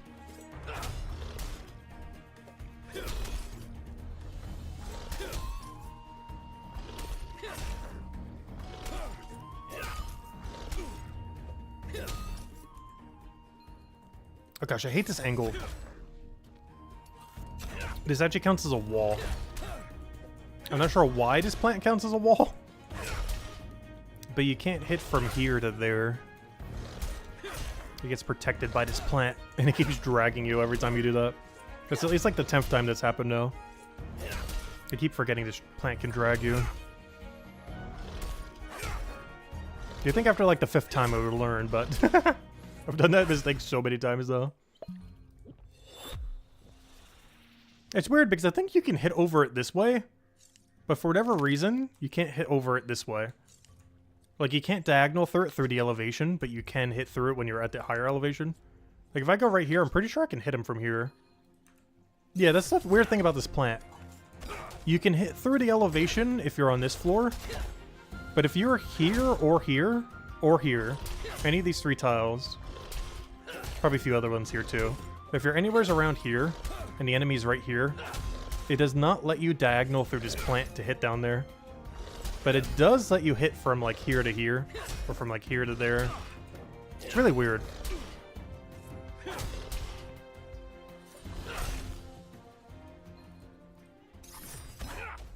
But it's only that one tile. Like right there we can hit him. But if he was right there, we would have gotten dragged. It's really strange. Yeah, I still haven't tried Path of Exile 2. Some people suggested it back at the peak when everyone was doing Brighter Shores, and then some left for Path of Exile. But yeah, I haven't tried it. Last game I played in that genre was like Diablo 2 back when it first came out. So it's been like a good 2 decades since I played that genre. I'm not as big of a fan of action RPGs though. Or hack and slash like RPGs, which I believe it kind of is like.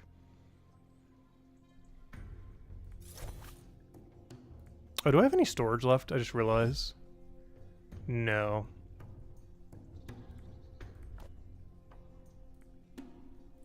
Yes.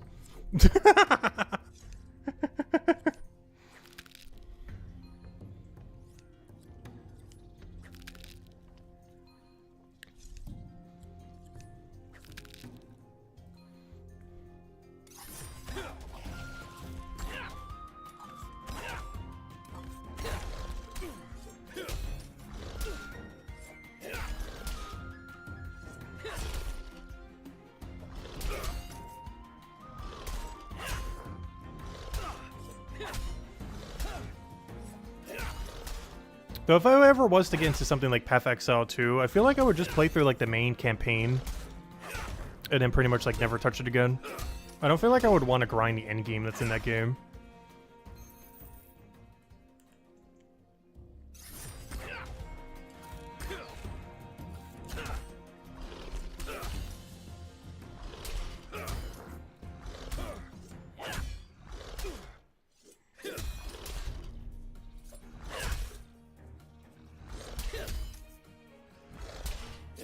It's one of the main reasons I never tried the Monster Hunter series yet. Like, all the Monster Hunter games seem like they're a lot of fun, but they also seem like they're structured in a way where I would never want to farm their end game.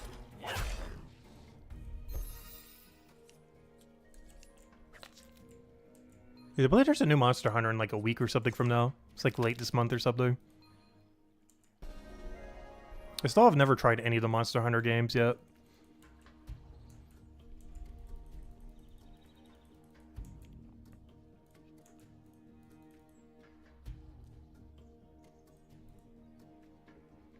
Alright, level 199, let's go try to plant.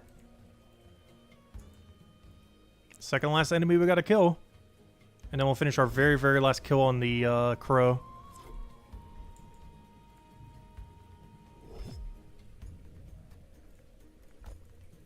That's what I wanted.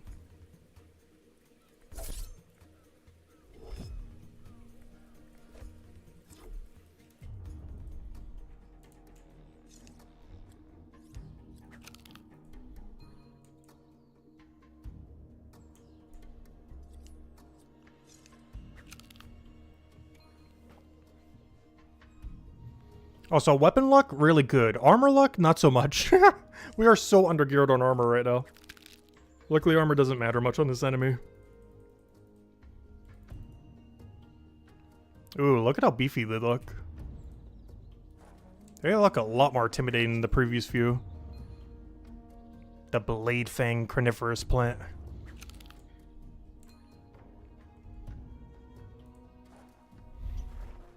Also, that's so funny. We've been farming those for so long. Every weapon I have is 188.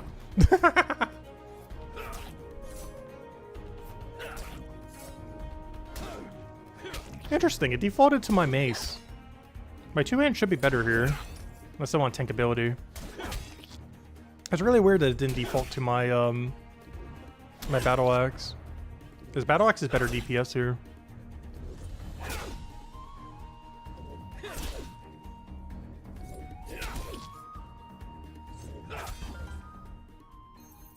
Oops, I forgot to use the 5% pot. Whoops. I like the first time bonuses that much.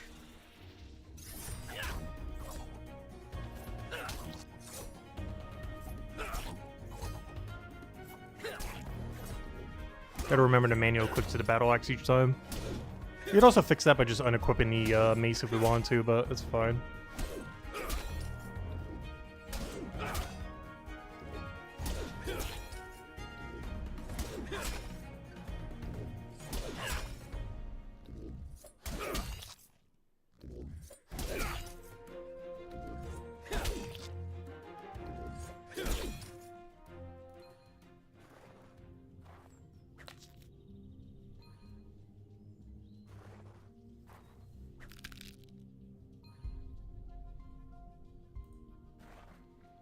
So why is this room so uncrowded?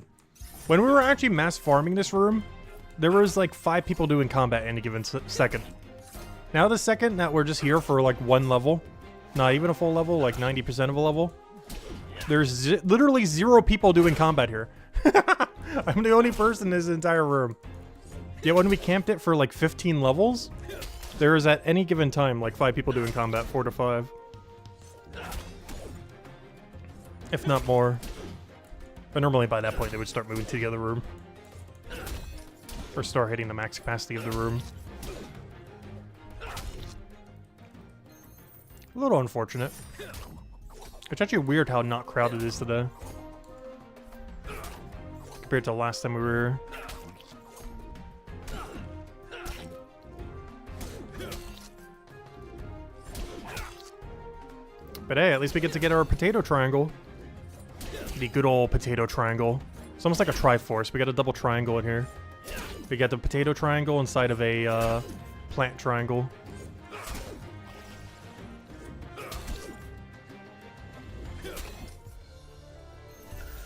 Oops, we just hit max. Should probably go use that.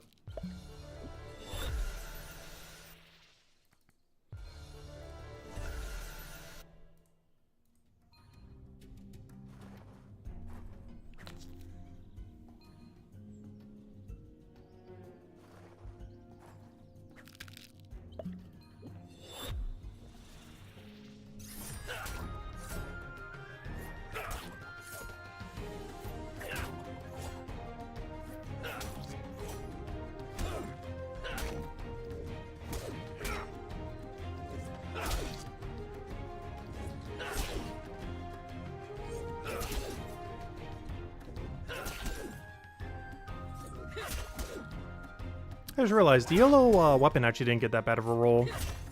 49% is the highest, it got 4% less. It's not too bad. These other two got pretty bad. This mace is perfectly mid-rolled, and this one is way below average. It's 4% off from the worst one. And this is 4% off from the best. I'm pretty sure when trading comes out, you're only ever really going to be trading the better two and just merging everything else into 4-star stuff. Particularly for the main colored weapons. Any main color weapon that's 88 or 89%, particularly 89%, is going to be worth quite a bit when trading comes out. It doesn't matter what level it is, it's going to be best in slot at that level range. So someone will need it. If that someone's currently trying to buy one is within question though. But someone at some point in the game will need it. If you have a perfect 89% colored weapon. Regardless what level it is. Even more so if it's a 3-star, because at least those you could adjust. The problem with 4-star ones, even though they are good, is you can't readjust their level.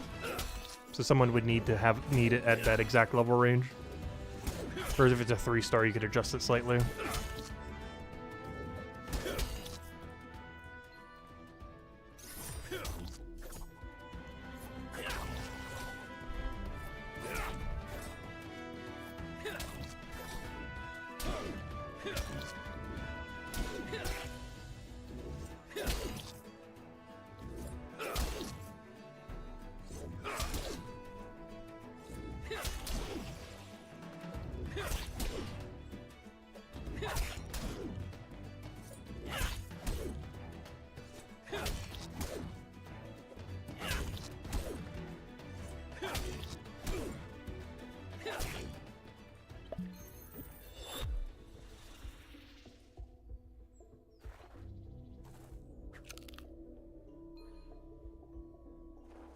Okay, so we said we would reach about 205.5. It looks like we will end up reaching it. That's nice. So we just gotta do 4.5 later. Sorry, 3.5 later. Oh, I didn't think about that. Was the same 4.5 earlier? Yeah, we don't have to do 3.5. That's not too bad. At least one of those levels will come in just from the junk from the beach. You currently have to do Tiger Ray. And every time you do 6 Tiger Ray, you grab 1 or 2 foraging object. Like we'll grab 2 shells one time, then grab 1 potato the other. Just drop everything to the ground. We keep alternating while grabbing 6 mana ray. And doing that to 217 later down the line should get us at least 1 foraging level. Maybe 2. Definitely 1 though.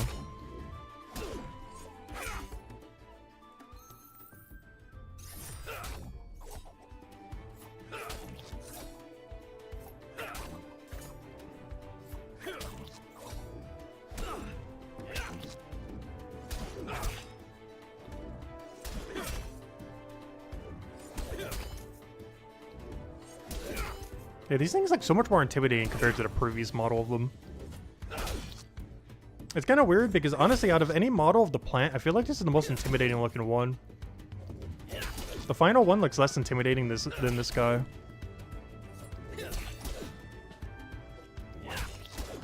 There's just one where it has like that bluish thing, which looks like less intimidating than this, but still intimidating. Oddly enough, the last one actually doesn't look that intimidating at all. It's actually colored really similar to like the base one. Just like a lighter green.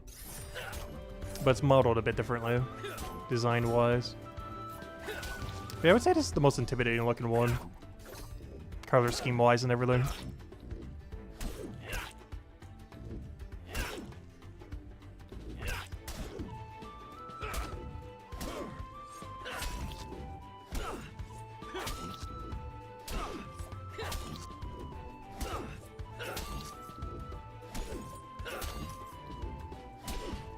Too bad they don't drop blood nettle. They definitely look like they should. But they just drop the berries. Which is kind of funny because they're weak to blue, but they drop the resource you need to make a yellow boost potion. Which is one thing that always confused me about them. That doesn't really make much sense. Weak to blue, but they drop a yellow boost potion material.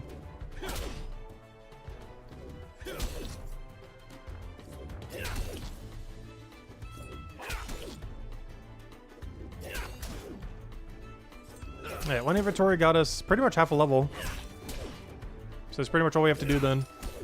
Do 1 more full inventory of potato with a little bit of blood, and that should be everything we need. And then we'll just go 1 time kill the crow, and that should be enough. Perfect. Now, should we start Scout today? I will be off stream, I'm just not sure if I should on stream start it. I'm just scared that we need to go make a weapon immediately. Because I'm pretty sure we're really under-geared right now. Let me get a double check right now, actually.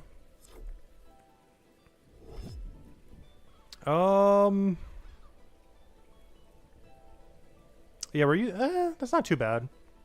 We're using a level 40 longsword right now. Gear is a mix of 2 and 3 star. It's not awful. It's not great, but it's not awful.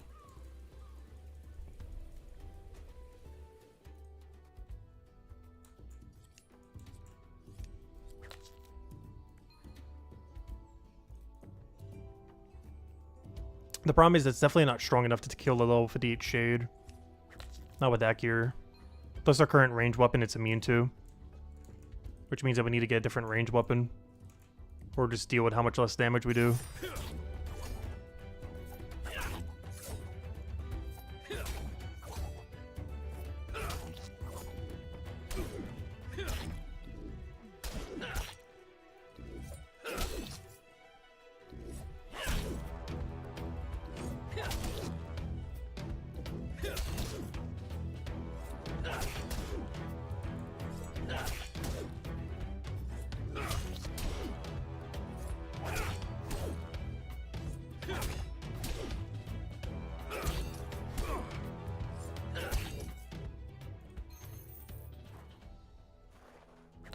So it looks like we'll have about 17 gold by the end of this as well. Still not sure what I'm putting that gold into. There's a couple tools I still down the line need to upgrade, but don't really have an immediate need to. So I'm not sure exactly what I want to dump it into. I'm honestly still really tempted to get a level 35 pickaxe. I believe it's about 28 gold last I checked.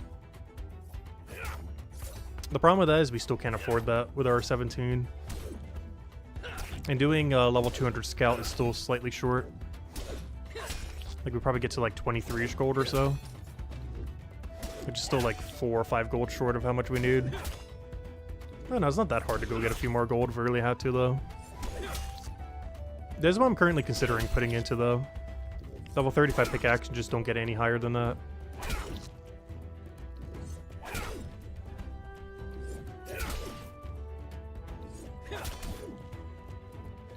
No way this plant kills us. Okay, there we go. I was gonna say.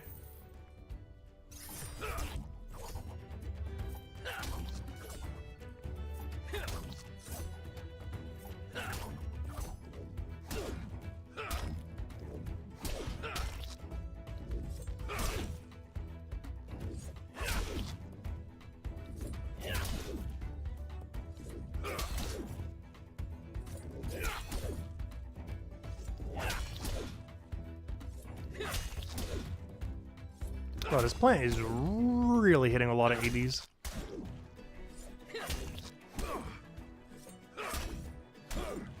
Oh, we're about to die. Yep, I saw that coming. So, kill Crow? Let's go get our one-time bonus on Crow real quick. Actually, I might just camp Crow. For to find a few levels we need.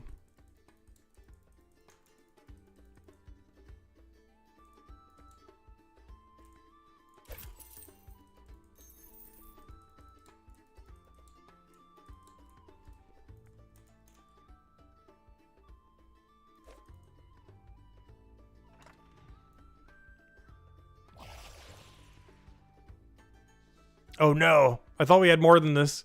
Oh well, I'm still gonna pull out the 50. I want to at least get the one-time bonus right now. I don't think we're strong enough to camp them right now. Or at least getting the one-time bonus. Equip, yes, I want the different one.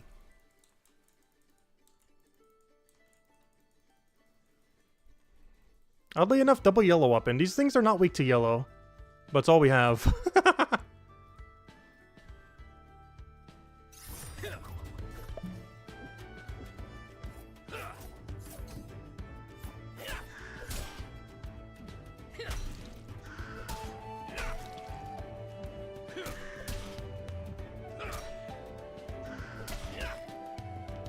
I should use the 5% boost for the first time bonus.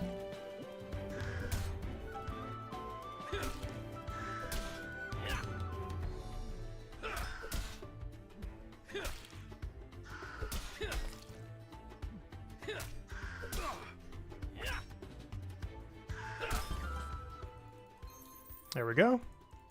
I kind of wanted to do that at the end, but I guess we'll do it now. Just since we're in the area already.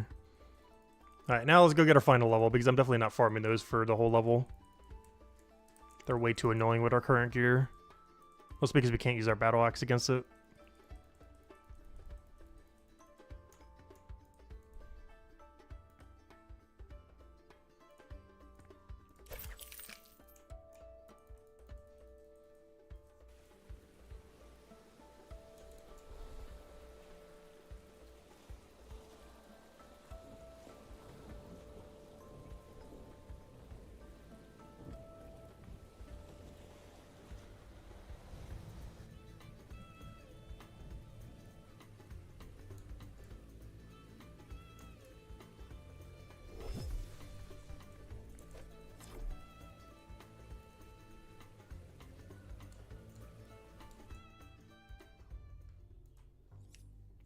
Now let's be a little bit more careful with the plants this time.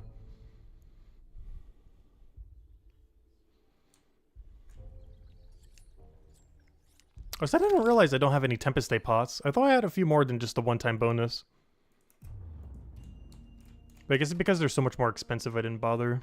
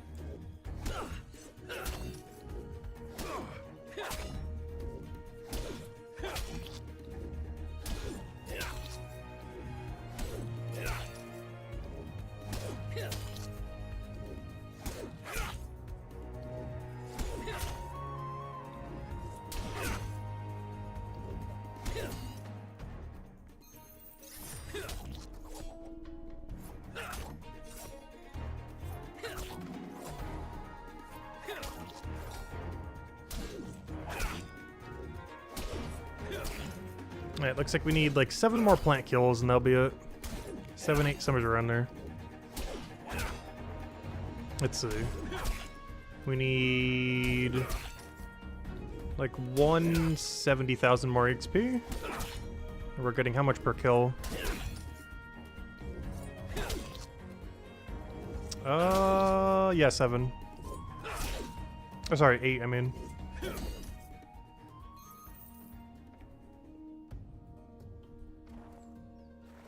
Now we need 7 more.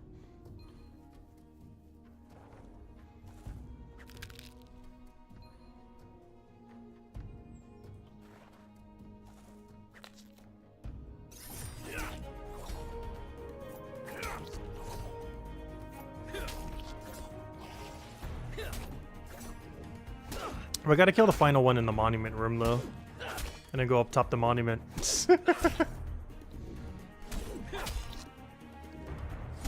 Then only 200 left.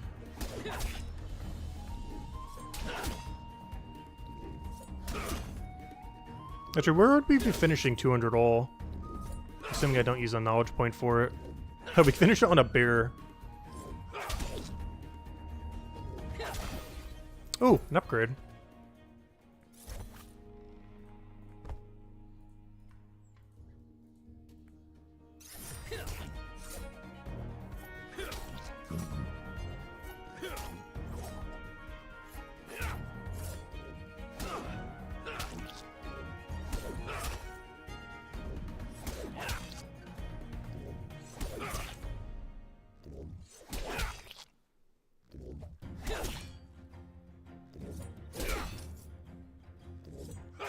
What's this guy doing? He's having a staring contest with a plant.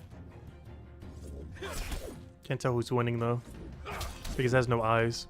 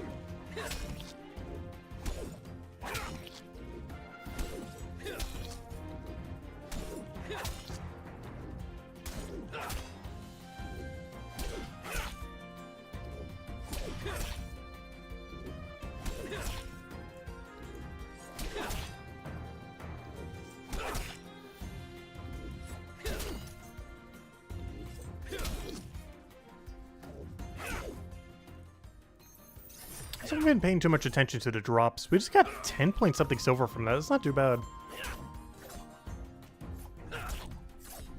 And this is pre-200 as well. So it's not like it shoots up post-200. The gear does, but the silver drops that you get per kill doesn't skyrocket.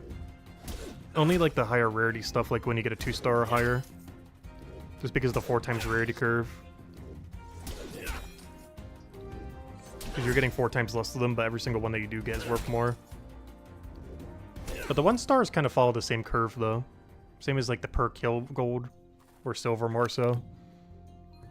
It's only the 2-star or higher drops that really scale heavily, due to being 4 times rarer. So they're worth about 4 times more.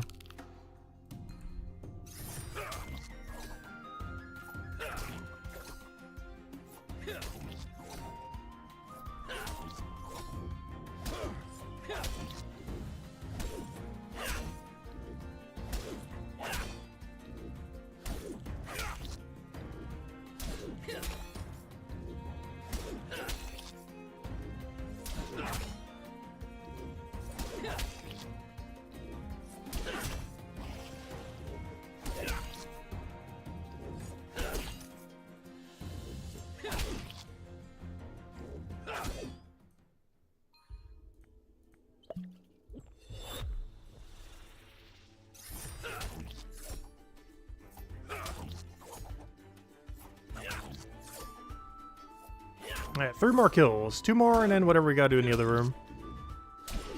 Oh, that's not accounting for the 5% pot, though.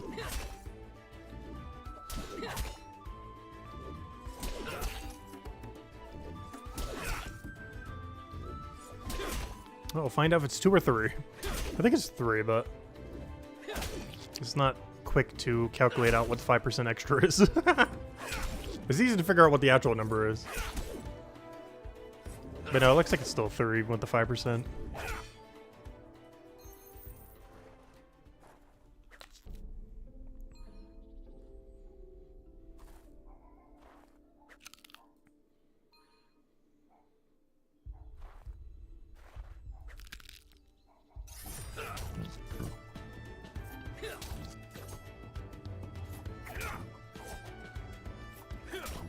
So move down once so we could move there quicker.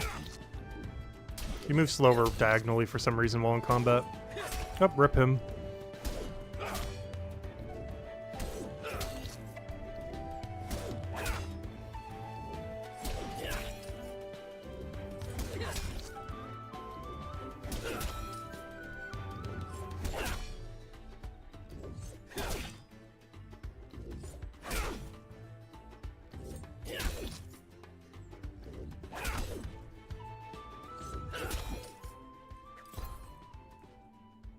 Ooh, another upgrade. A little bit worse on green, but that's fine, even though it's the exact defense we need right now.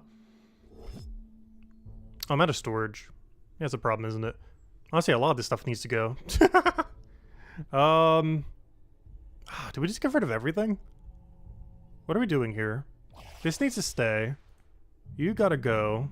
You gotta go. You are questionable. These gotta go. Every single one of these except the bow. I'll figure it out when we go head over there. The shield needs to go. Let's go get our final kill. We'll do it all for this guy. Actually, we'll do this guy.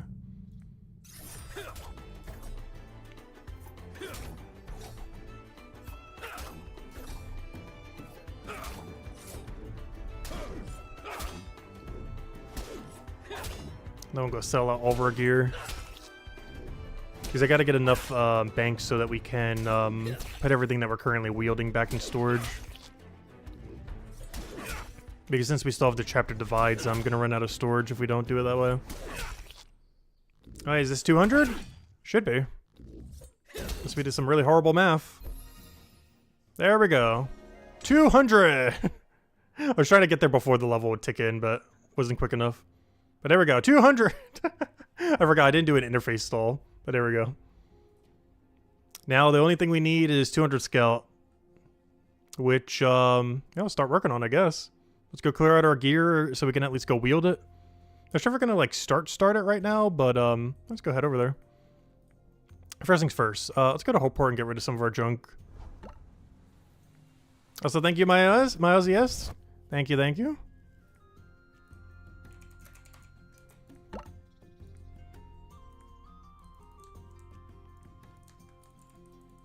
Alright, only one left. 200 scout. I at least want to go and derobe everything before we go there. So we can then put everything away. Maybe we'll start it a little bit. I don't plan to like power grind it right now though. Let's get rid of all of our junk. Just make sure I'm not selling anything useful. Oh, mace. That's a perfect mace. I know I was keeping it for some reason. That is a perfect mace right there.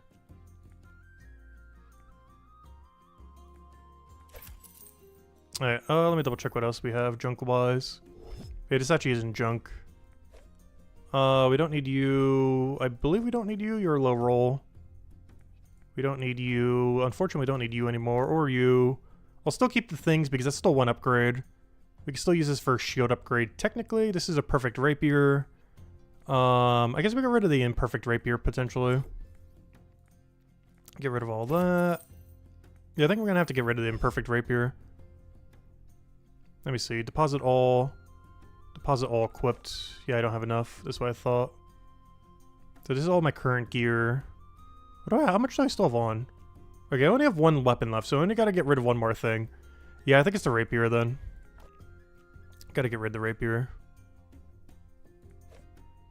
Because that should be everything then. Because that's all of our current gear right there. This we're keeping because it's perfect mace. This we're keeping because I need an alternative. If we're gonna keep killing the green plant. This is perfect rapier. This is being kept for nostalgia because we got this as the only item that survived the rollback on day 1. These are for a weapon upgrade, and it's just I guess a shield upgrade? I have the other components sitting here if we need. I got 3 random untunes over here. Oh, I could use this boot for next chapter if I'm really behind.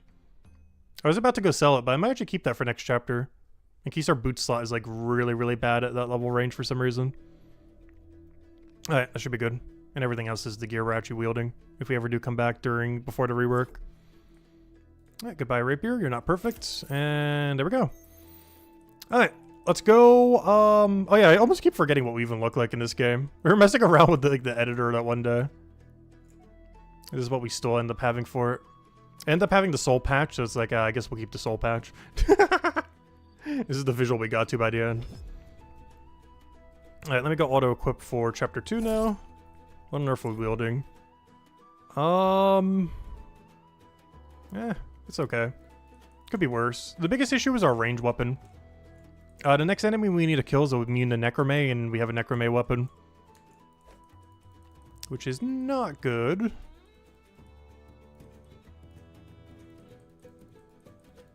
So I want to check what my potato stack looks like. I don't think I've actually checked this a single time.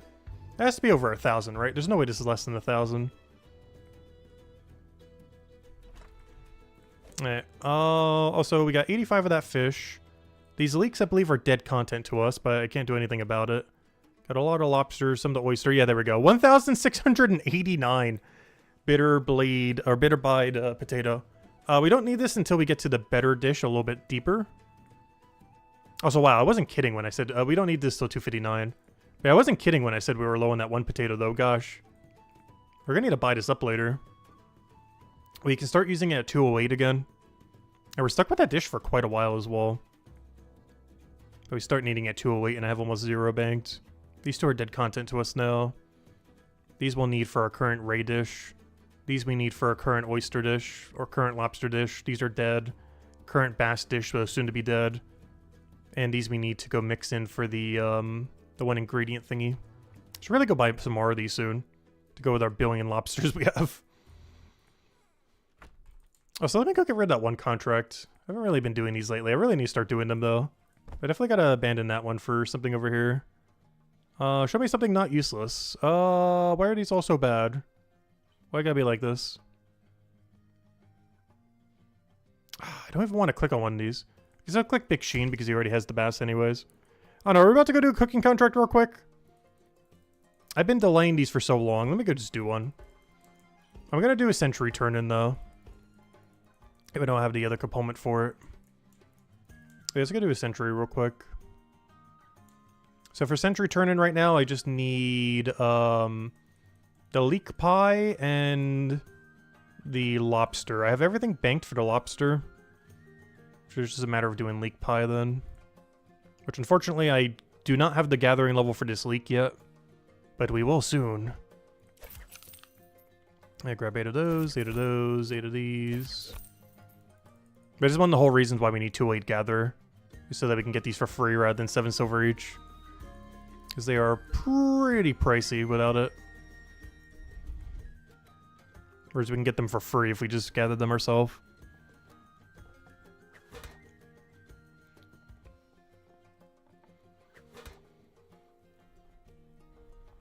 It's also the best thing we could be using for XP right now. If we were just to spam leek pie and nothing but leek pie, this is the current best XP you can get at this level range. So if you already have them banked, it's a lot of XP per hour at this current cooking level. Or if you don't mind burning like 1 billion cash per hour. I think you lose like 2 or 3 gold an hour or something. If you gather it, you profit.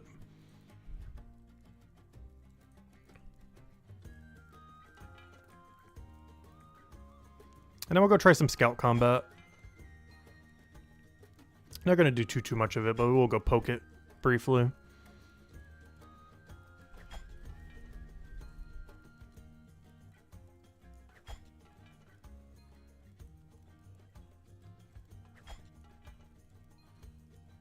I just realized we have triple Big Sheen for our next turn in.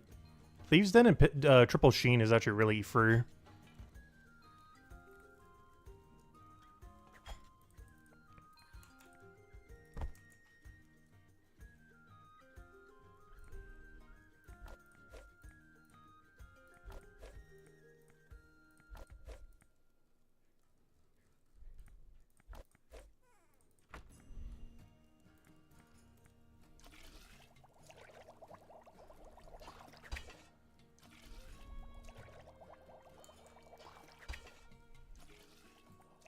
How much knowledge do I have? I guess I'll put 1 to 10% into something here. I'll probably put into Fisher, I guess. I can't put it into Alchemy. Oh, I could put it into Chef, I guess. I guess it wouldn't hurt to put into Chef. I just feel like it's better just to do that Alpha Bounties. Because I need a 10% anyways for what we're about to go turn in. So I might as well dump the knowledge point into something here with the 10% since we have it drank anyways.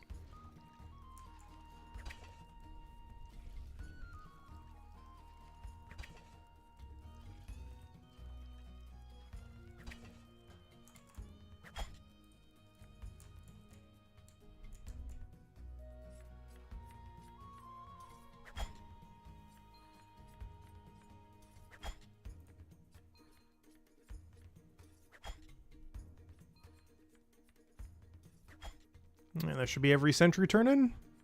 The other ones we have, we could do in one fell swoop as well. They're really close to each other. I'm not going to do them now, though. I just want to turn in sentry now. Just to clear up some space so we can actually start doing cooking contracts again. Because I've been really slacking on them.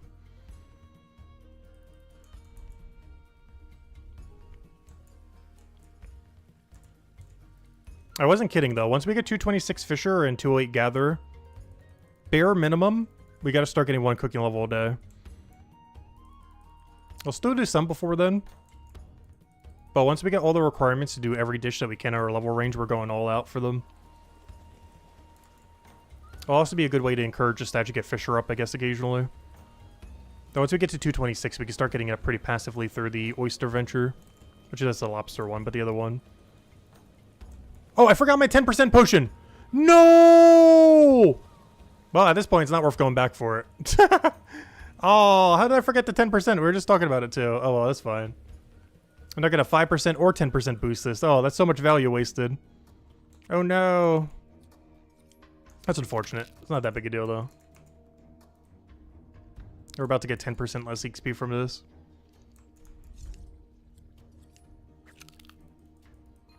It's way too far to go back now, though. We'd waste more time getting to 10% than the value we'd even get from the 10%.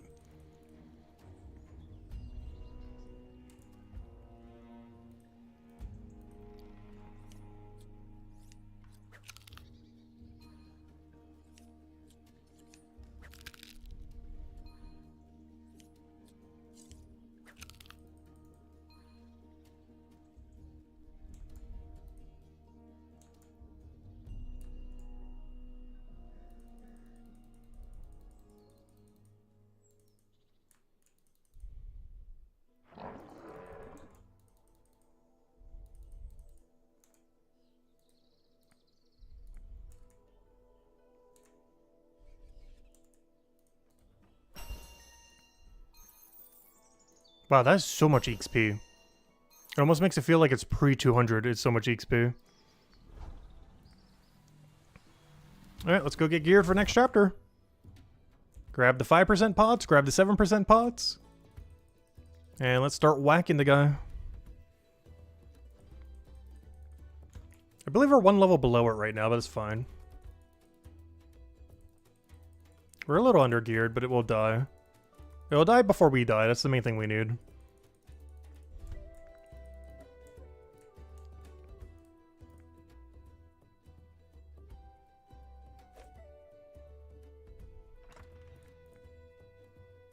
Oh, I am really low on potions. We used up like every last one when we were doing all the 200s for Fopfars. Luckily, we still have 242 7%. This is so many. Alright, let me grab a few more of these. We're going to be needing a lot of them next week, next several days.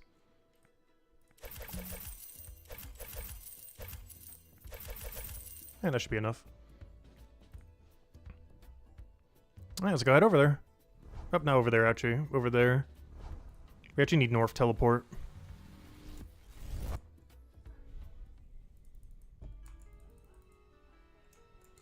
If I can remember how to get there. One of the few times I almost need the mini-map. Because literally the only reason you ever have to come here is to kill this. So I sometimes forget where they are.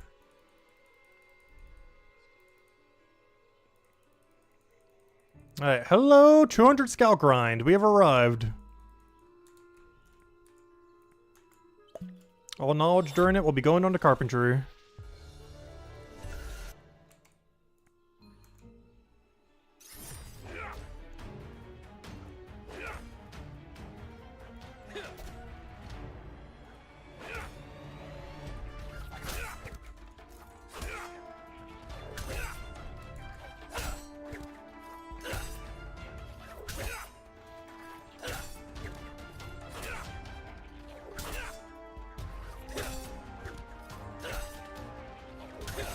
Oh, wow!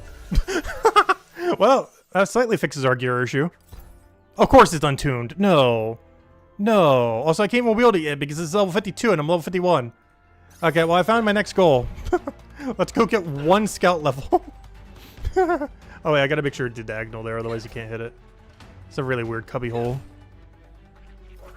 You gotta, like, stand here, then diagonal here. It's a really weird area with how the wall blocks work. But that didn't take long. Unfortunately, it's untuned, so I do have to go all the way over there when we get a level. But 1 kill, and we already got a drop.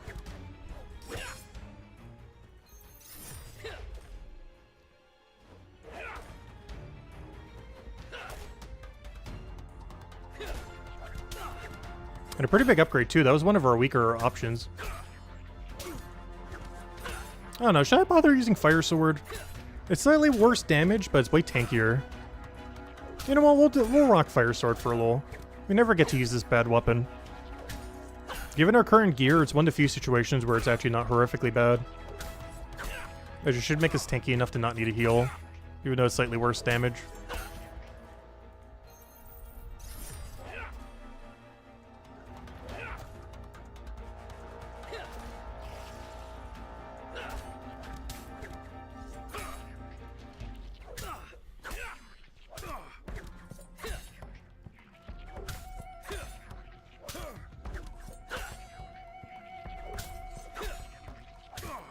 I was gonna say, what did this 47 blade came from? It came from the previous enemy. Because I know for sure I didn't craft that, that's for sure.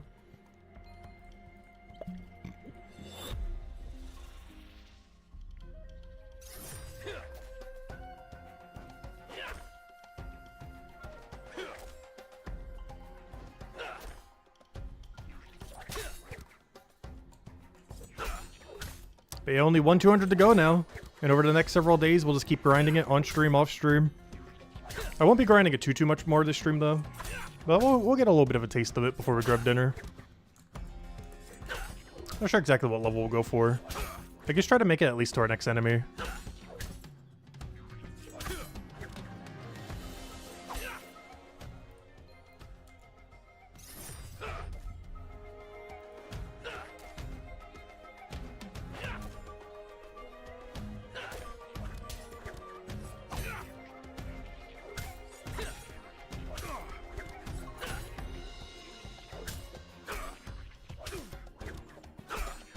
I might need to go make a new weapon around that time, though.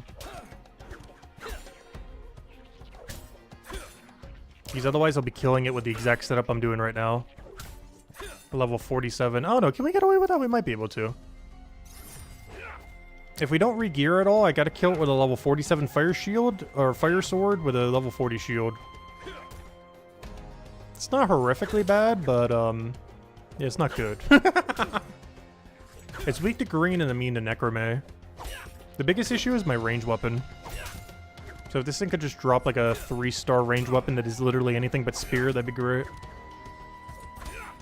Like, absolutely any. It could be like the worst thing ever. I just need something that isn't this necromay spear. To such a degree where even a 2-star off the ground is probably better than what we're using now for next enemy.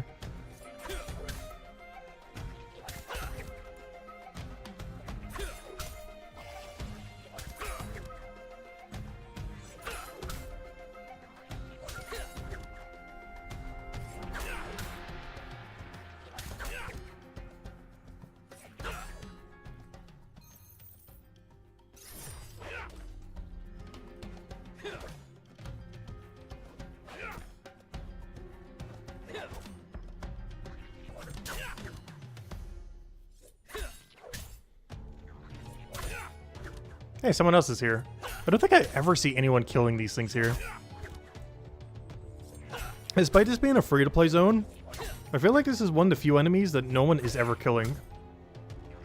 I guess one of the reasons is because it requires partial completion of the quest. Also, a level 453. What is this scout level?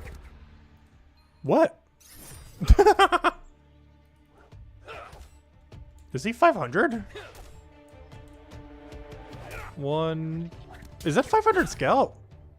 What is he doing here? 50, 100, 200, 500. I'm not going crazy, right? That's a 500 scout keep. What is he doing here?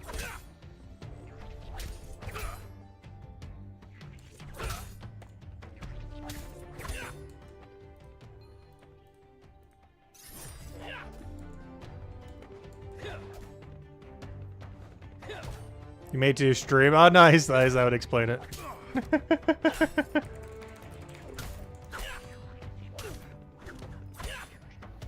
But yeah, huge congrats on 500 scout.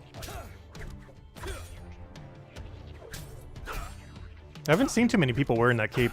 They couldn't even identify it as the cape. Unfortunately, with the current plan changes, you will be losing that cape soon, though. Once they convert all the combats into one. As that keep down the line is going to require 500 all Hope Fars. I can wear the 200 version of it after the update. We're probably rocking the 200 all Mines Matubin after the update, though. If they're still going through with the merger on the capes.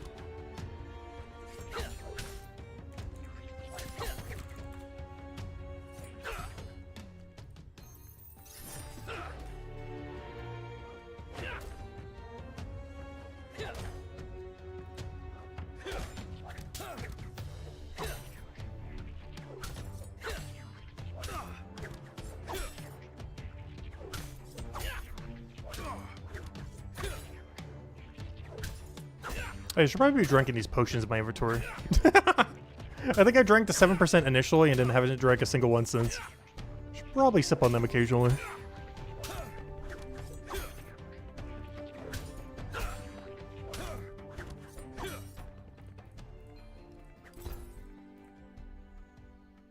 Yeah, good enough.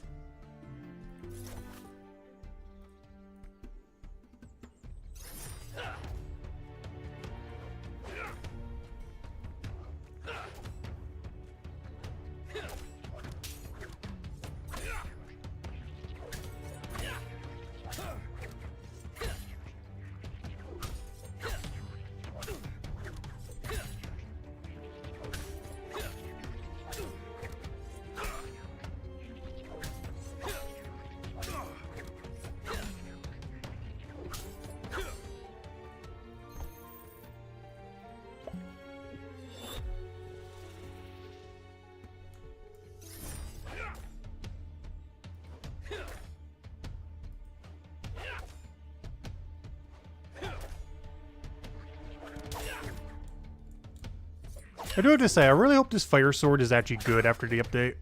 This thing better, like, be covered with fire for the special attack. This thing better have the coolest looking special attack ever with a fire blade. I want to see this blade just ignite in fire, and you just lash the enemy with it. I'll be disappointed if its a special attack is anything less than that. It just completely ignites in fire for one hit. You just, like, slash really hard with it.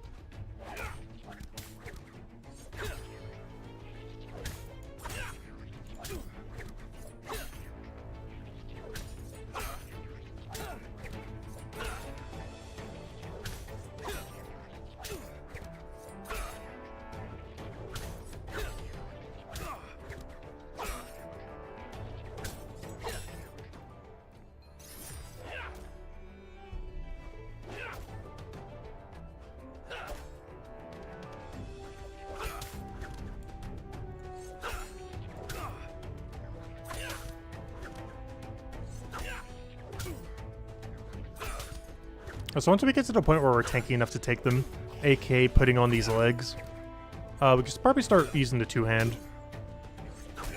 It's probably like 5% more DPS per hour or per minute. Like barely anything. But the main reason I'm using the other thing right now is just so we have a lot more tankability. But in a few situations where, due to where our gear is at, the one hand is actually better than our two hand.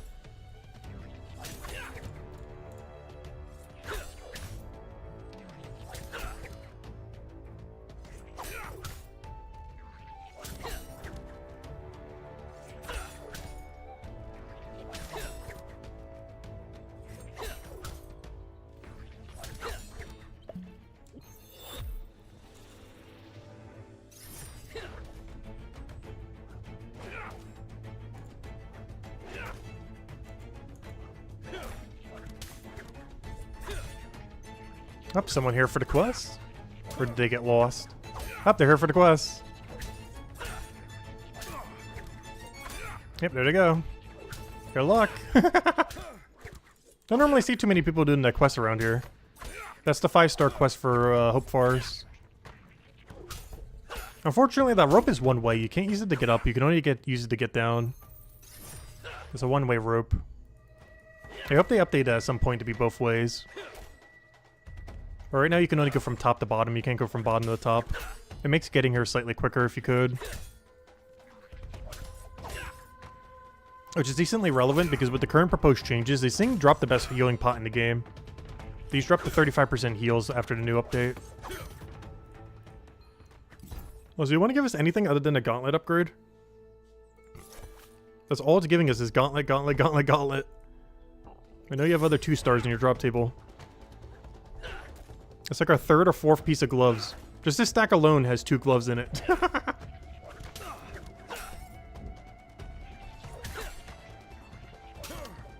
And they were both an upgrade both times. The only bad thing about this glove is a little bit weaker green. And they're hitting us with green. It's better against everything else, so it's not too big a deal.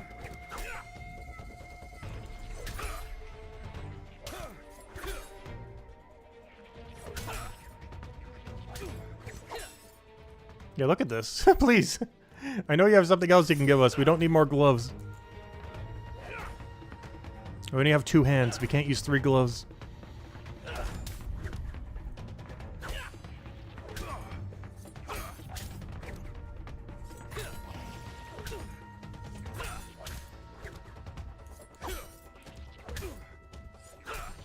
Is it worth it for the second teleport? The reward's pretty underwhelming. It's worth it if you're already going to be getting woodcutting and carpenter up because it's pretty good XP at the level range. Like pretty much every quest in the game. Like if you do the quest exactly at the level requirement, it's really good XP for every skill that you get for the quest reward. But the actual reward itself for the quest is probably one of the more underwhelming 5-star quests. The only one more underwhelming is Battle of Fortune Hold.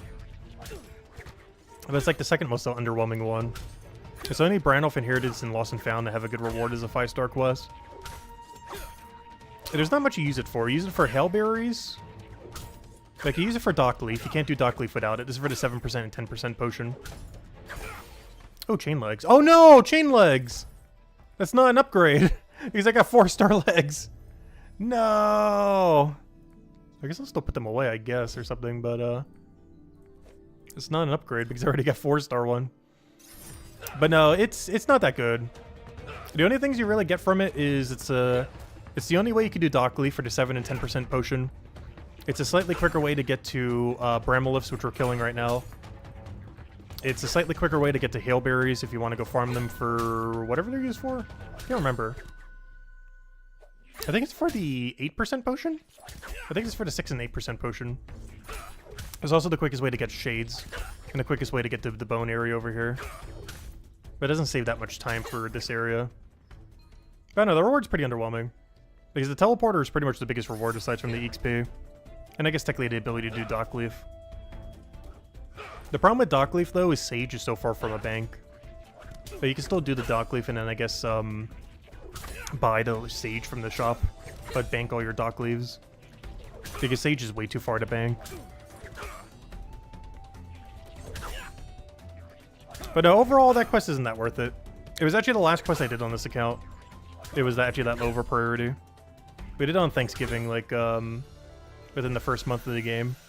But we actually saved it as the very last quest because this reward was so bad.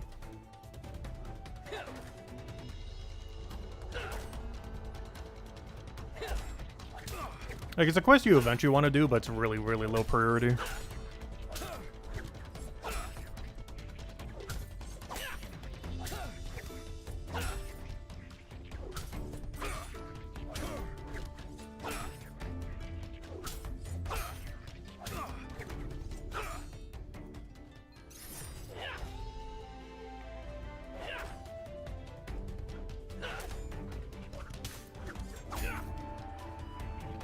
Yeah, we're almost there. I can almost go wear these legs. We got this from the first drop and I still can't wield them yet.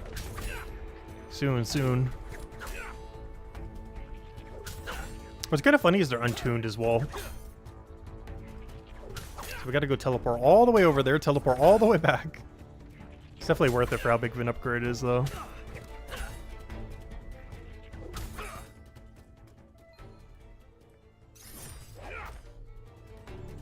Oh, so why are they all crowding over here? They're getting smarter. They're crowding to the area where I can't range them properly.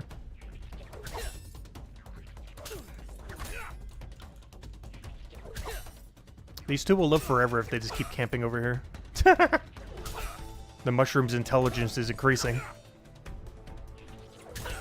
They're adapting to the fact that we'll only attack the further away ones.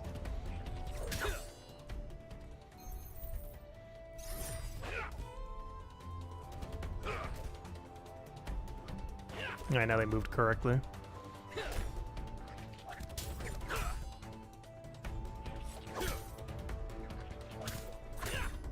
Though we could easily just melee them the whole time. We're actually not getting that much value from this weapon. This weapon's pretty bad until it gets a special attack. It's the slowest hitting ranged Necromay weapon in the game. If it gets lifesteal, it'll be really good in PvP. But otherwise, it's kind of average right now. Even slightly below average. If it does get lifesteal, though, it's really interesting because it's the, not only the slowest hitting Necromay weapon, which means it's pretty bursty, but it's a Necromay weapon that you can wield a shield with. So you get all the extra defense from the shield while still having the damage from it.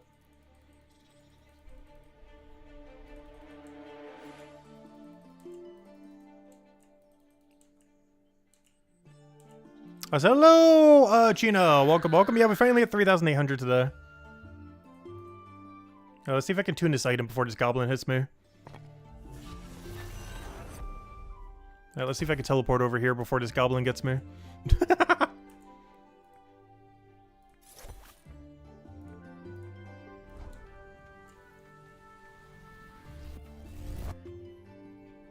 Yeah, we're going to be almost level 4,000 by the time we hit 200 Scout.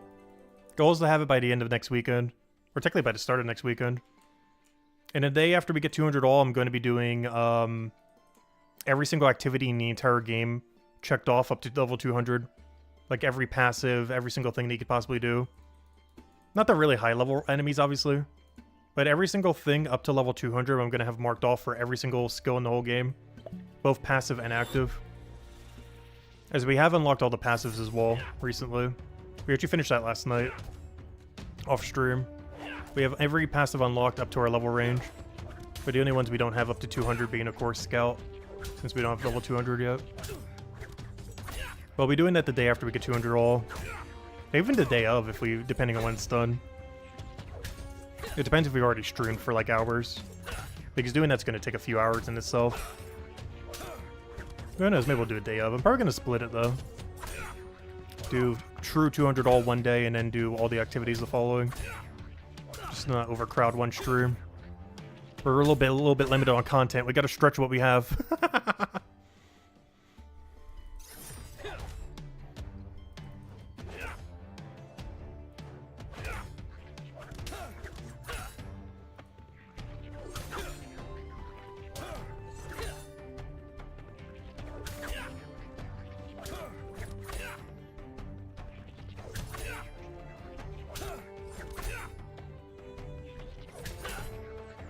Chino, what are you currently grinding? Because aren't you 200 already?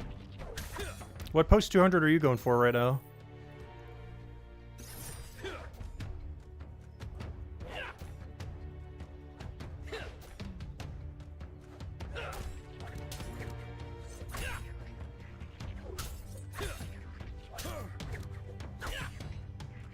Are you doing raid dens? Nice. Oh, so you're going really high on smithing. Do you plan to do any mining at all, or are you just getting 500 stonemason without it? Because I noticed you haven't been doing any mining, or even the daily for it. Which I assume you're just doing the double fisher daily then.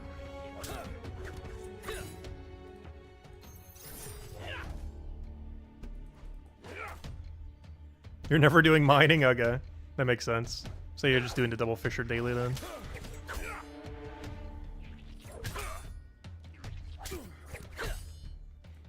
Because I do plan to max mining. No time soon, but we are working on it slowly. At this point, I'm pretty much doing the daily until we get to like 262. Gonna let the daily get us all the way there.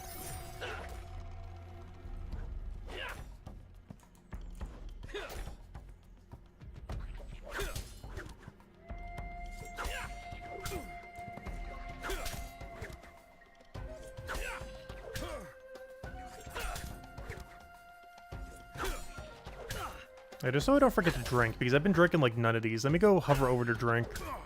So I can't possibly click anything without clicking this. There we go.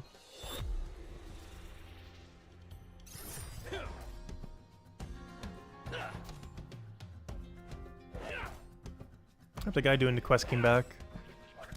I guess he got the wood piece that he needed. Because you gotta come back to the area like 3 times. It's like 2 or 3, I forget.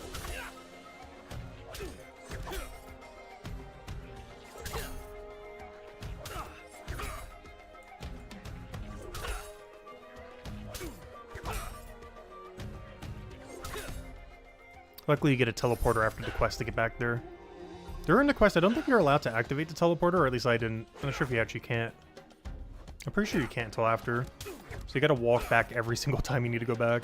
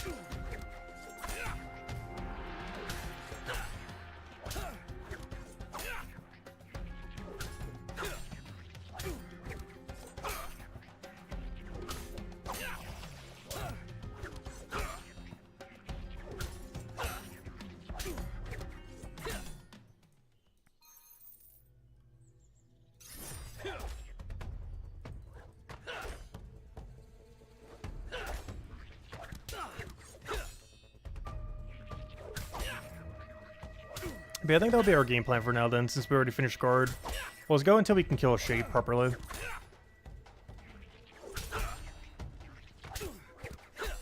And then off stream I can get herself geared properly for, do we have double blue in a row? Because I think I make a big blue blade soon. Big hefty blue blade. Let me just double check where we're at. Is the enemy after beer a blue week enemy? Yes, it is. Okay, perfect. Yeah, we have back-to-back blue week. Which means ideally we need at least like a level 60 blue sword. Ideally 65-ish. Somewhere around there. It's something I'll get sorted off stream. But we need like a 65-ish blue two-hand for tomorrow.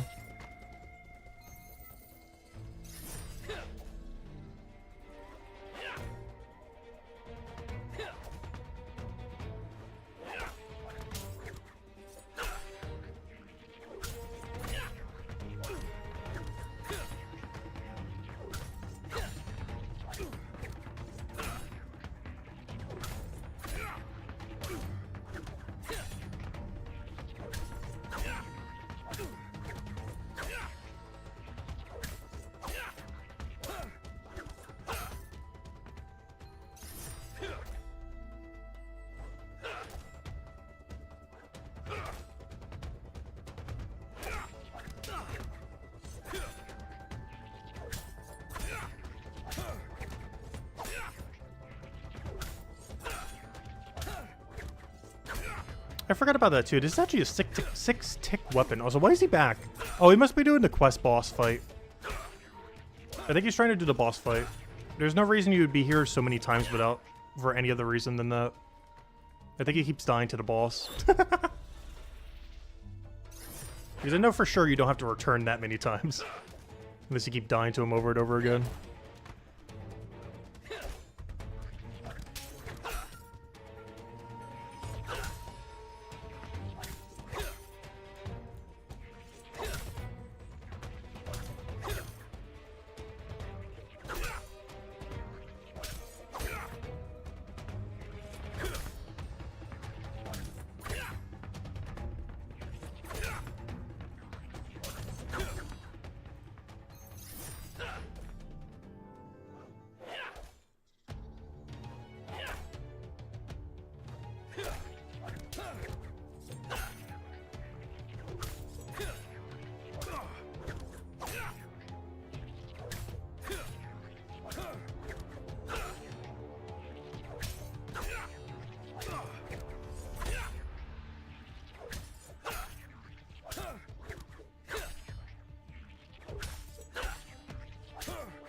I know I might die here. I'm gonna tank it. Don't die, don't die. No! Yeah, I rolled. Boo. Come on, shield. You're not saving us. What are you doing? Luckily, it's pretty quick to get back.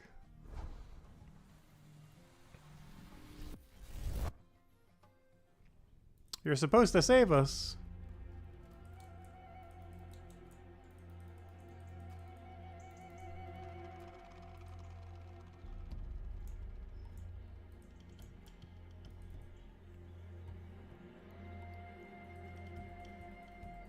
So there are some in this room. The elevation in this room is kind of weird, though. It's way easier to maneuver them in this room.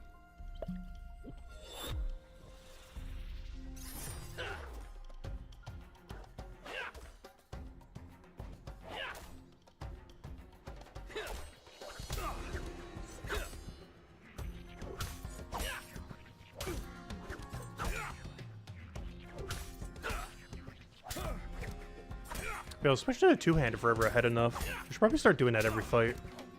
If we're like really ahead in the fight, it's to switch to my two-hand weapon.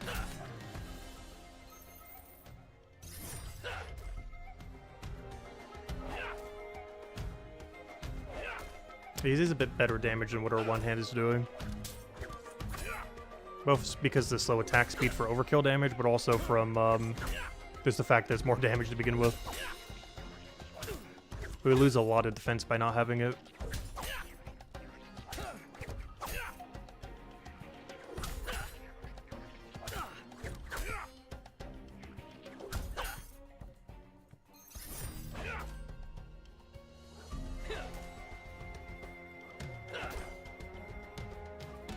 Honestly, I'm almost tempted to go make a quick 3-star range weapon for the next enemy.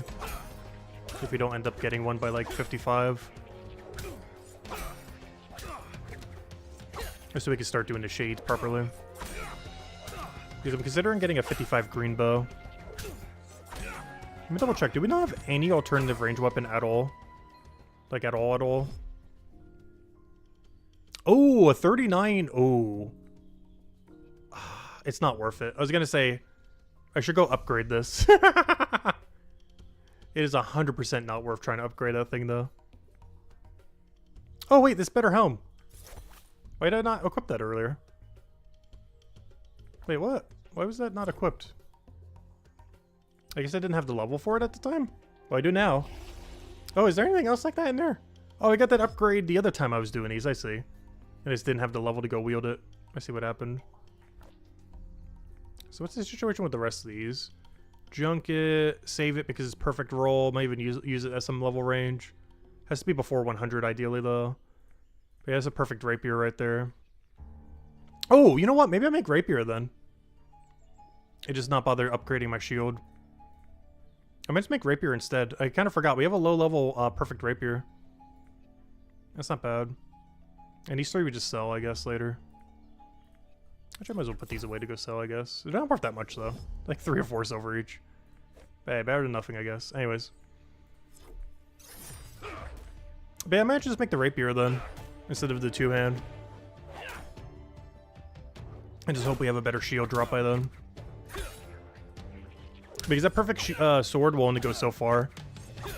And I think the other area will be too deep.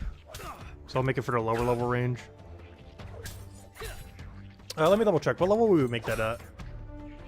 Oh, let me look back. What level was the weapon? It was a level 26. The perfect rapier was a 26. So let's do some math real quick.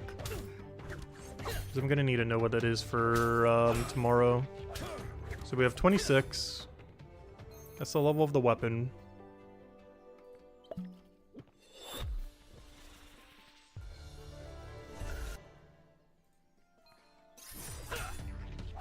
Alright, so 26. What am I trying to get to?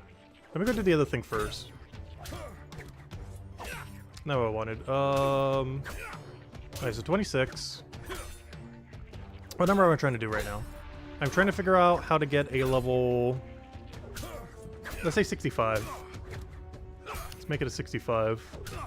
65 times 3 is 195 minus 26. Alright, so it'll do what I think okay, so I can't make a 199, but it's fine. The main thing I was checking to see if I could make a level 0 or 19, which I can.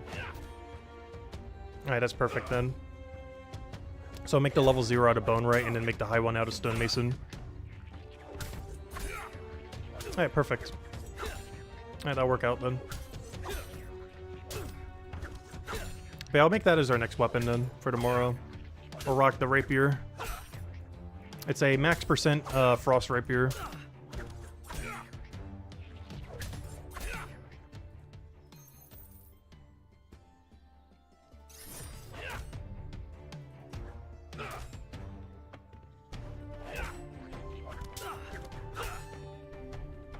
Yeah, ideally we can kill this before this potion goes away.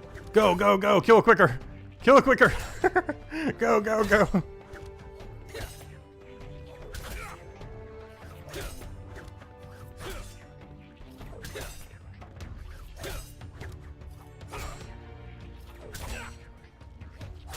No! No! It was 1% short.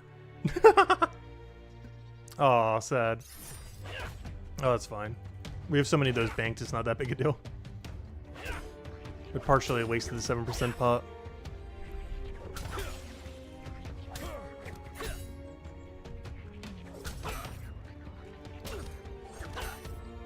I'm so used to the stronger enemies that give you like more knowledge per kill because they take longer.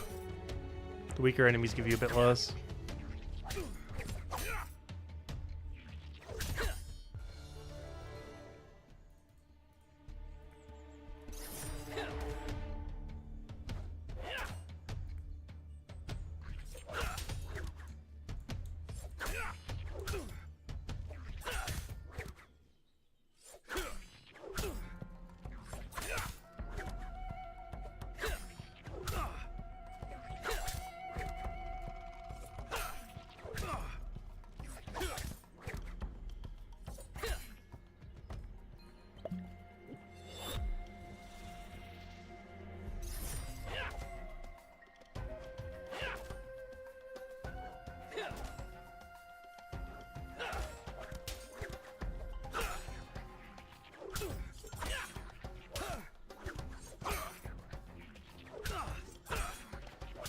I was out of curiosity, what level range were they gonna make this guy? I'm gonna double check something real quick. Not that. If we go to the combat rework log, there's a thing that mentioned from the Brambolith. At level 32, you can start getting the best healing pot from these guys. How rare it'll be, who knows? But you can start getting the ingredient, supposedly, for this guy at level 32. And it's level 52 one. I just realized, is there even a level 32 version of that? I just realized. That's not even a thing. I guess under a new system it is? I don't know, it is. No, it's not. Wait. Oh, that's interesting. There's no such thing as a level 32 Brambolith. At least under current system.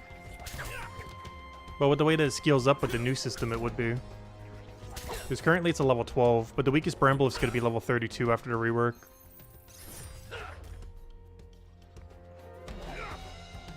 Due to the fact that you already got some combat levels from Chapter 1.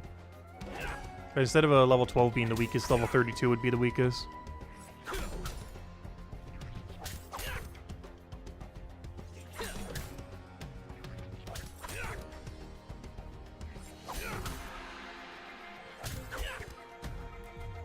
Don't these things have a random log drop that's going to be replaced with the alchemy thing? Yeah, there they are. Currently they drop Asha logs. But after the rework, they'll be dropping the best healing potion in the entire game. Or one of the ingredients for it.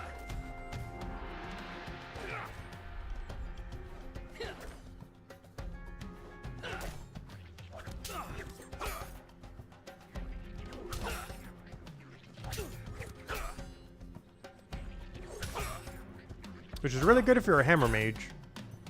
Though in all fairness, you're already able to kill the thing that drops it easily. So they're more so just moving where it is. Because right now you get them from the goblin that's weak to yellow in chapter 3. So it's still weak to yellow. These are both weak to yellow.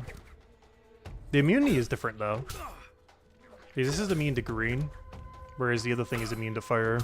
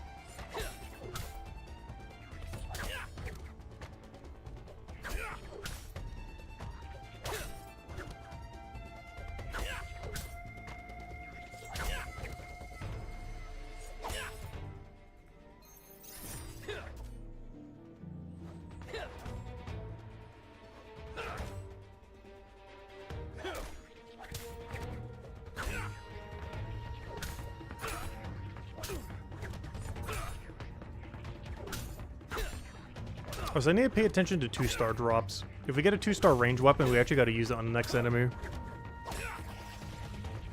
Because even a 2-star is better than this, because a third of the time it'll do 0 damage. Which makes our current weapon very weak.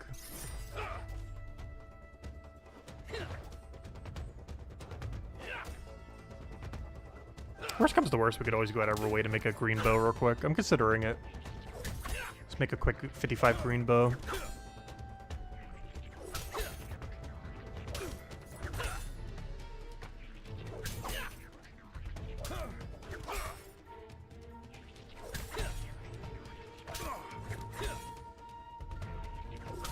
What's the other enemy in this area immune to green? Or is there even a second one? Yeah, it's the tree guy. We don't have to deal with the tree guy for quite a while. We get to go like 5 enemies before we need to deal with something immune to green again. And by then we would need a different weapon anyways.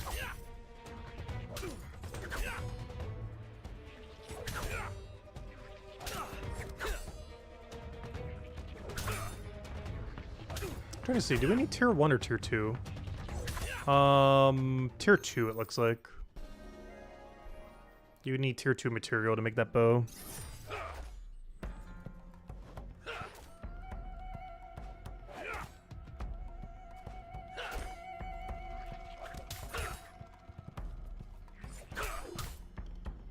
Oh no, never mind, that's tier 1 material, I'm looking at it wrong.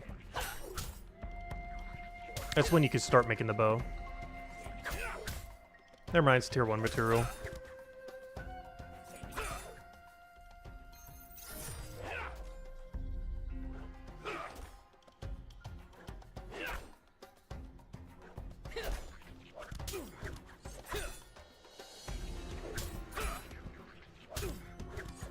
Which is actually bad because we have so little tier 1 material.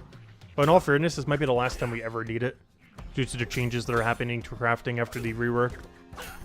So aside from trading stuff or making something for someone, this might be the last time ever I even need a tier 1, so I guess it's not too big a deal. I'm just not sure if I have any banked is the problem. I might legitimately have 0 banked. I know for sure I have tier 2 and above. I'm just not sure if I have any tier 1 banked.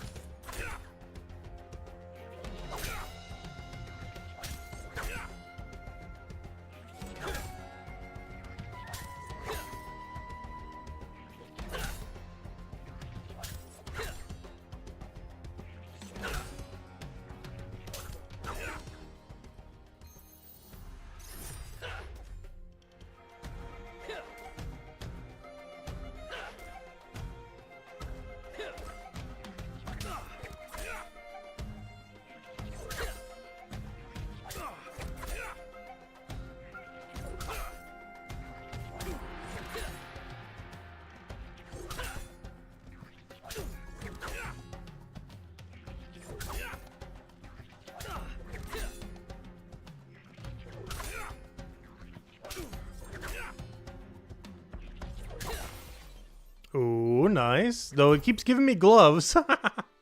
But it is a nice upgrade for our glove. There's our 4th glove drop now.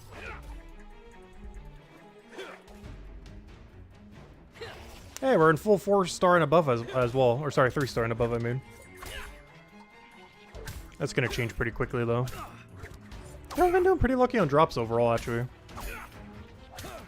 This enemy in general, look at this. A 4-star, 3-star, 3-star. No weapon, though, oddly enough. We've not gotten a single 3-star or higher weapon from this guy. Only armor.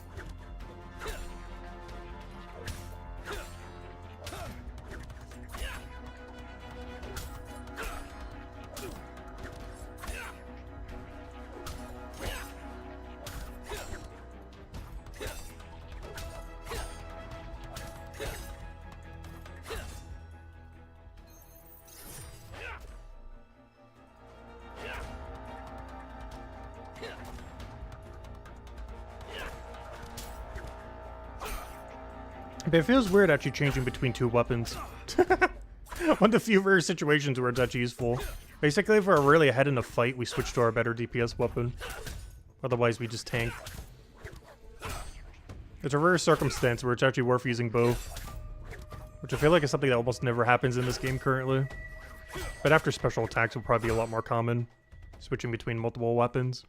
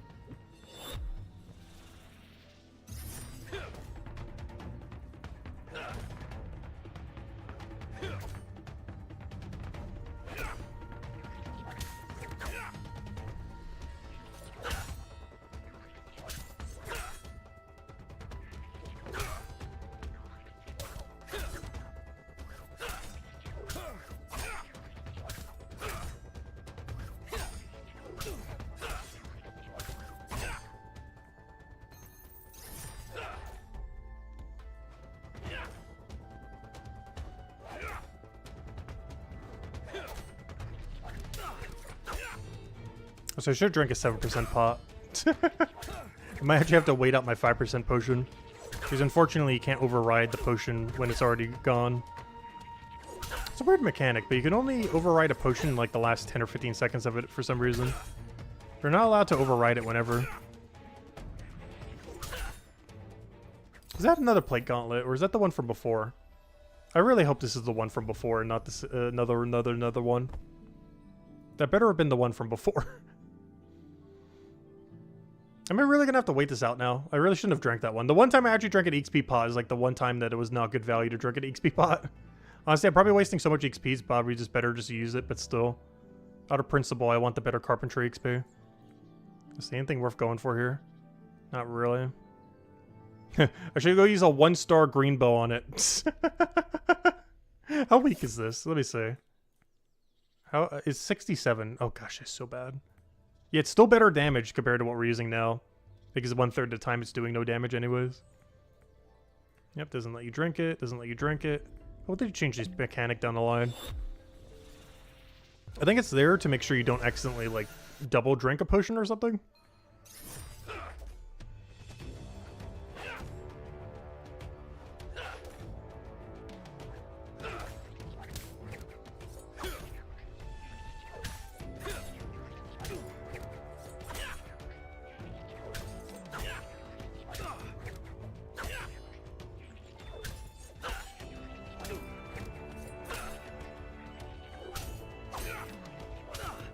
Oh yeah, we finally get to have 100 all as well.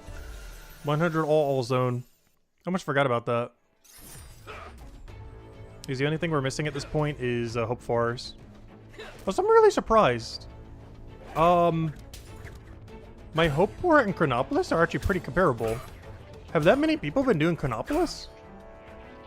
Because look at how high some of our levels are. Obviously because of raid dens. Wow, raid dens are really popular.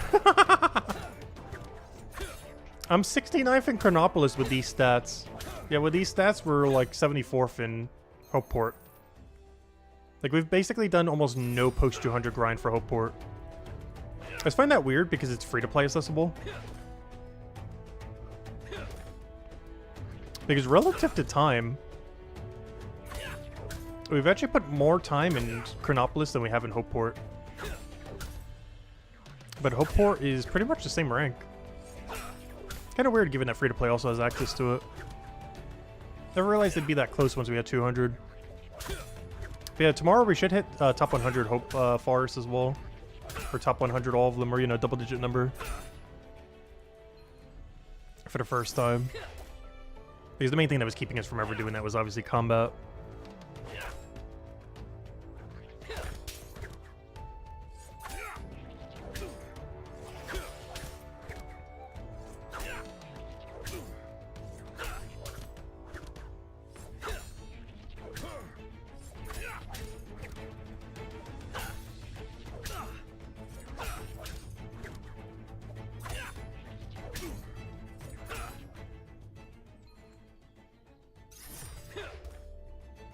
Yeah, by the end of this grind, we're like right here. We'll have 4,000.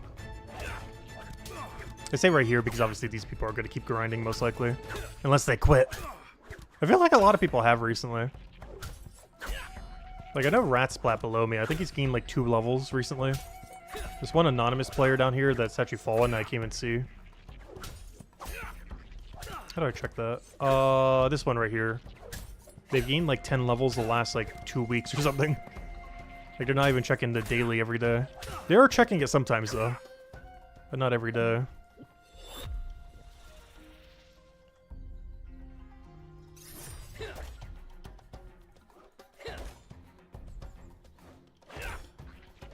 I don't know, honestly, I'm still as addicted as day one. I'm not sure if that's a good thing or a problem, but I still been having a ton of fun with it.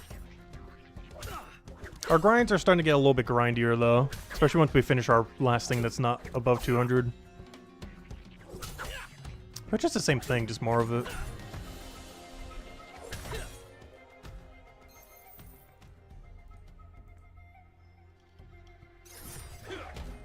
Well, once they start adding more quests, more content, more everything else, be able to get a little bit more variety on it. It's one of the reasons why I want to go pretty even on everything. Aside from the fact that you can't get XP anymore once you hit 500.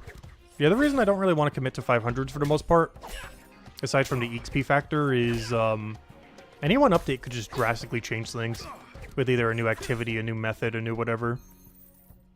So just so that we don't get as hurt by any change. Like, let's say we went like super deep into like combat or something, and then the combat rework happens. It's like, oh no. But that could happen with like anything in the game. So I kind of want to keep everything relatively even. Not like perfectly even, obviously, but I have no intention to get a 500 anytime soon. We'll get a lot of things closer to 500 though. Aside from Detective, there is a good chance we don't have a single 500 by the 1 year mark though. Only reason I say maybe Detective is if we're going really deep into combat, we're probably doing a lot of raid dens, and if we're doing a lot of raid dens, 500 Detective is just free under the new system. You'll have 500 Detective way before you have 2000 combat. Like way before. Obviously you're not going to do it as your whole grind to 200. I mean 2000. But it would definitely be there enough to get it max.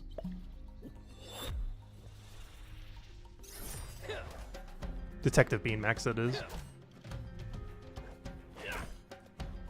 That's my only concern with even doing the daily right now for Detective. Is there's a good chance this is just going to get maxed regardless of what you do under the new system. The only reason I'm still doing it is until we hit the 344 raid den. I think it's still worth it. The second we do though, I'm probably never doing the Detective daily ever again.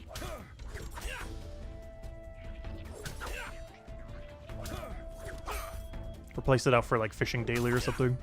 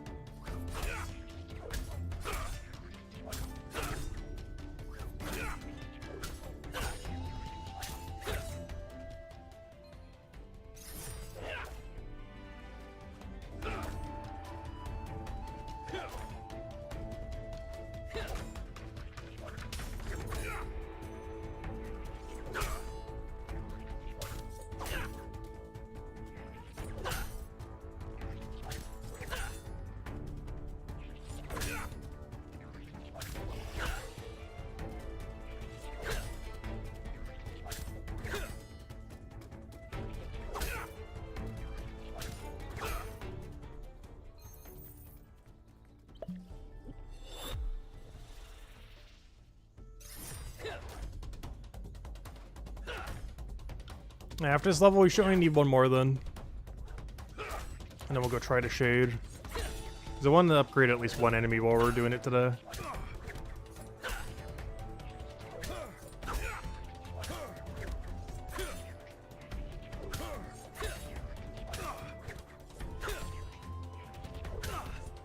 But then tomorrow we start the rail grind. We'll get like the 65 Frost Rapier. Maybe even updated range weapon, we'll see. Probably shouldn't though. The bow should be fine. I'll make a 55 bow for this stream. But beyond that, we shouldn't need anything for the rest of them. We'll just grab whatever drop we get. Because the bow is mostly just to make sure we switch to our weapon quicker.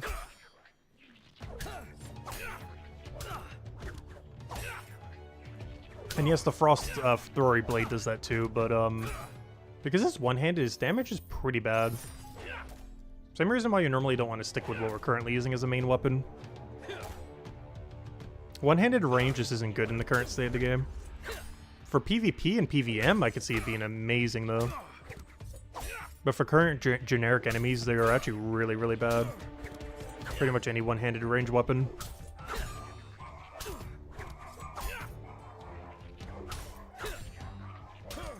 I think that's the Amazon thing. Even though I'm going food shopping tomorrow, I did order water. And I believe that's the water finally getting here. Because we haven't gotten food shopping since after the floor stuff. I'll be doing that tomorrow. This water was one of those things we kind of couldn't wait on. Like even today, I've just been sipping on the soda. We're pretty much out of water completely.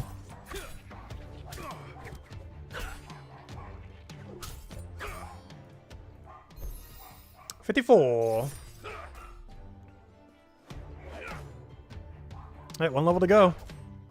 And then we should be able to kill the shades. I might have to heal every single fight though, but it's fine. For the better XP that we'd be getting from them. Like right now we're only getting 1k each. I'm pretty sure the shades will be like 1.3k. Definitely at least 1.2k. So if I have to throw a heal pot every time, that's fine. Though I should go downgrade to 20% instead of 25. The only reason I had the 25 is as you get to a higher level range, you kind of need the better heals. But this is a little overkill at this level range. Yeah, the bleeders are like 5 silver each. The weak runs only like 2 silver each. But at higher combat, you kind of need the better ones, at least currently. I'm still curious to see after special attack and skill tree how often you'll really need to heal. Because in a lot of situations, the answer is probably like almost never. If you really min-max your build and have good gear, or at least a good weapon with special attacks and everything.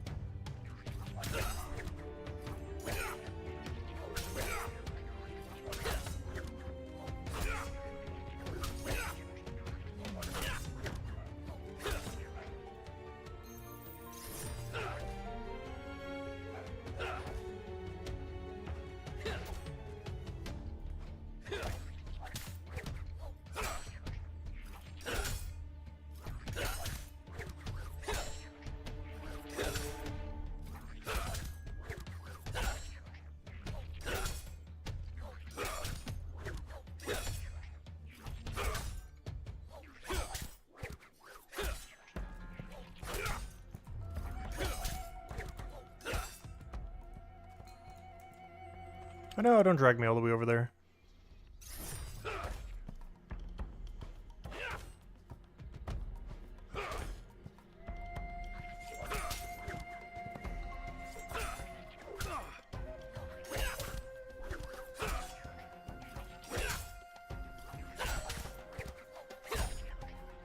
I just think we're bulky enough that we could just do the two-hand the whole time now. I'm sure I keep switching. It mattered earlier when we weren't as tanky. But all the levels... Oh, never mind. Gosh, we've been getting a lot of plate legs. These things absolutely love plate legs and gloves, apparently. Pretty sure just are we happy to be getting them. But, this thing is dropping literally nothing but plate legs and gloves. We've gotten literally every rarity of leg you could even get from these guys now. 1, 2, 3, and 4.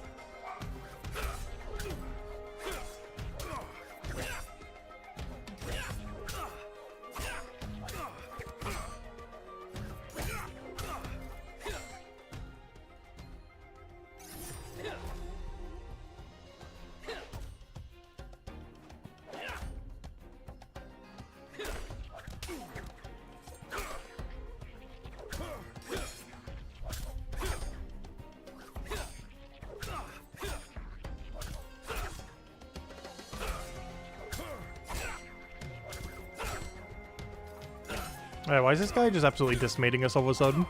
Stop doing that.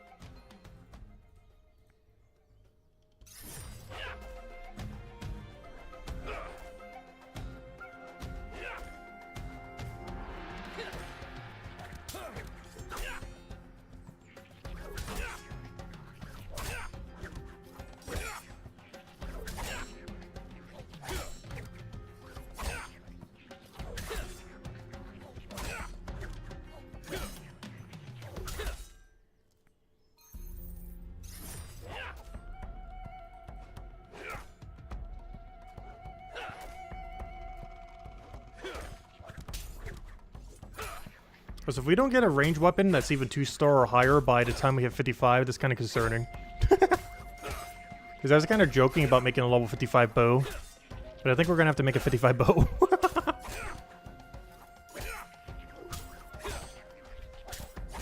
We might actually have to do that.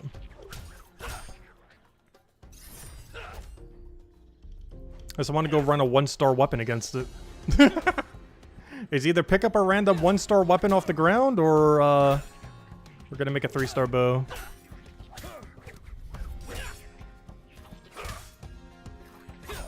Because it has not dropped us a 2-star or higher range weapon this entire time. I need to not have a Necromay weapon for next enemy. For range. That or we just melee them only, I guess. But then we really gotta drink more heal pot. We're just gonna melee only the whole fight.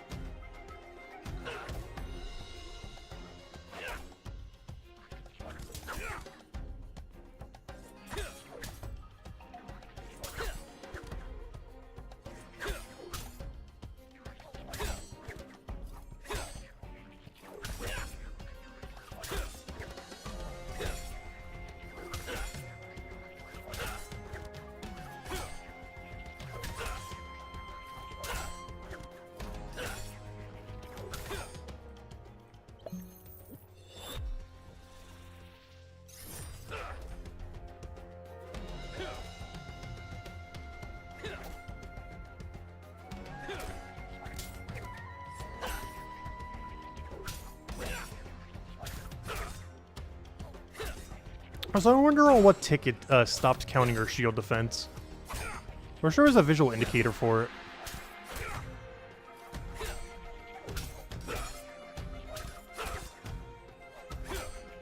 Because the game doesn't really give any indication at all when you're being protected by your shield or not being protected by your shield.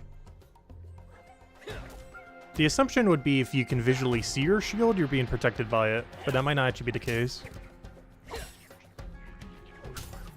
Like right there, was that counting our shield or not? Because it was almost at like the same tick.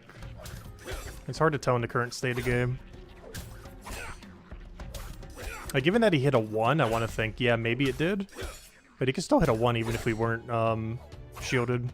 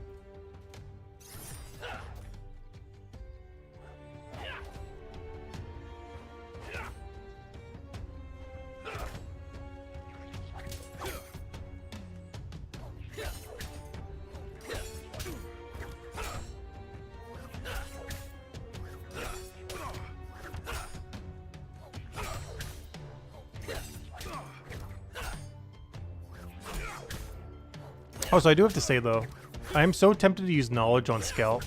Just because compared to the other areas, this area is so bad value to go for.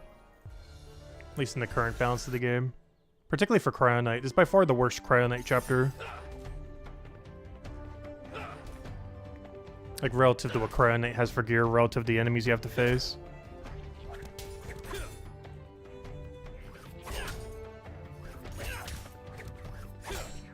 That's why we saved it for last. But no, I'm going to be putting it all into Carpentry. It's too much value into Carpentry to not put into Carpentry.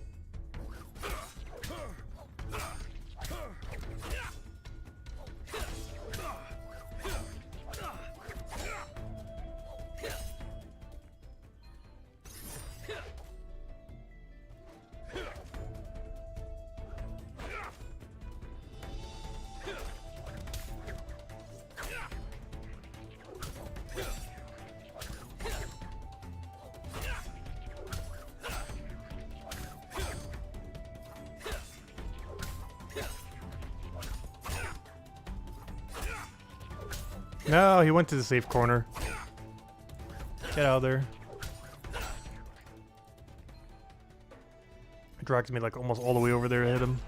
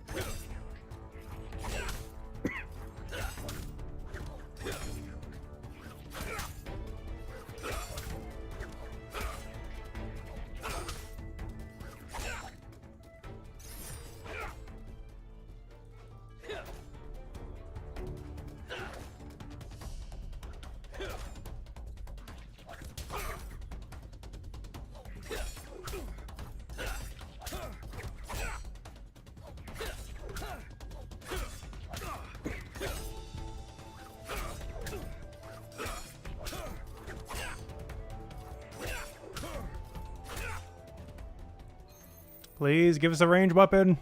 I don't want to have to make the thing. I'll do it if we need to, though.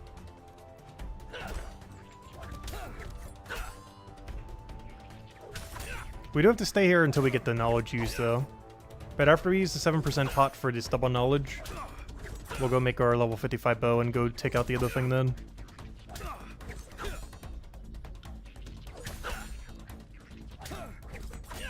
And an off stream, that's probably the main one I'll grind. Unless I want to go do the goblin or something.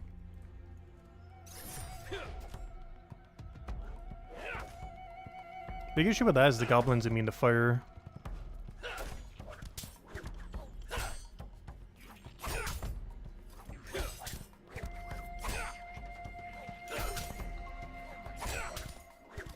There's a good chance I might just do the goblin for one-time bonus. Do these to like 65-ish. Make it the blue weapon and then we're ready for tomorrow. So I can camp these. Because one of the reasons I actually want to make the bow as well. Because I actually do plan to camp them for a little bit. Pretty much all the way to our level that we need tomorrow.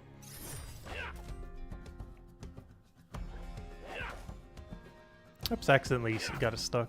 I did not mean to do that. Actually want it to come to us so that we get to it at around the same time. It's a waste of time if we have to walk to it. Gotta let it walk to us.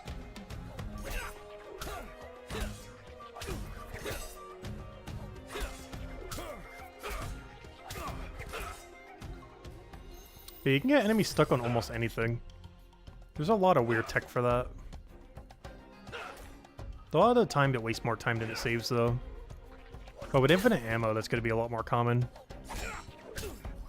Which is, even if we have infinite ammo, I'm actually considering when Skill Tree comes out to not spec at all into ammo. Because your auto-free switch won't work if you have anything allocated into ammo. So we'll see if they actually do free switches or how they're going to do it initially once we do get the Skill Tree in the second wave of combat rework. But there's a good chance that, unless you're really heavily utilizing it, you actually don't want to have any extra ammo at all. You'd want to go all in on, like, minimum hit, weapon proficiency, stuff like that. Like, anything that's, like, pure damage for melee. And if you want a few extra, instead of going extra ammo, go, like, a little bit extra bulkiness. In one way or another. Because that makes it so you don't have to go for movement speed. It also makes it so you don't have to go for dodge, like running away from a fight. It also makes it so you don't have to go for ammo at all. Which is all stuff that could go into defense instead.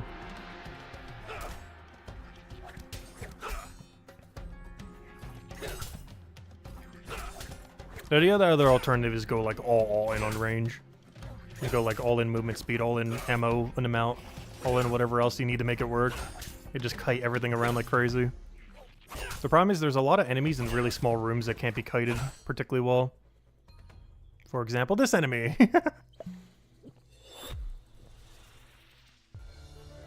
Or it's possible, but it's really annoying to do.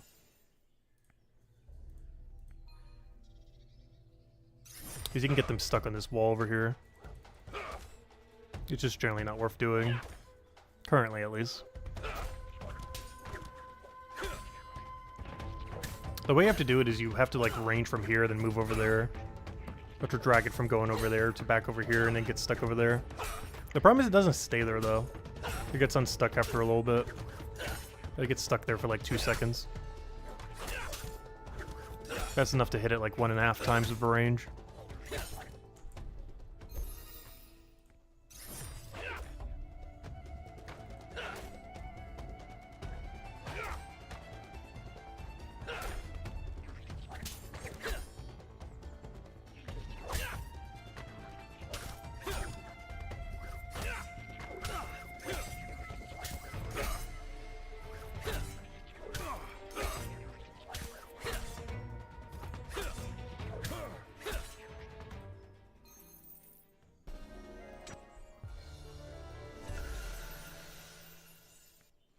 Alright, we'll be unlocking the passive, but we already had the 7%, so we're putting into carpentry. I gotta keep that in mind on the next one, though.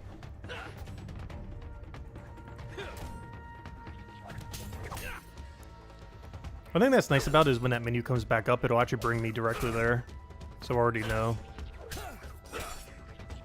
Alright, after this kill, let's go make our bow real quick. I'm going to hope we already have the material.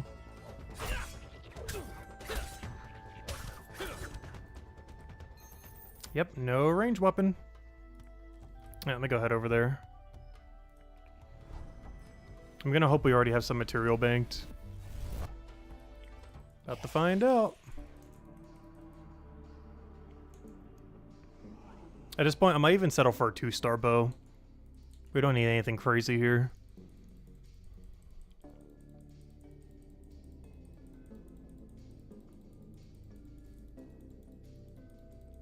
We just need a weapon that isn't this. Doesn't need to be too good, it just needs to be better than a 1-star. Better than a 1-star and better than a Necromay weapon.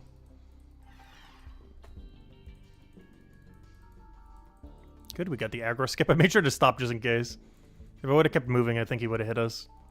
But I moved on this tile for a tick and then moved.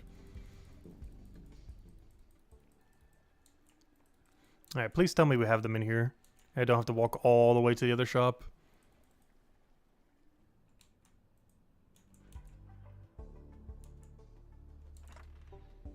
Oh, that's so nice. Saved so hard. Alright, what level bow do I need again? 25 or 55. Honestly, if we get a 2-star first try, I'm just keeping it. If we somehow get a 2-star before a 3-star, I might just roll with it.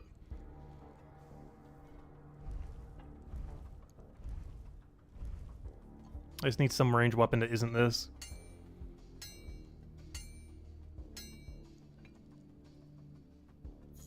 And they're weak to green, so might as well make it this weapon. Nope, not what we're looking for. Come on, our bar is so low. Literally anything that isn't a 1-star.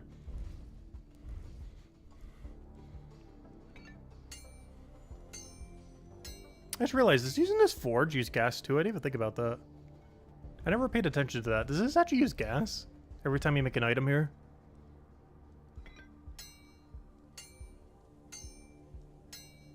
I'm about to find out if it goes down by 1. It does. I never noticed that.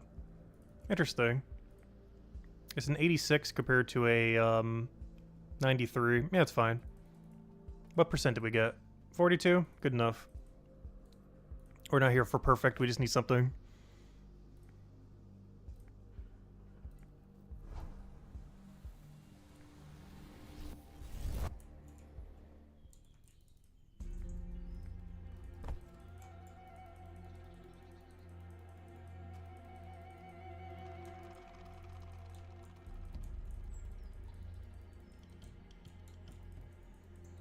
Oh, so while I'm here, so 1-time kill bonus to goblins.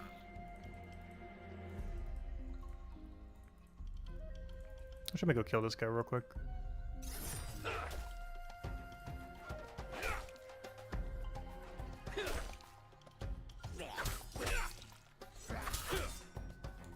Oh yeah, probably should have 5% potted first, that's fine. I just want to do these now because we're probably camping the other thing. At least off stream anyways.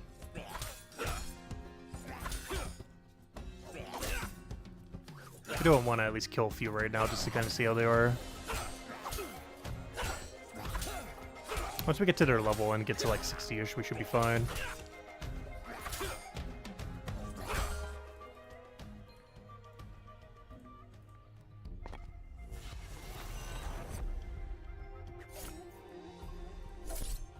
And it looks like a downgrade, but against the enemy we're about to face, there's definitely an upgrade.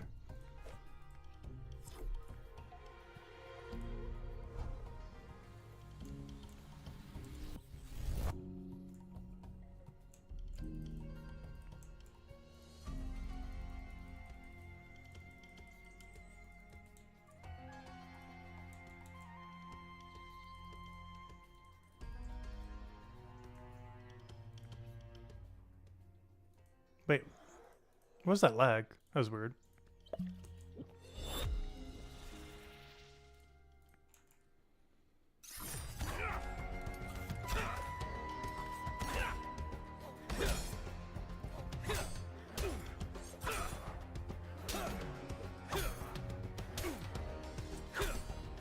Oh, it's going way better than I thought it would. Wait, what? Why is this fight going so good? They're about 200 more than the other thing we were killing. XP each. Wait, why is this fight going so absurdly good? That had to have been a lucky roll or something. That thing died like nothing.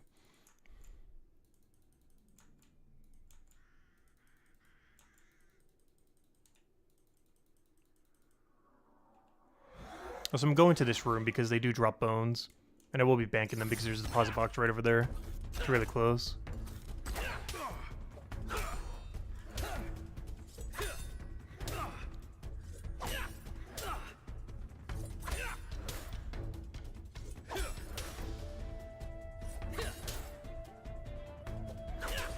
I should probably also trade these out for 20% pots so we don't burn all of our money.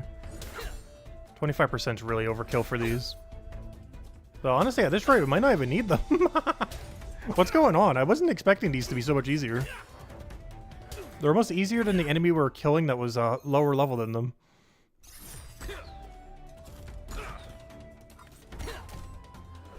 Oh yeah, I forgot. This only has 3 ammo. That's actually really good. I didn't even think about that just now. This being only a 3 ammo bow is actually beneficial. Because then we'll start auto-attacking with melee immediately. Which makes these even more AFKable later. I didn't even think about that just now. This having 1 less ammo is actually an improvement rather than a downgrade. It's one of the reasons why I was saying earlier why going ammo on skill tree, unless you're going really heavy into it, it's probably not worth it. Also, this is somewhat a deliberate death. I want my better heal pots. I mean, worse heal pots. I want to go get 20% heal. Because we're going to need a heal, and I don't want to waste them on these. These are like 3 times more expensive. And 20% is already overkill. I think I have like none in the bank. Let me double check.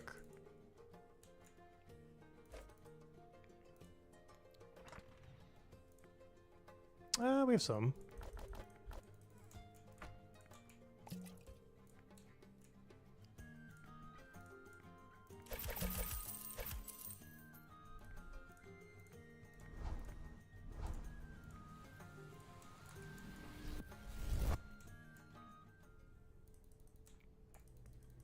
Oh, whoops. No! Wait. Oh, okay, okay. I thought I clicked sell. Okay, never mind, never mind. I was gonna say, I don't think I've ever done that before. But, no, I didn't. That's not what I did. I thought I clicked sell all in the potions. Have any of you guys done that yet? I haven't yet. Have you guys accidentally ever sold a stack of potions that you didn't mean to? I've accidentally deposited them like I just did, but I've never accidentally sold them. The 5% don't matter as much, but if I accidentally sell the 7%, that's really, really, really, really, really bad. But no, I deposited them, I didn't sell them. Alright, saved. That was almost really bad. This is also why I don't ever bring the full stack, in case that ever does happen. You may notice whenever I grab them, I only grab 100 at a time when I grab the better stuff. And that's just in case we ever accidentally sell the whole stack. Hasn't happened yet, but you never know. It might eventually. But no, I accidentally deposited them. I didn't sell them.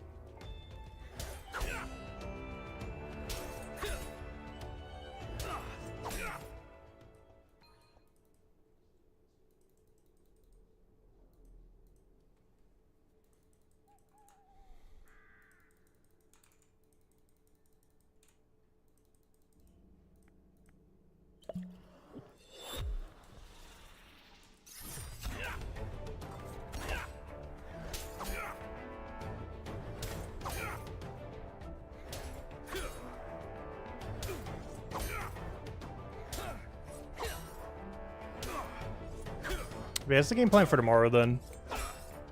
We get like a 65, 70 perfect rapier.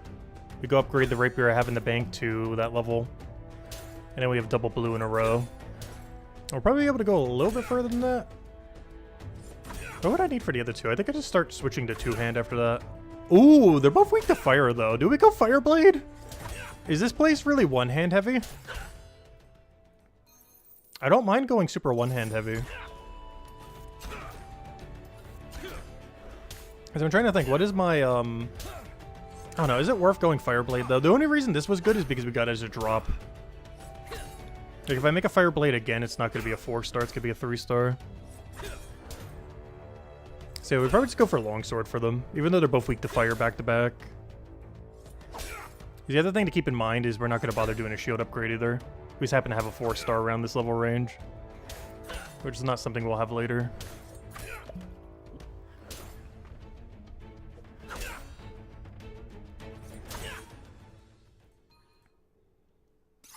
But yeah, Guardian is set up really, really, really good for this area. It obviously is supposed to be.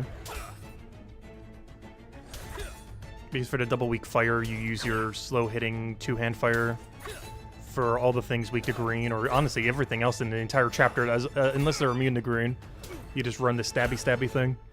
And one of the things that's immune to green is weak to fire that you'd be using the other weapon for anyways. Yeah, Guardian is set up the best for this chapter. Cryo Knight is set up the absolute worst.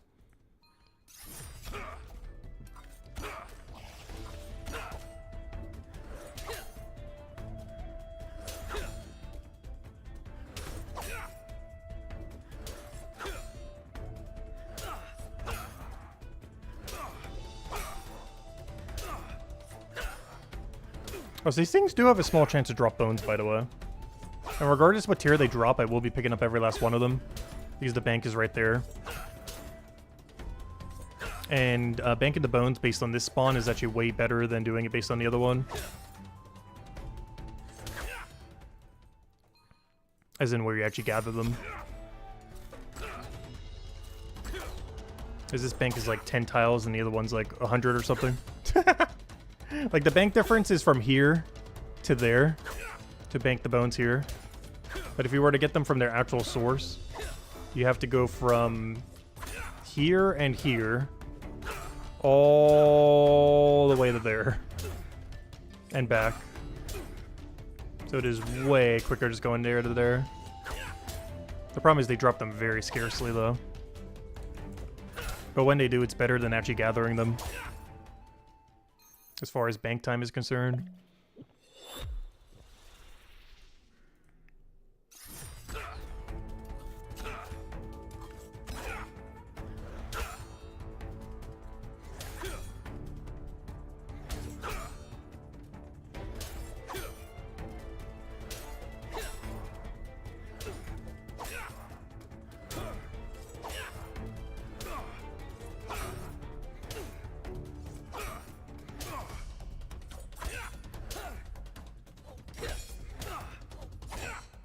Yep, there they are. Grey Goathorn. Yeah, we'll be picking up every last one of these and banking every last one. There is another enemy that drops bones in this chapter. The problem is it drops Bone Spike. It is the Wendigos. Even though these are close to a bank, the problem is Bone Spike is literally on top of a bank. So it's like the one bone that is not worth it. I wish their drop table was literally anything else. They could have chose literally any other bone but Bone Spike, and it would have been actually worth banking. But they chose like the only one that isn't worth banking for that one for some reason. This one's really good because it's actually the material we make all of our shields upgrades out of forever. This is the main thing we'll be using it for. It's also used for whatever on earth these weapons are. One-hand weapon, one-hand weapon, one-hand weapon. A really useless range weapon. I think those mostly. But the main one that it makes is the shield. That's the one we care about.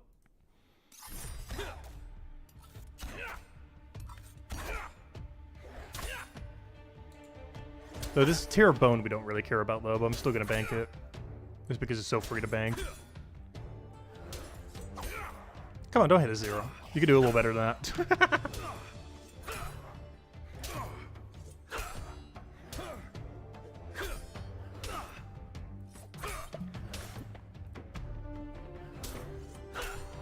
Ones we really want to see from these guys are tier 4 and above though.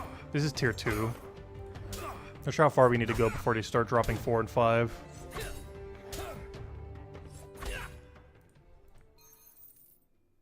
Because I don't believe the wiki mentions it. Okay, let me go double check. Does the wiki mention it? I don't think it does.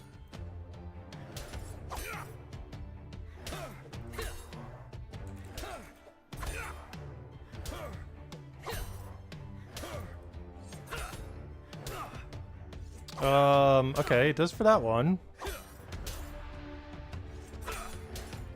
Rigged Goathorn. Which one is this? It's tier 3. Yeah, it looks like they go up a tier every time. Oh, perfect. That means we do get tier 4 by the time we get to 200, or before 200. Because that means this one right here should be tier 4.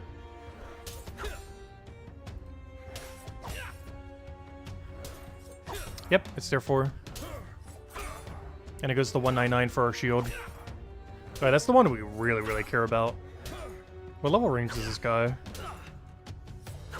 177. Kill him as early as 157, there's no way we're killing him at that level range though. That's probably the most relevant thing we get to kill up to 200. It is the best drop table out of anything in this chapter. It's also the final enemy of the chapter. It's also weak to green, which makes it even better for Guardian, because this whole chapter is set up for Guardians.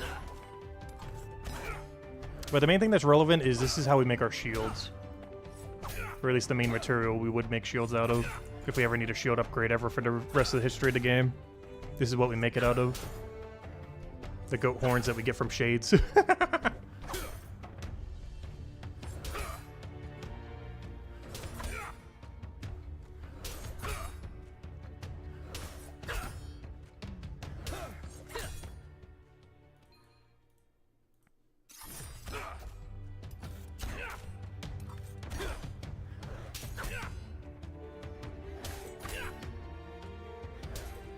Also, honestly, this 2-star bow might actually be stronger than a 3-star bow. And I really put that into consideration until we made it.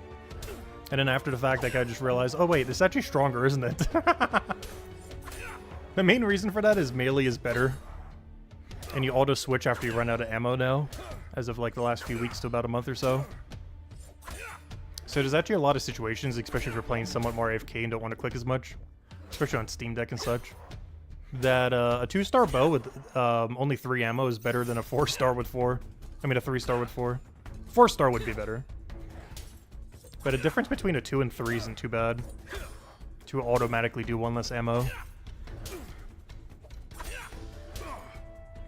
It makes killing these a lot more AFK. Which will be perfect for off-stream when we go do them after I go grab dinner. Because it makes these far, far more AFK. As you switch back to your better damage way quicker. In the case of our shield, we also switch to our shield way quicker since the thing is 2-hand.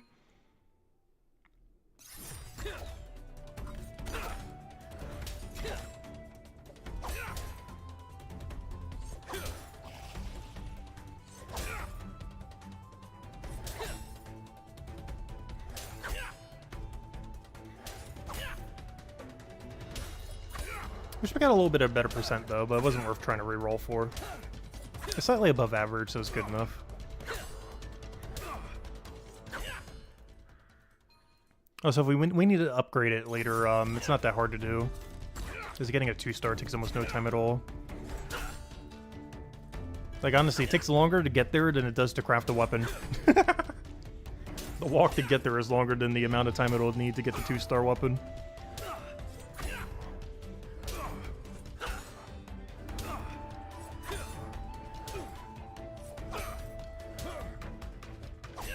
Plus, they might drop one as well. Though we've been really unlucky with range weapons from Chapter 2 so far today. They just do not want to give us range weapons today.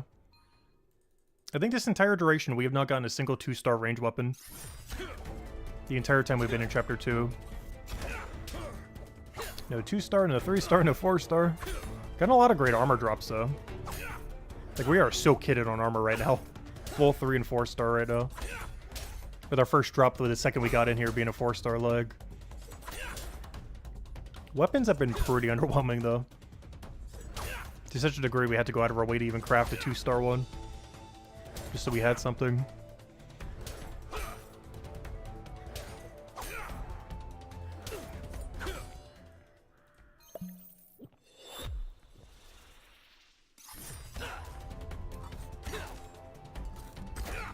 So level 58 we can drop, or we can wield all the gear that we get from them.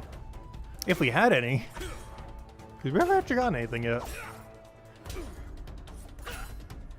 A lot from the previous enemy, but none from this thing yet. His previous enemy was what? Helm, glove, and leg immediately the second we got here. So the helm was already at a different session though. That was when we did base 50 for everything. We got that while doing level 50 scout.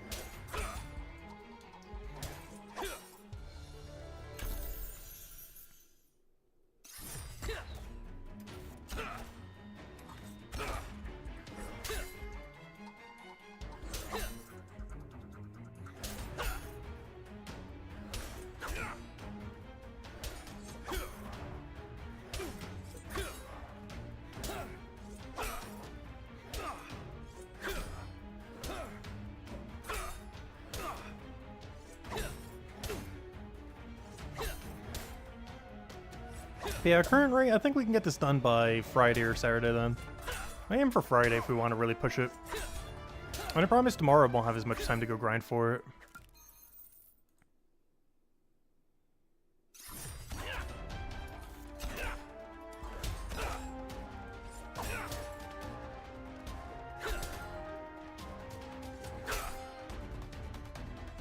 But let's see, if we get to like at least 65 tonight, 80-ish by tomorrow.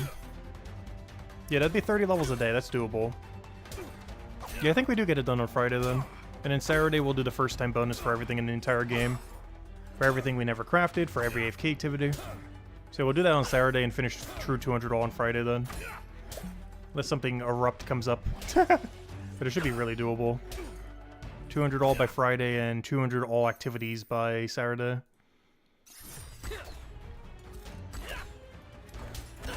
So we have full completion up to 200 by Saturday then. Literally everything you can do up to level 200 will be done at least once. Including passives.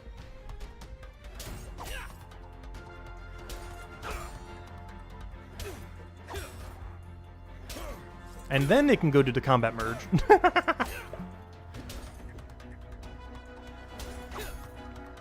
I might actually die here. He's hitting us really hard. No! RNG, please, no! Yeah, that'll still happen sometimes. Should have double healed. Come on, shield. Shield is harder.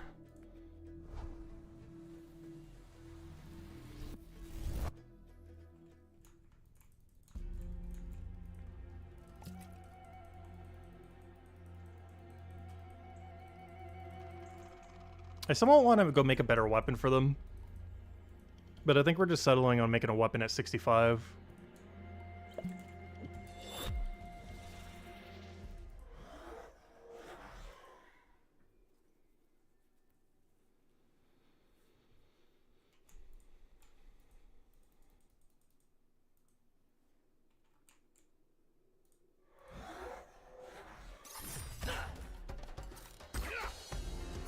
Or who knows, maybe they'll drop us a weapon. Could get lucky. We haven't so far, but that doesn't mean they won't drop one.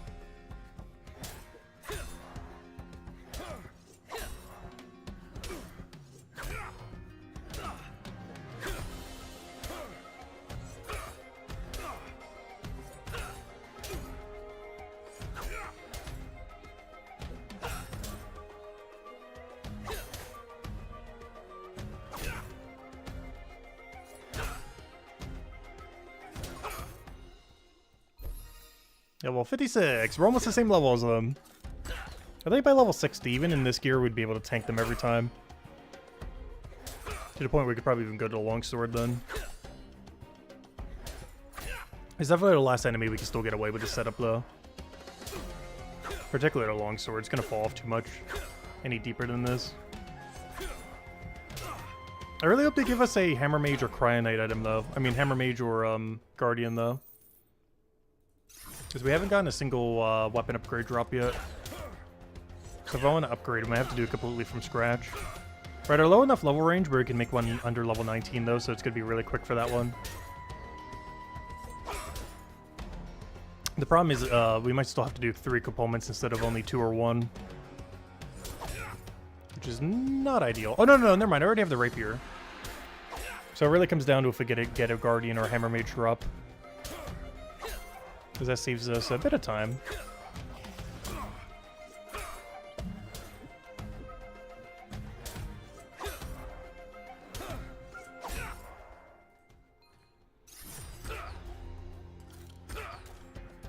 But honestly, now that I'm thinking about it, not that much. Because I'd still have to make... It only saves us from having to make the level 19 to 0 weapon, or the 0 to 19 one that's really easy to make.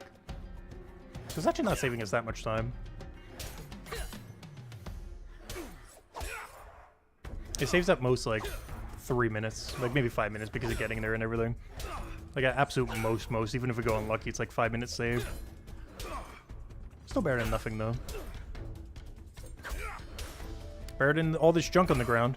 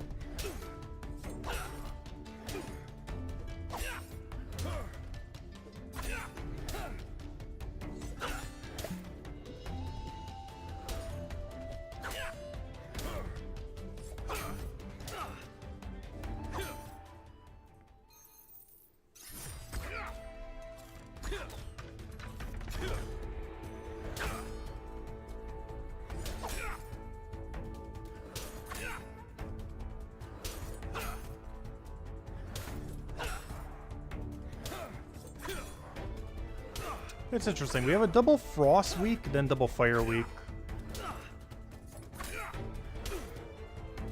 As far as what's coming up in our combat.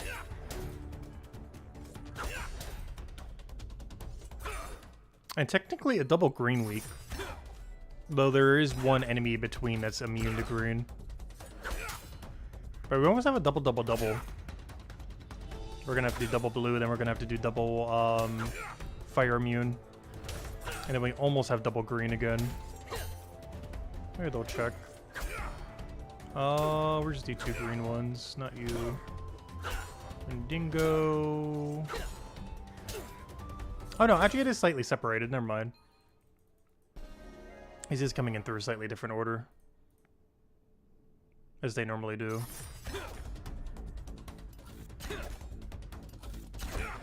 Yeah, we do still have double blue though. Then green, then immune to green.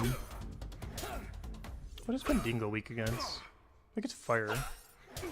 Oh yeah, so we do still have double fire. Yeah, so we do still have double blue, double fire.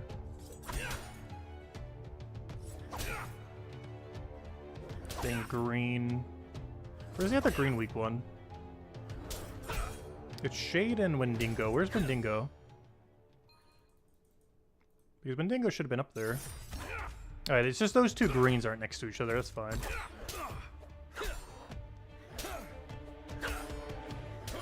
But it's double ice week, then double fire week. And then a bunch of mixed match stuff. So we do have a double yellow week, I guess, in a row after.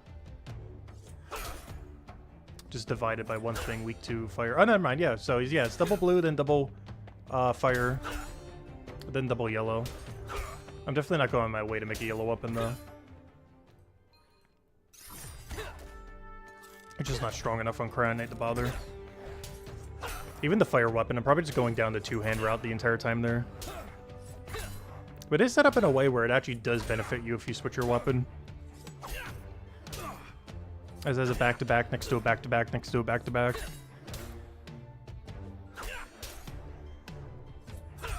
So you get to use the weapon for a high effectiveness for a lot longer.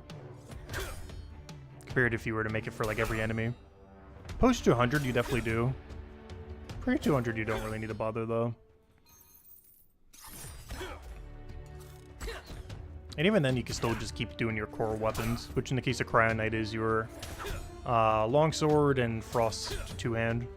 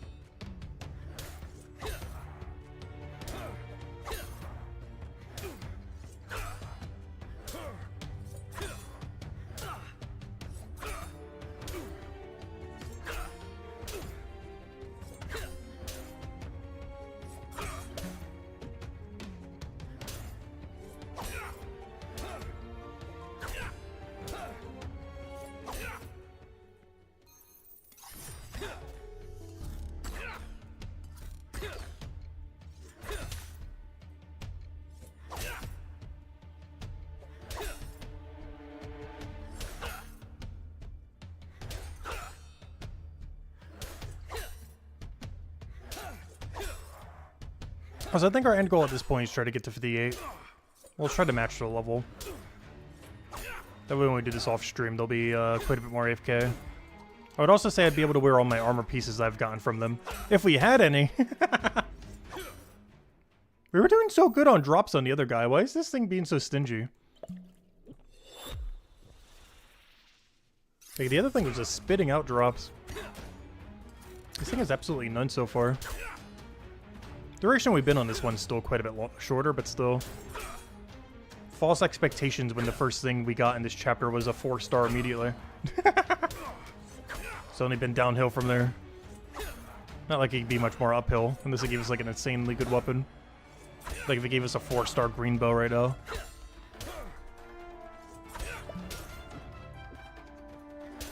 Which even if it did, I wouldn't be able to wield yet. That would be nice.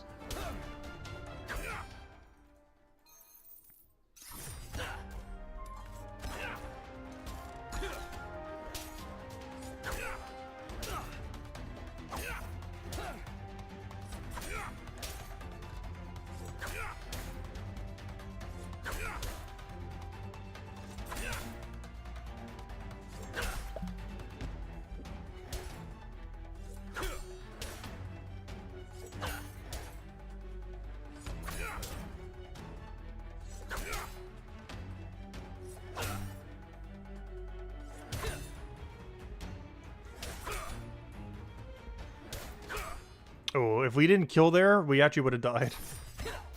If we low rolled that. The struggle of a slow hitting weapon. Luckily we hit high enough that we didn't die. Anything less than killing that there would have been us dead.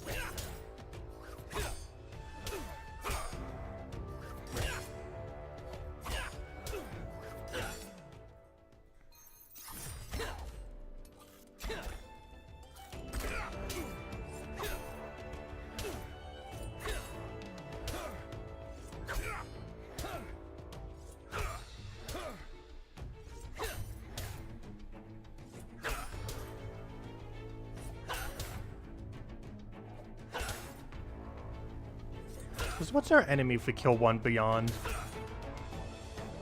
For Mind Fighter, it would be either keep doing blob for 1 level, as well as get first time bonus on that guy. Potentially even both of them. For Hope Forest, it would be... I'm pretty sure no, it's not Final Shade. Actually, what is the final enemy here? Oh, Bear. Oh, that's kind of convenient. If we make a blue weapon for it. Oh, wait, I'm looking at the wrong section. Wrong number. That's when you unlock it. The actual enemy would be Wendigo. So I gotta use a big 2-hand there. That's fine though. I would have a big 2-hand at the end.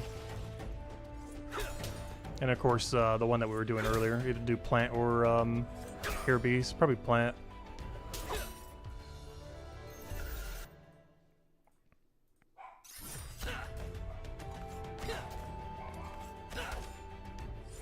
Like, just for the sake of it for Legacy Leaderboard, I might go for like 201 or 202.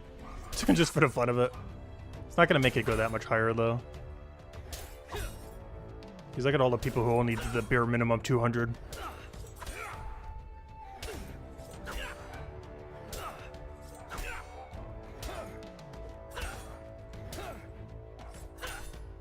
I know, even without doing that, all of them will be a triple-digit number at least. I don't really care too much about the Legacy Leaderboard, but I figured, hey, I might as well. 1 level's not gonna hurt.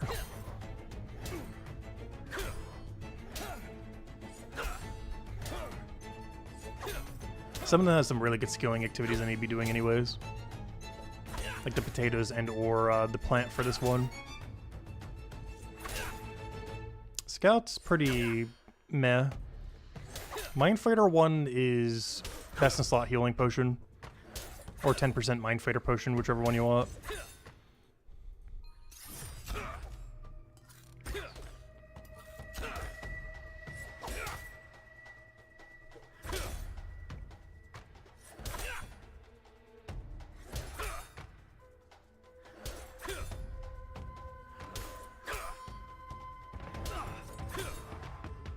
Oh, so this thing does not drop the bones that often. We've gotten 3 bone drops this entire time. Unless I missed one over a stack. But you'd be able to tell because the stack will say, oh, there it is. Aha! I did miss one.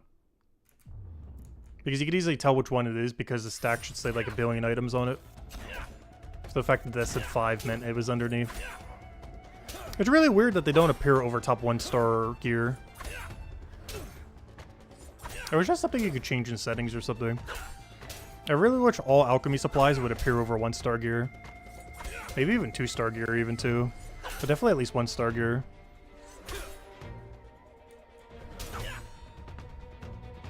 But currently it appears underneath.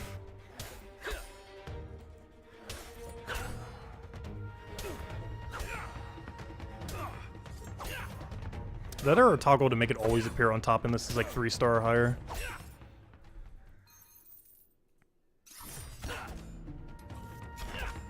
Problem with some enemies too is some of them actually drop an actual item while also doing supplies. I've seen that a couple times. I can't remember what enemies they were. But there's some enemy in chapter 1 that was doing it. Where occasionally it was dropping both an item and alchemy supplies. Which made it really hard to tell if it actually dropped alchemy supplies or not. And some of the times it was doing both simultaneously. Which would automatically place it underneath the item. Oh no. I knew it. Saw that coming the second we didn't hit that. Honestly, I might just end it here for now. Go get them set up for AFK later. Just grab some dinner for now. But tomorrow we will have the nice shiny rapier. We will go and end up taking out everything we need to go do. Which is the bear and the... actually, what are the 2 main enemies tomorrow? Bear and Viper. If we can get some time, we'll make a 2-hand for the Wendigo stuff as well. But tomorrow's going to be probably a little bit of shorter stream since it's Monday, so yeah, it's probably going to be a Viper Beer focus. As far as taking out those 2 targets. Oh yeah, I forgot, this isn't a bone. I mean, this is a bone. I can't store them here. Whoops, that's not the right storage bin. Let me go put them in the correct storage bin real quick. And then we'll call it for now. Also, hello to Nelvik. Welcome, welcome, welcome. Yeah, we'll call it here for now. Nice, we got automatic aggro skip. Love to see it. But we got our main goal done. The scout, which is a little extra. But we wanted to go get 200 guard today. We got 200 guard. And now the goal is by Friday, end of Friday stream, we will get 200 scout. Friday stream will not end without it. But let's go get him to his alchemy AFK real quick. And then we'll call it there. So if anyone has any other questions, let me know. Otherwise, let's go get him to his AFK activity, and I'll go grab a bite to eat. I'll be back tomorrow. Not noon tomorrow. I'm not sure exactly what time we'll be starting. Probably close to like 2 p.m. Eastern Standard Time. Like 2 hours later than normal. And our main goal being to try to hit through all the blue enemies. Also, on the final poll, by the way, after 29 votes, what are we at? If/when, Marcel when, combat is merged to be one singular skill in Brighter Shores, do you have any intention on maxing it?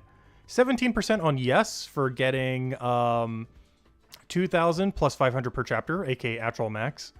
Then we had yes again for 24% for getting 800 plus 200 per chapter, aka what is effectively 200 all now, however long that ends up taking in the new system. And then 59% on just no. On no intention of really getting combat max to either of the 2 degrees. Which it will be a little bit more relevant to potentially when Boston comes out, but obviously at the current moment in time, even after the reworks, there's nothing to actually technically use combat on. Even after we get literally every rework. I'm talking about the merge, special attacks, and skill tree. There's still no bosses to kill. There's no repeatable content to go do. There won't be a raid, there won't be a boss, there won't be a little mini dungeon. There's only what there is now. So to some degree, it kind of makes sense why No is so high. In the sense that we have like a half a year before they start adding really relevant things to kill. Despite them focusing so much time right now on the combat rework, they're not actually focusing on anything to actually kill with combat. So we are at like a little weird in between. Also, gosh, tier 6 Cryonite armor looks so good. I need that. I have yet to be able to wield this armor yet. We have tier 5, but not tier 6. They look so clean. But we'll get it at some point. If we get our combat high enough in the new system. There's just no way I'm doing it before the change. But anyways, guys, I hope you all have a wonderful, wonderful week. And I will catch you guys later. Goodbye, everyone. And thanks for watching.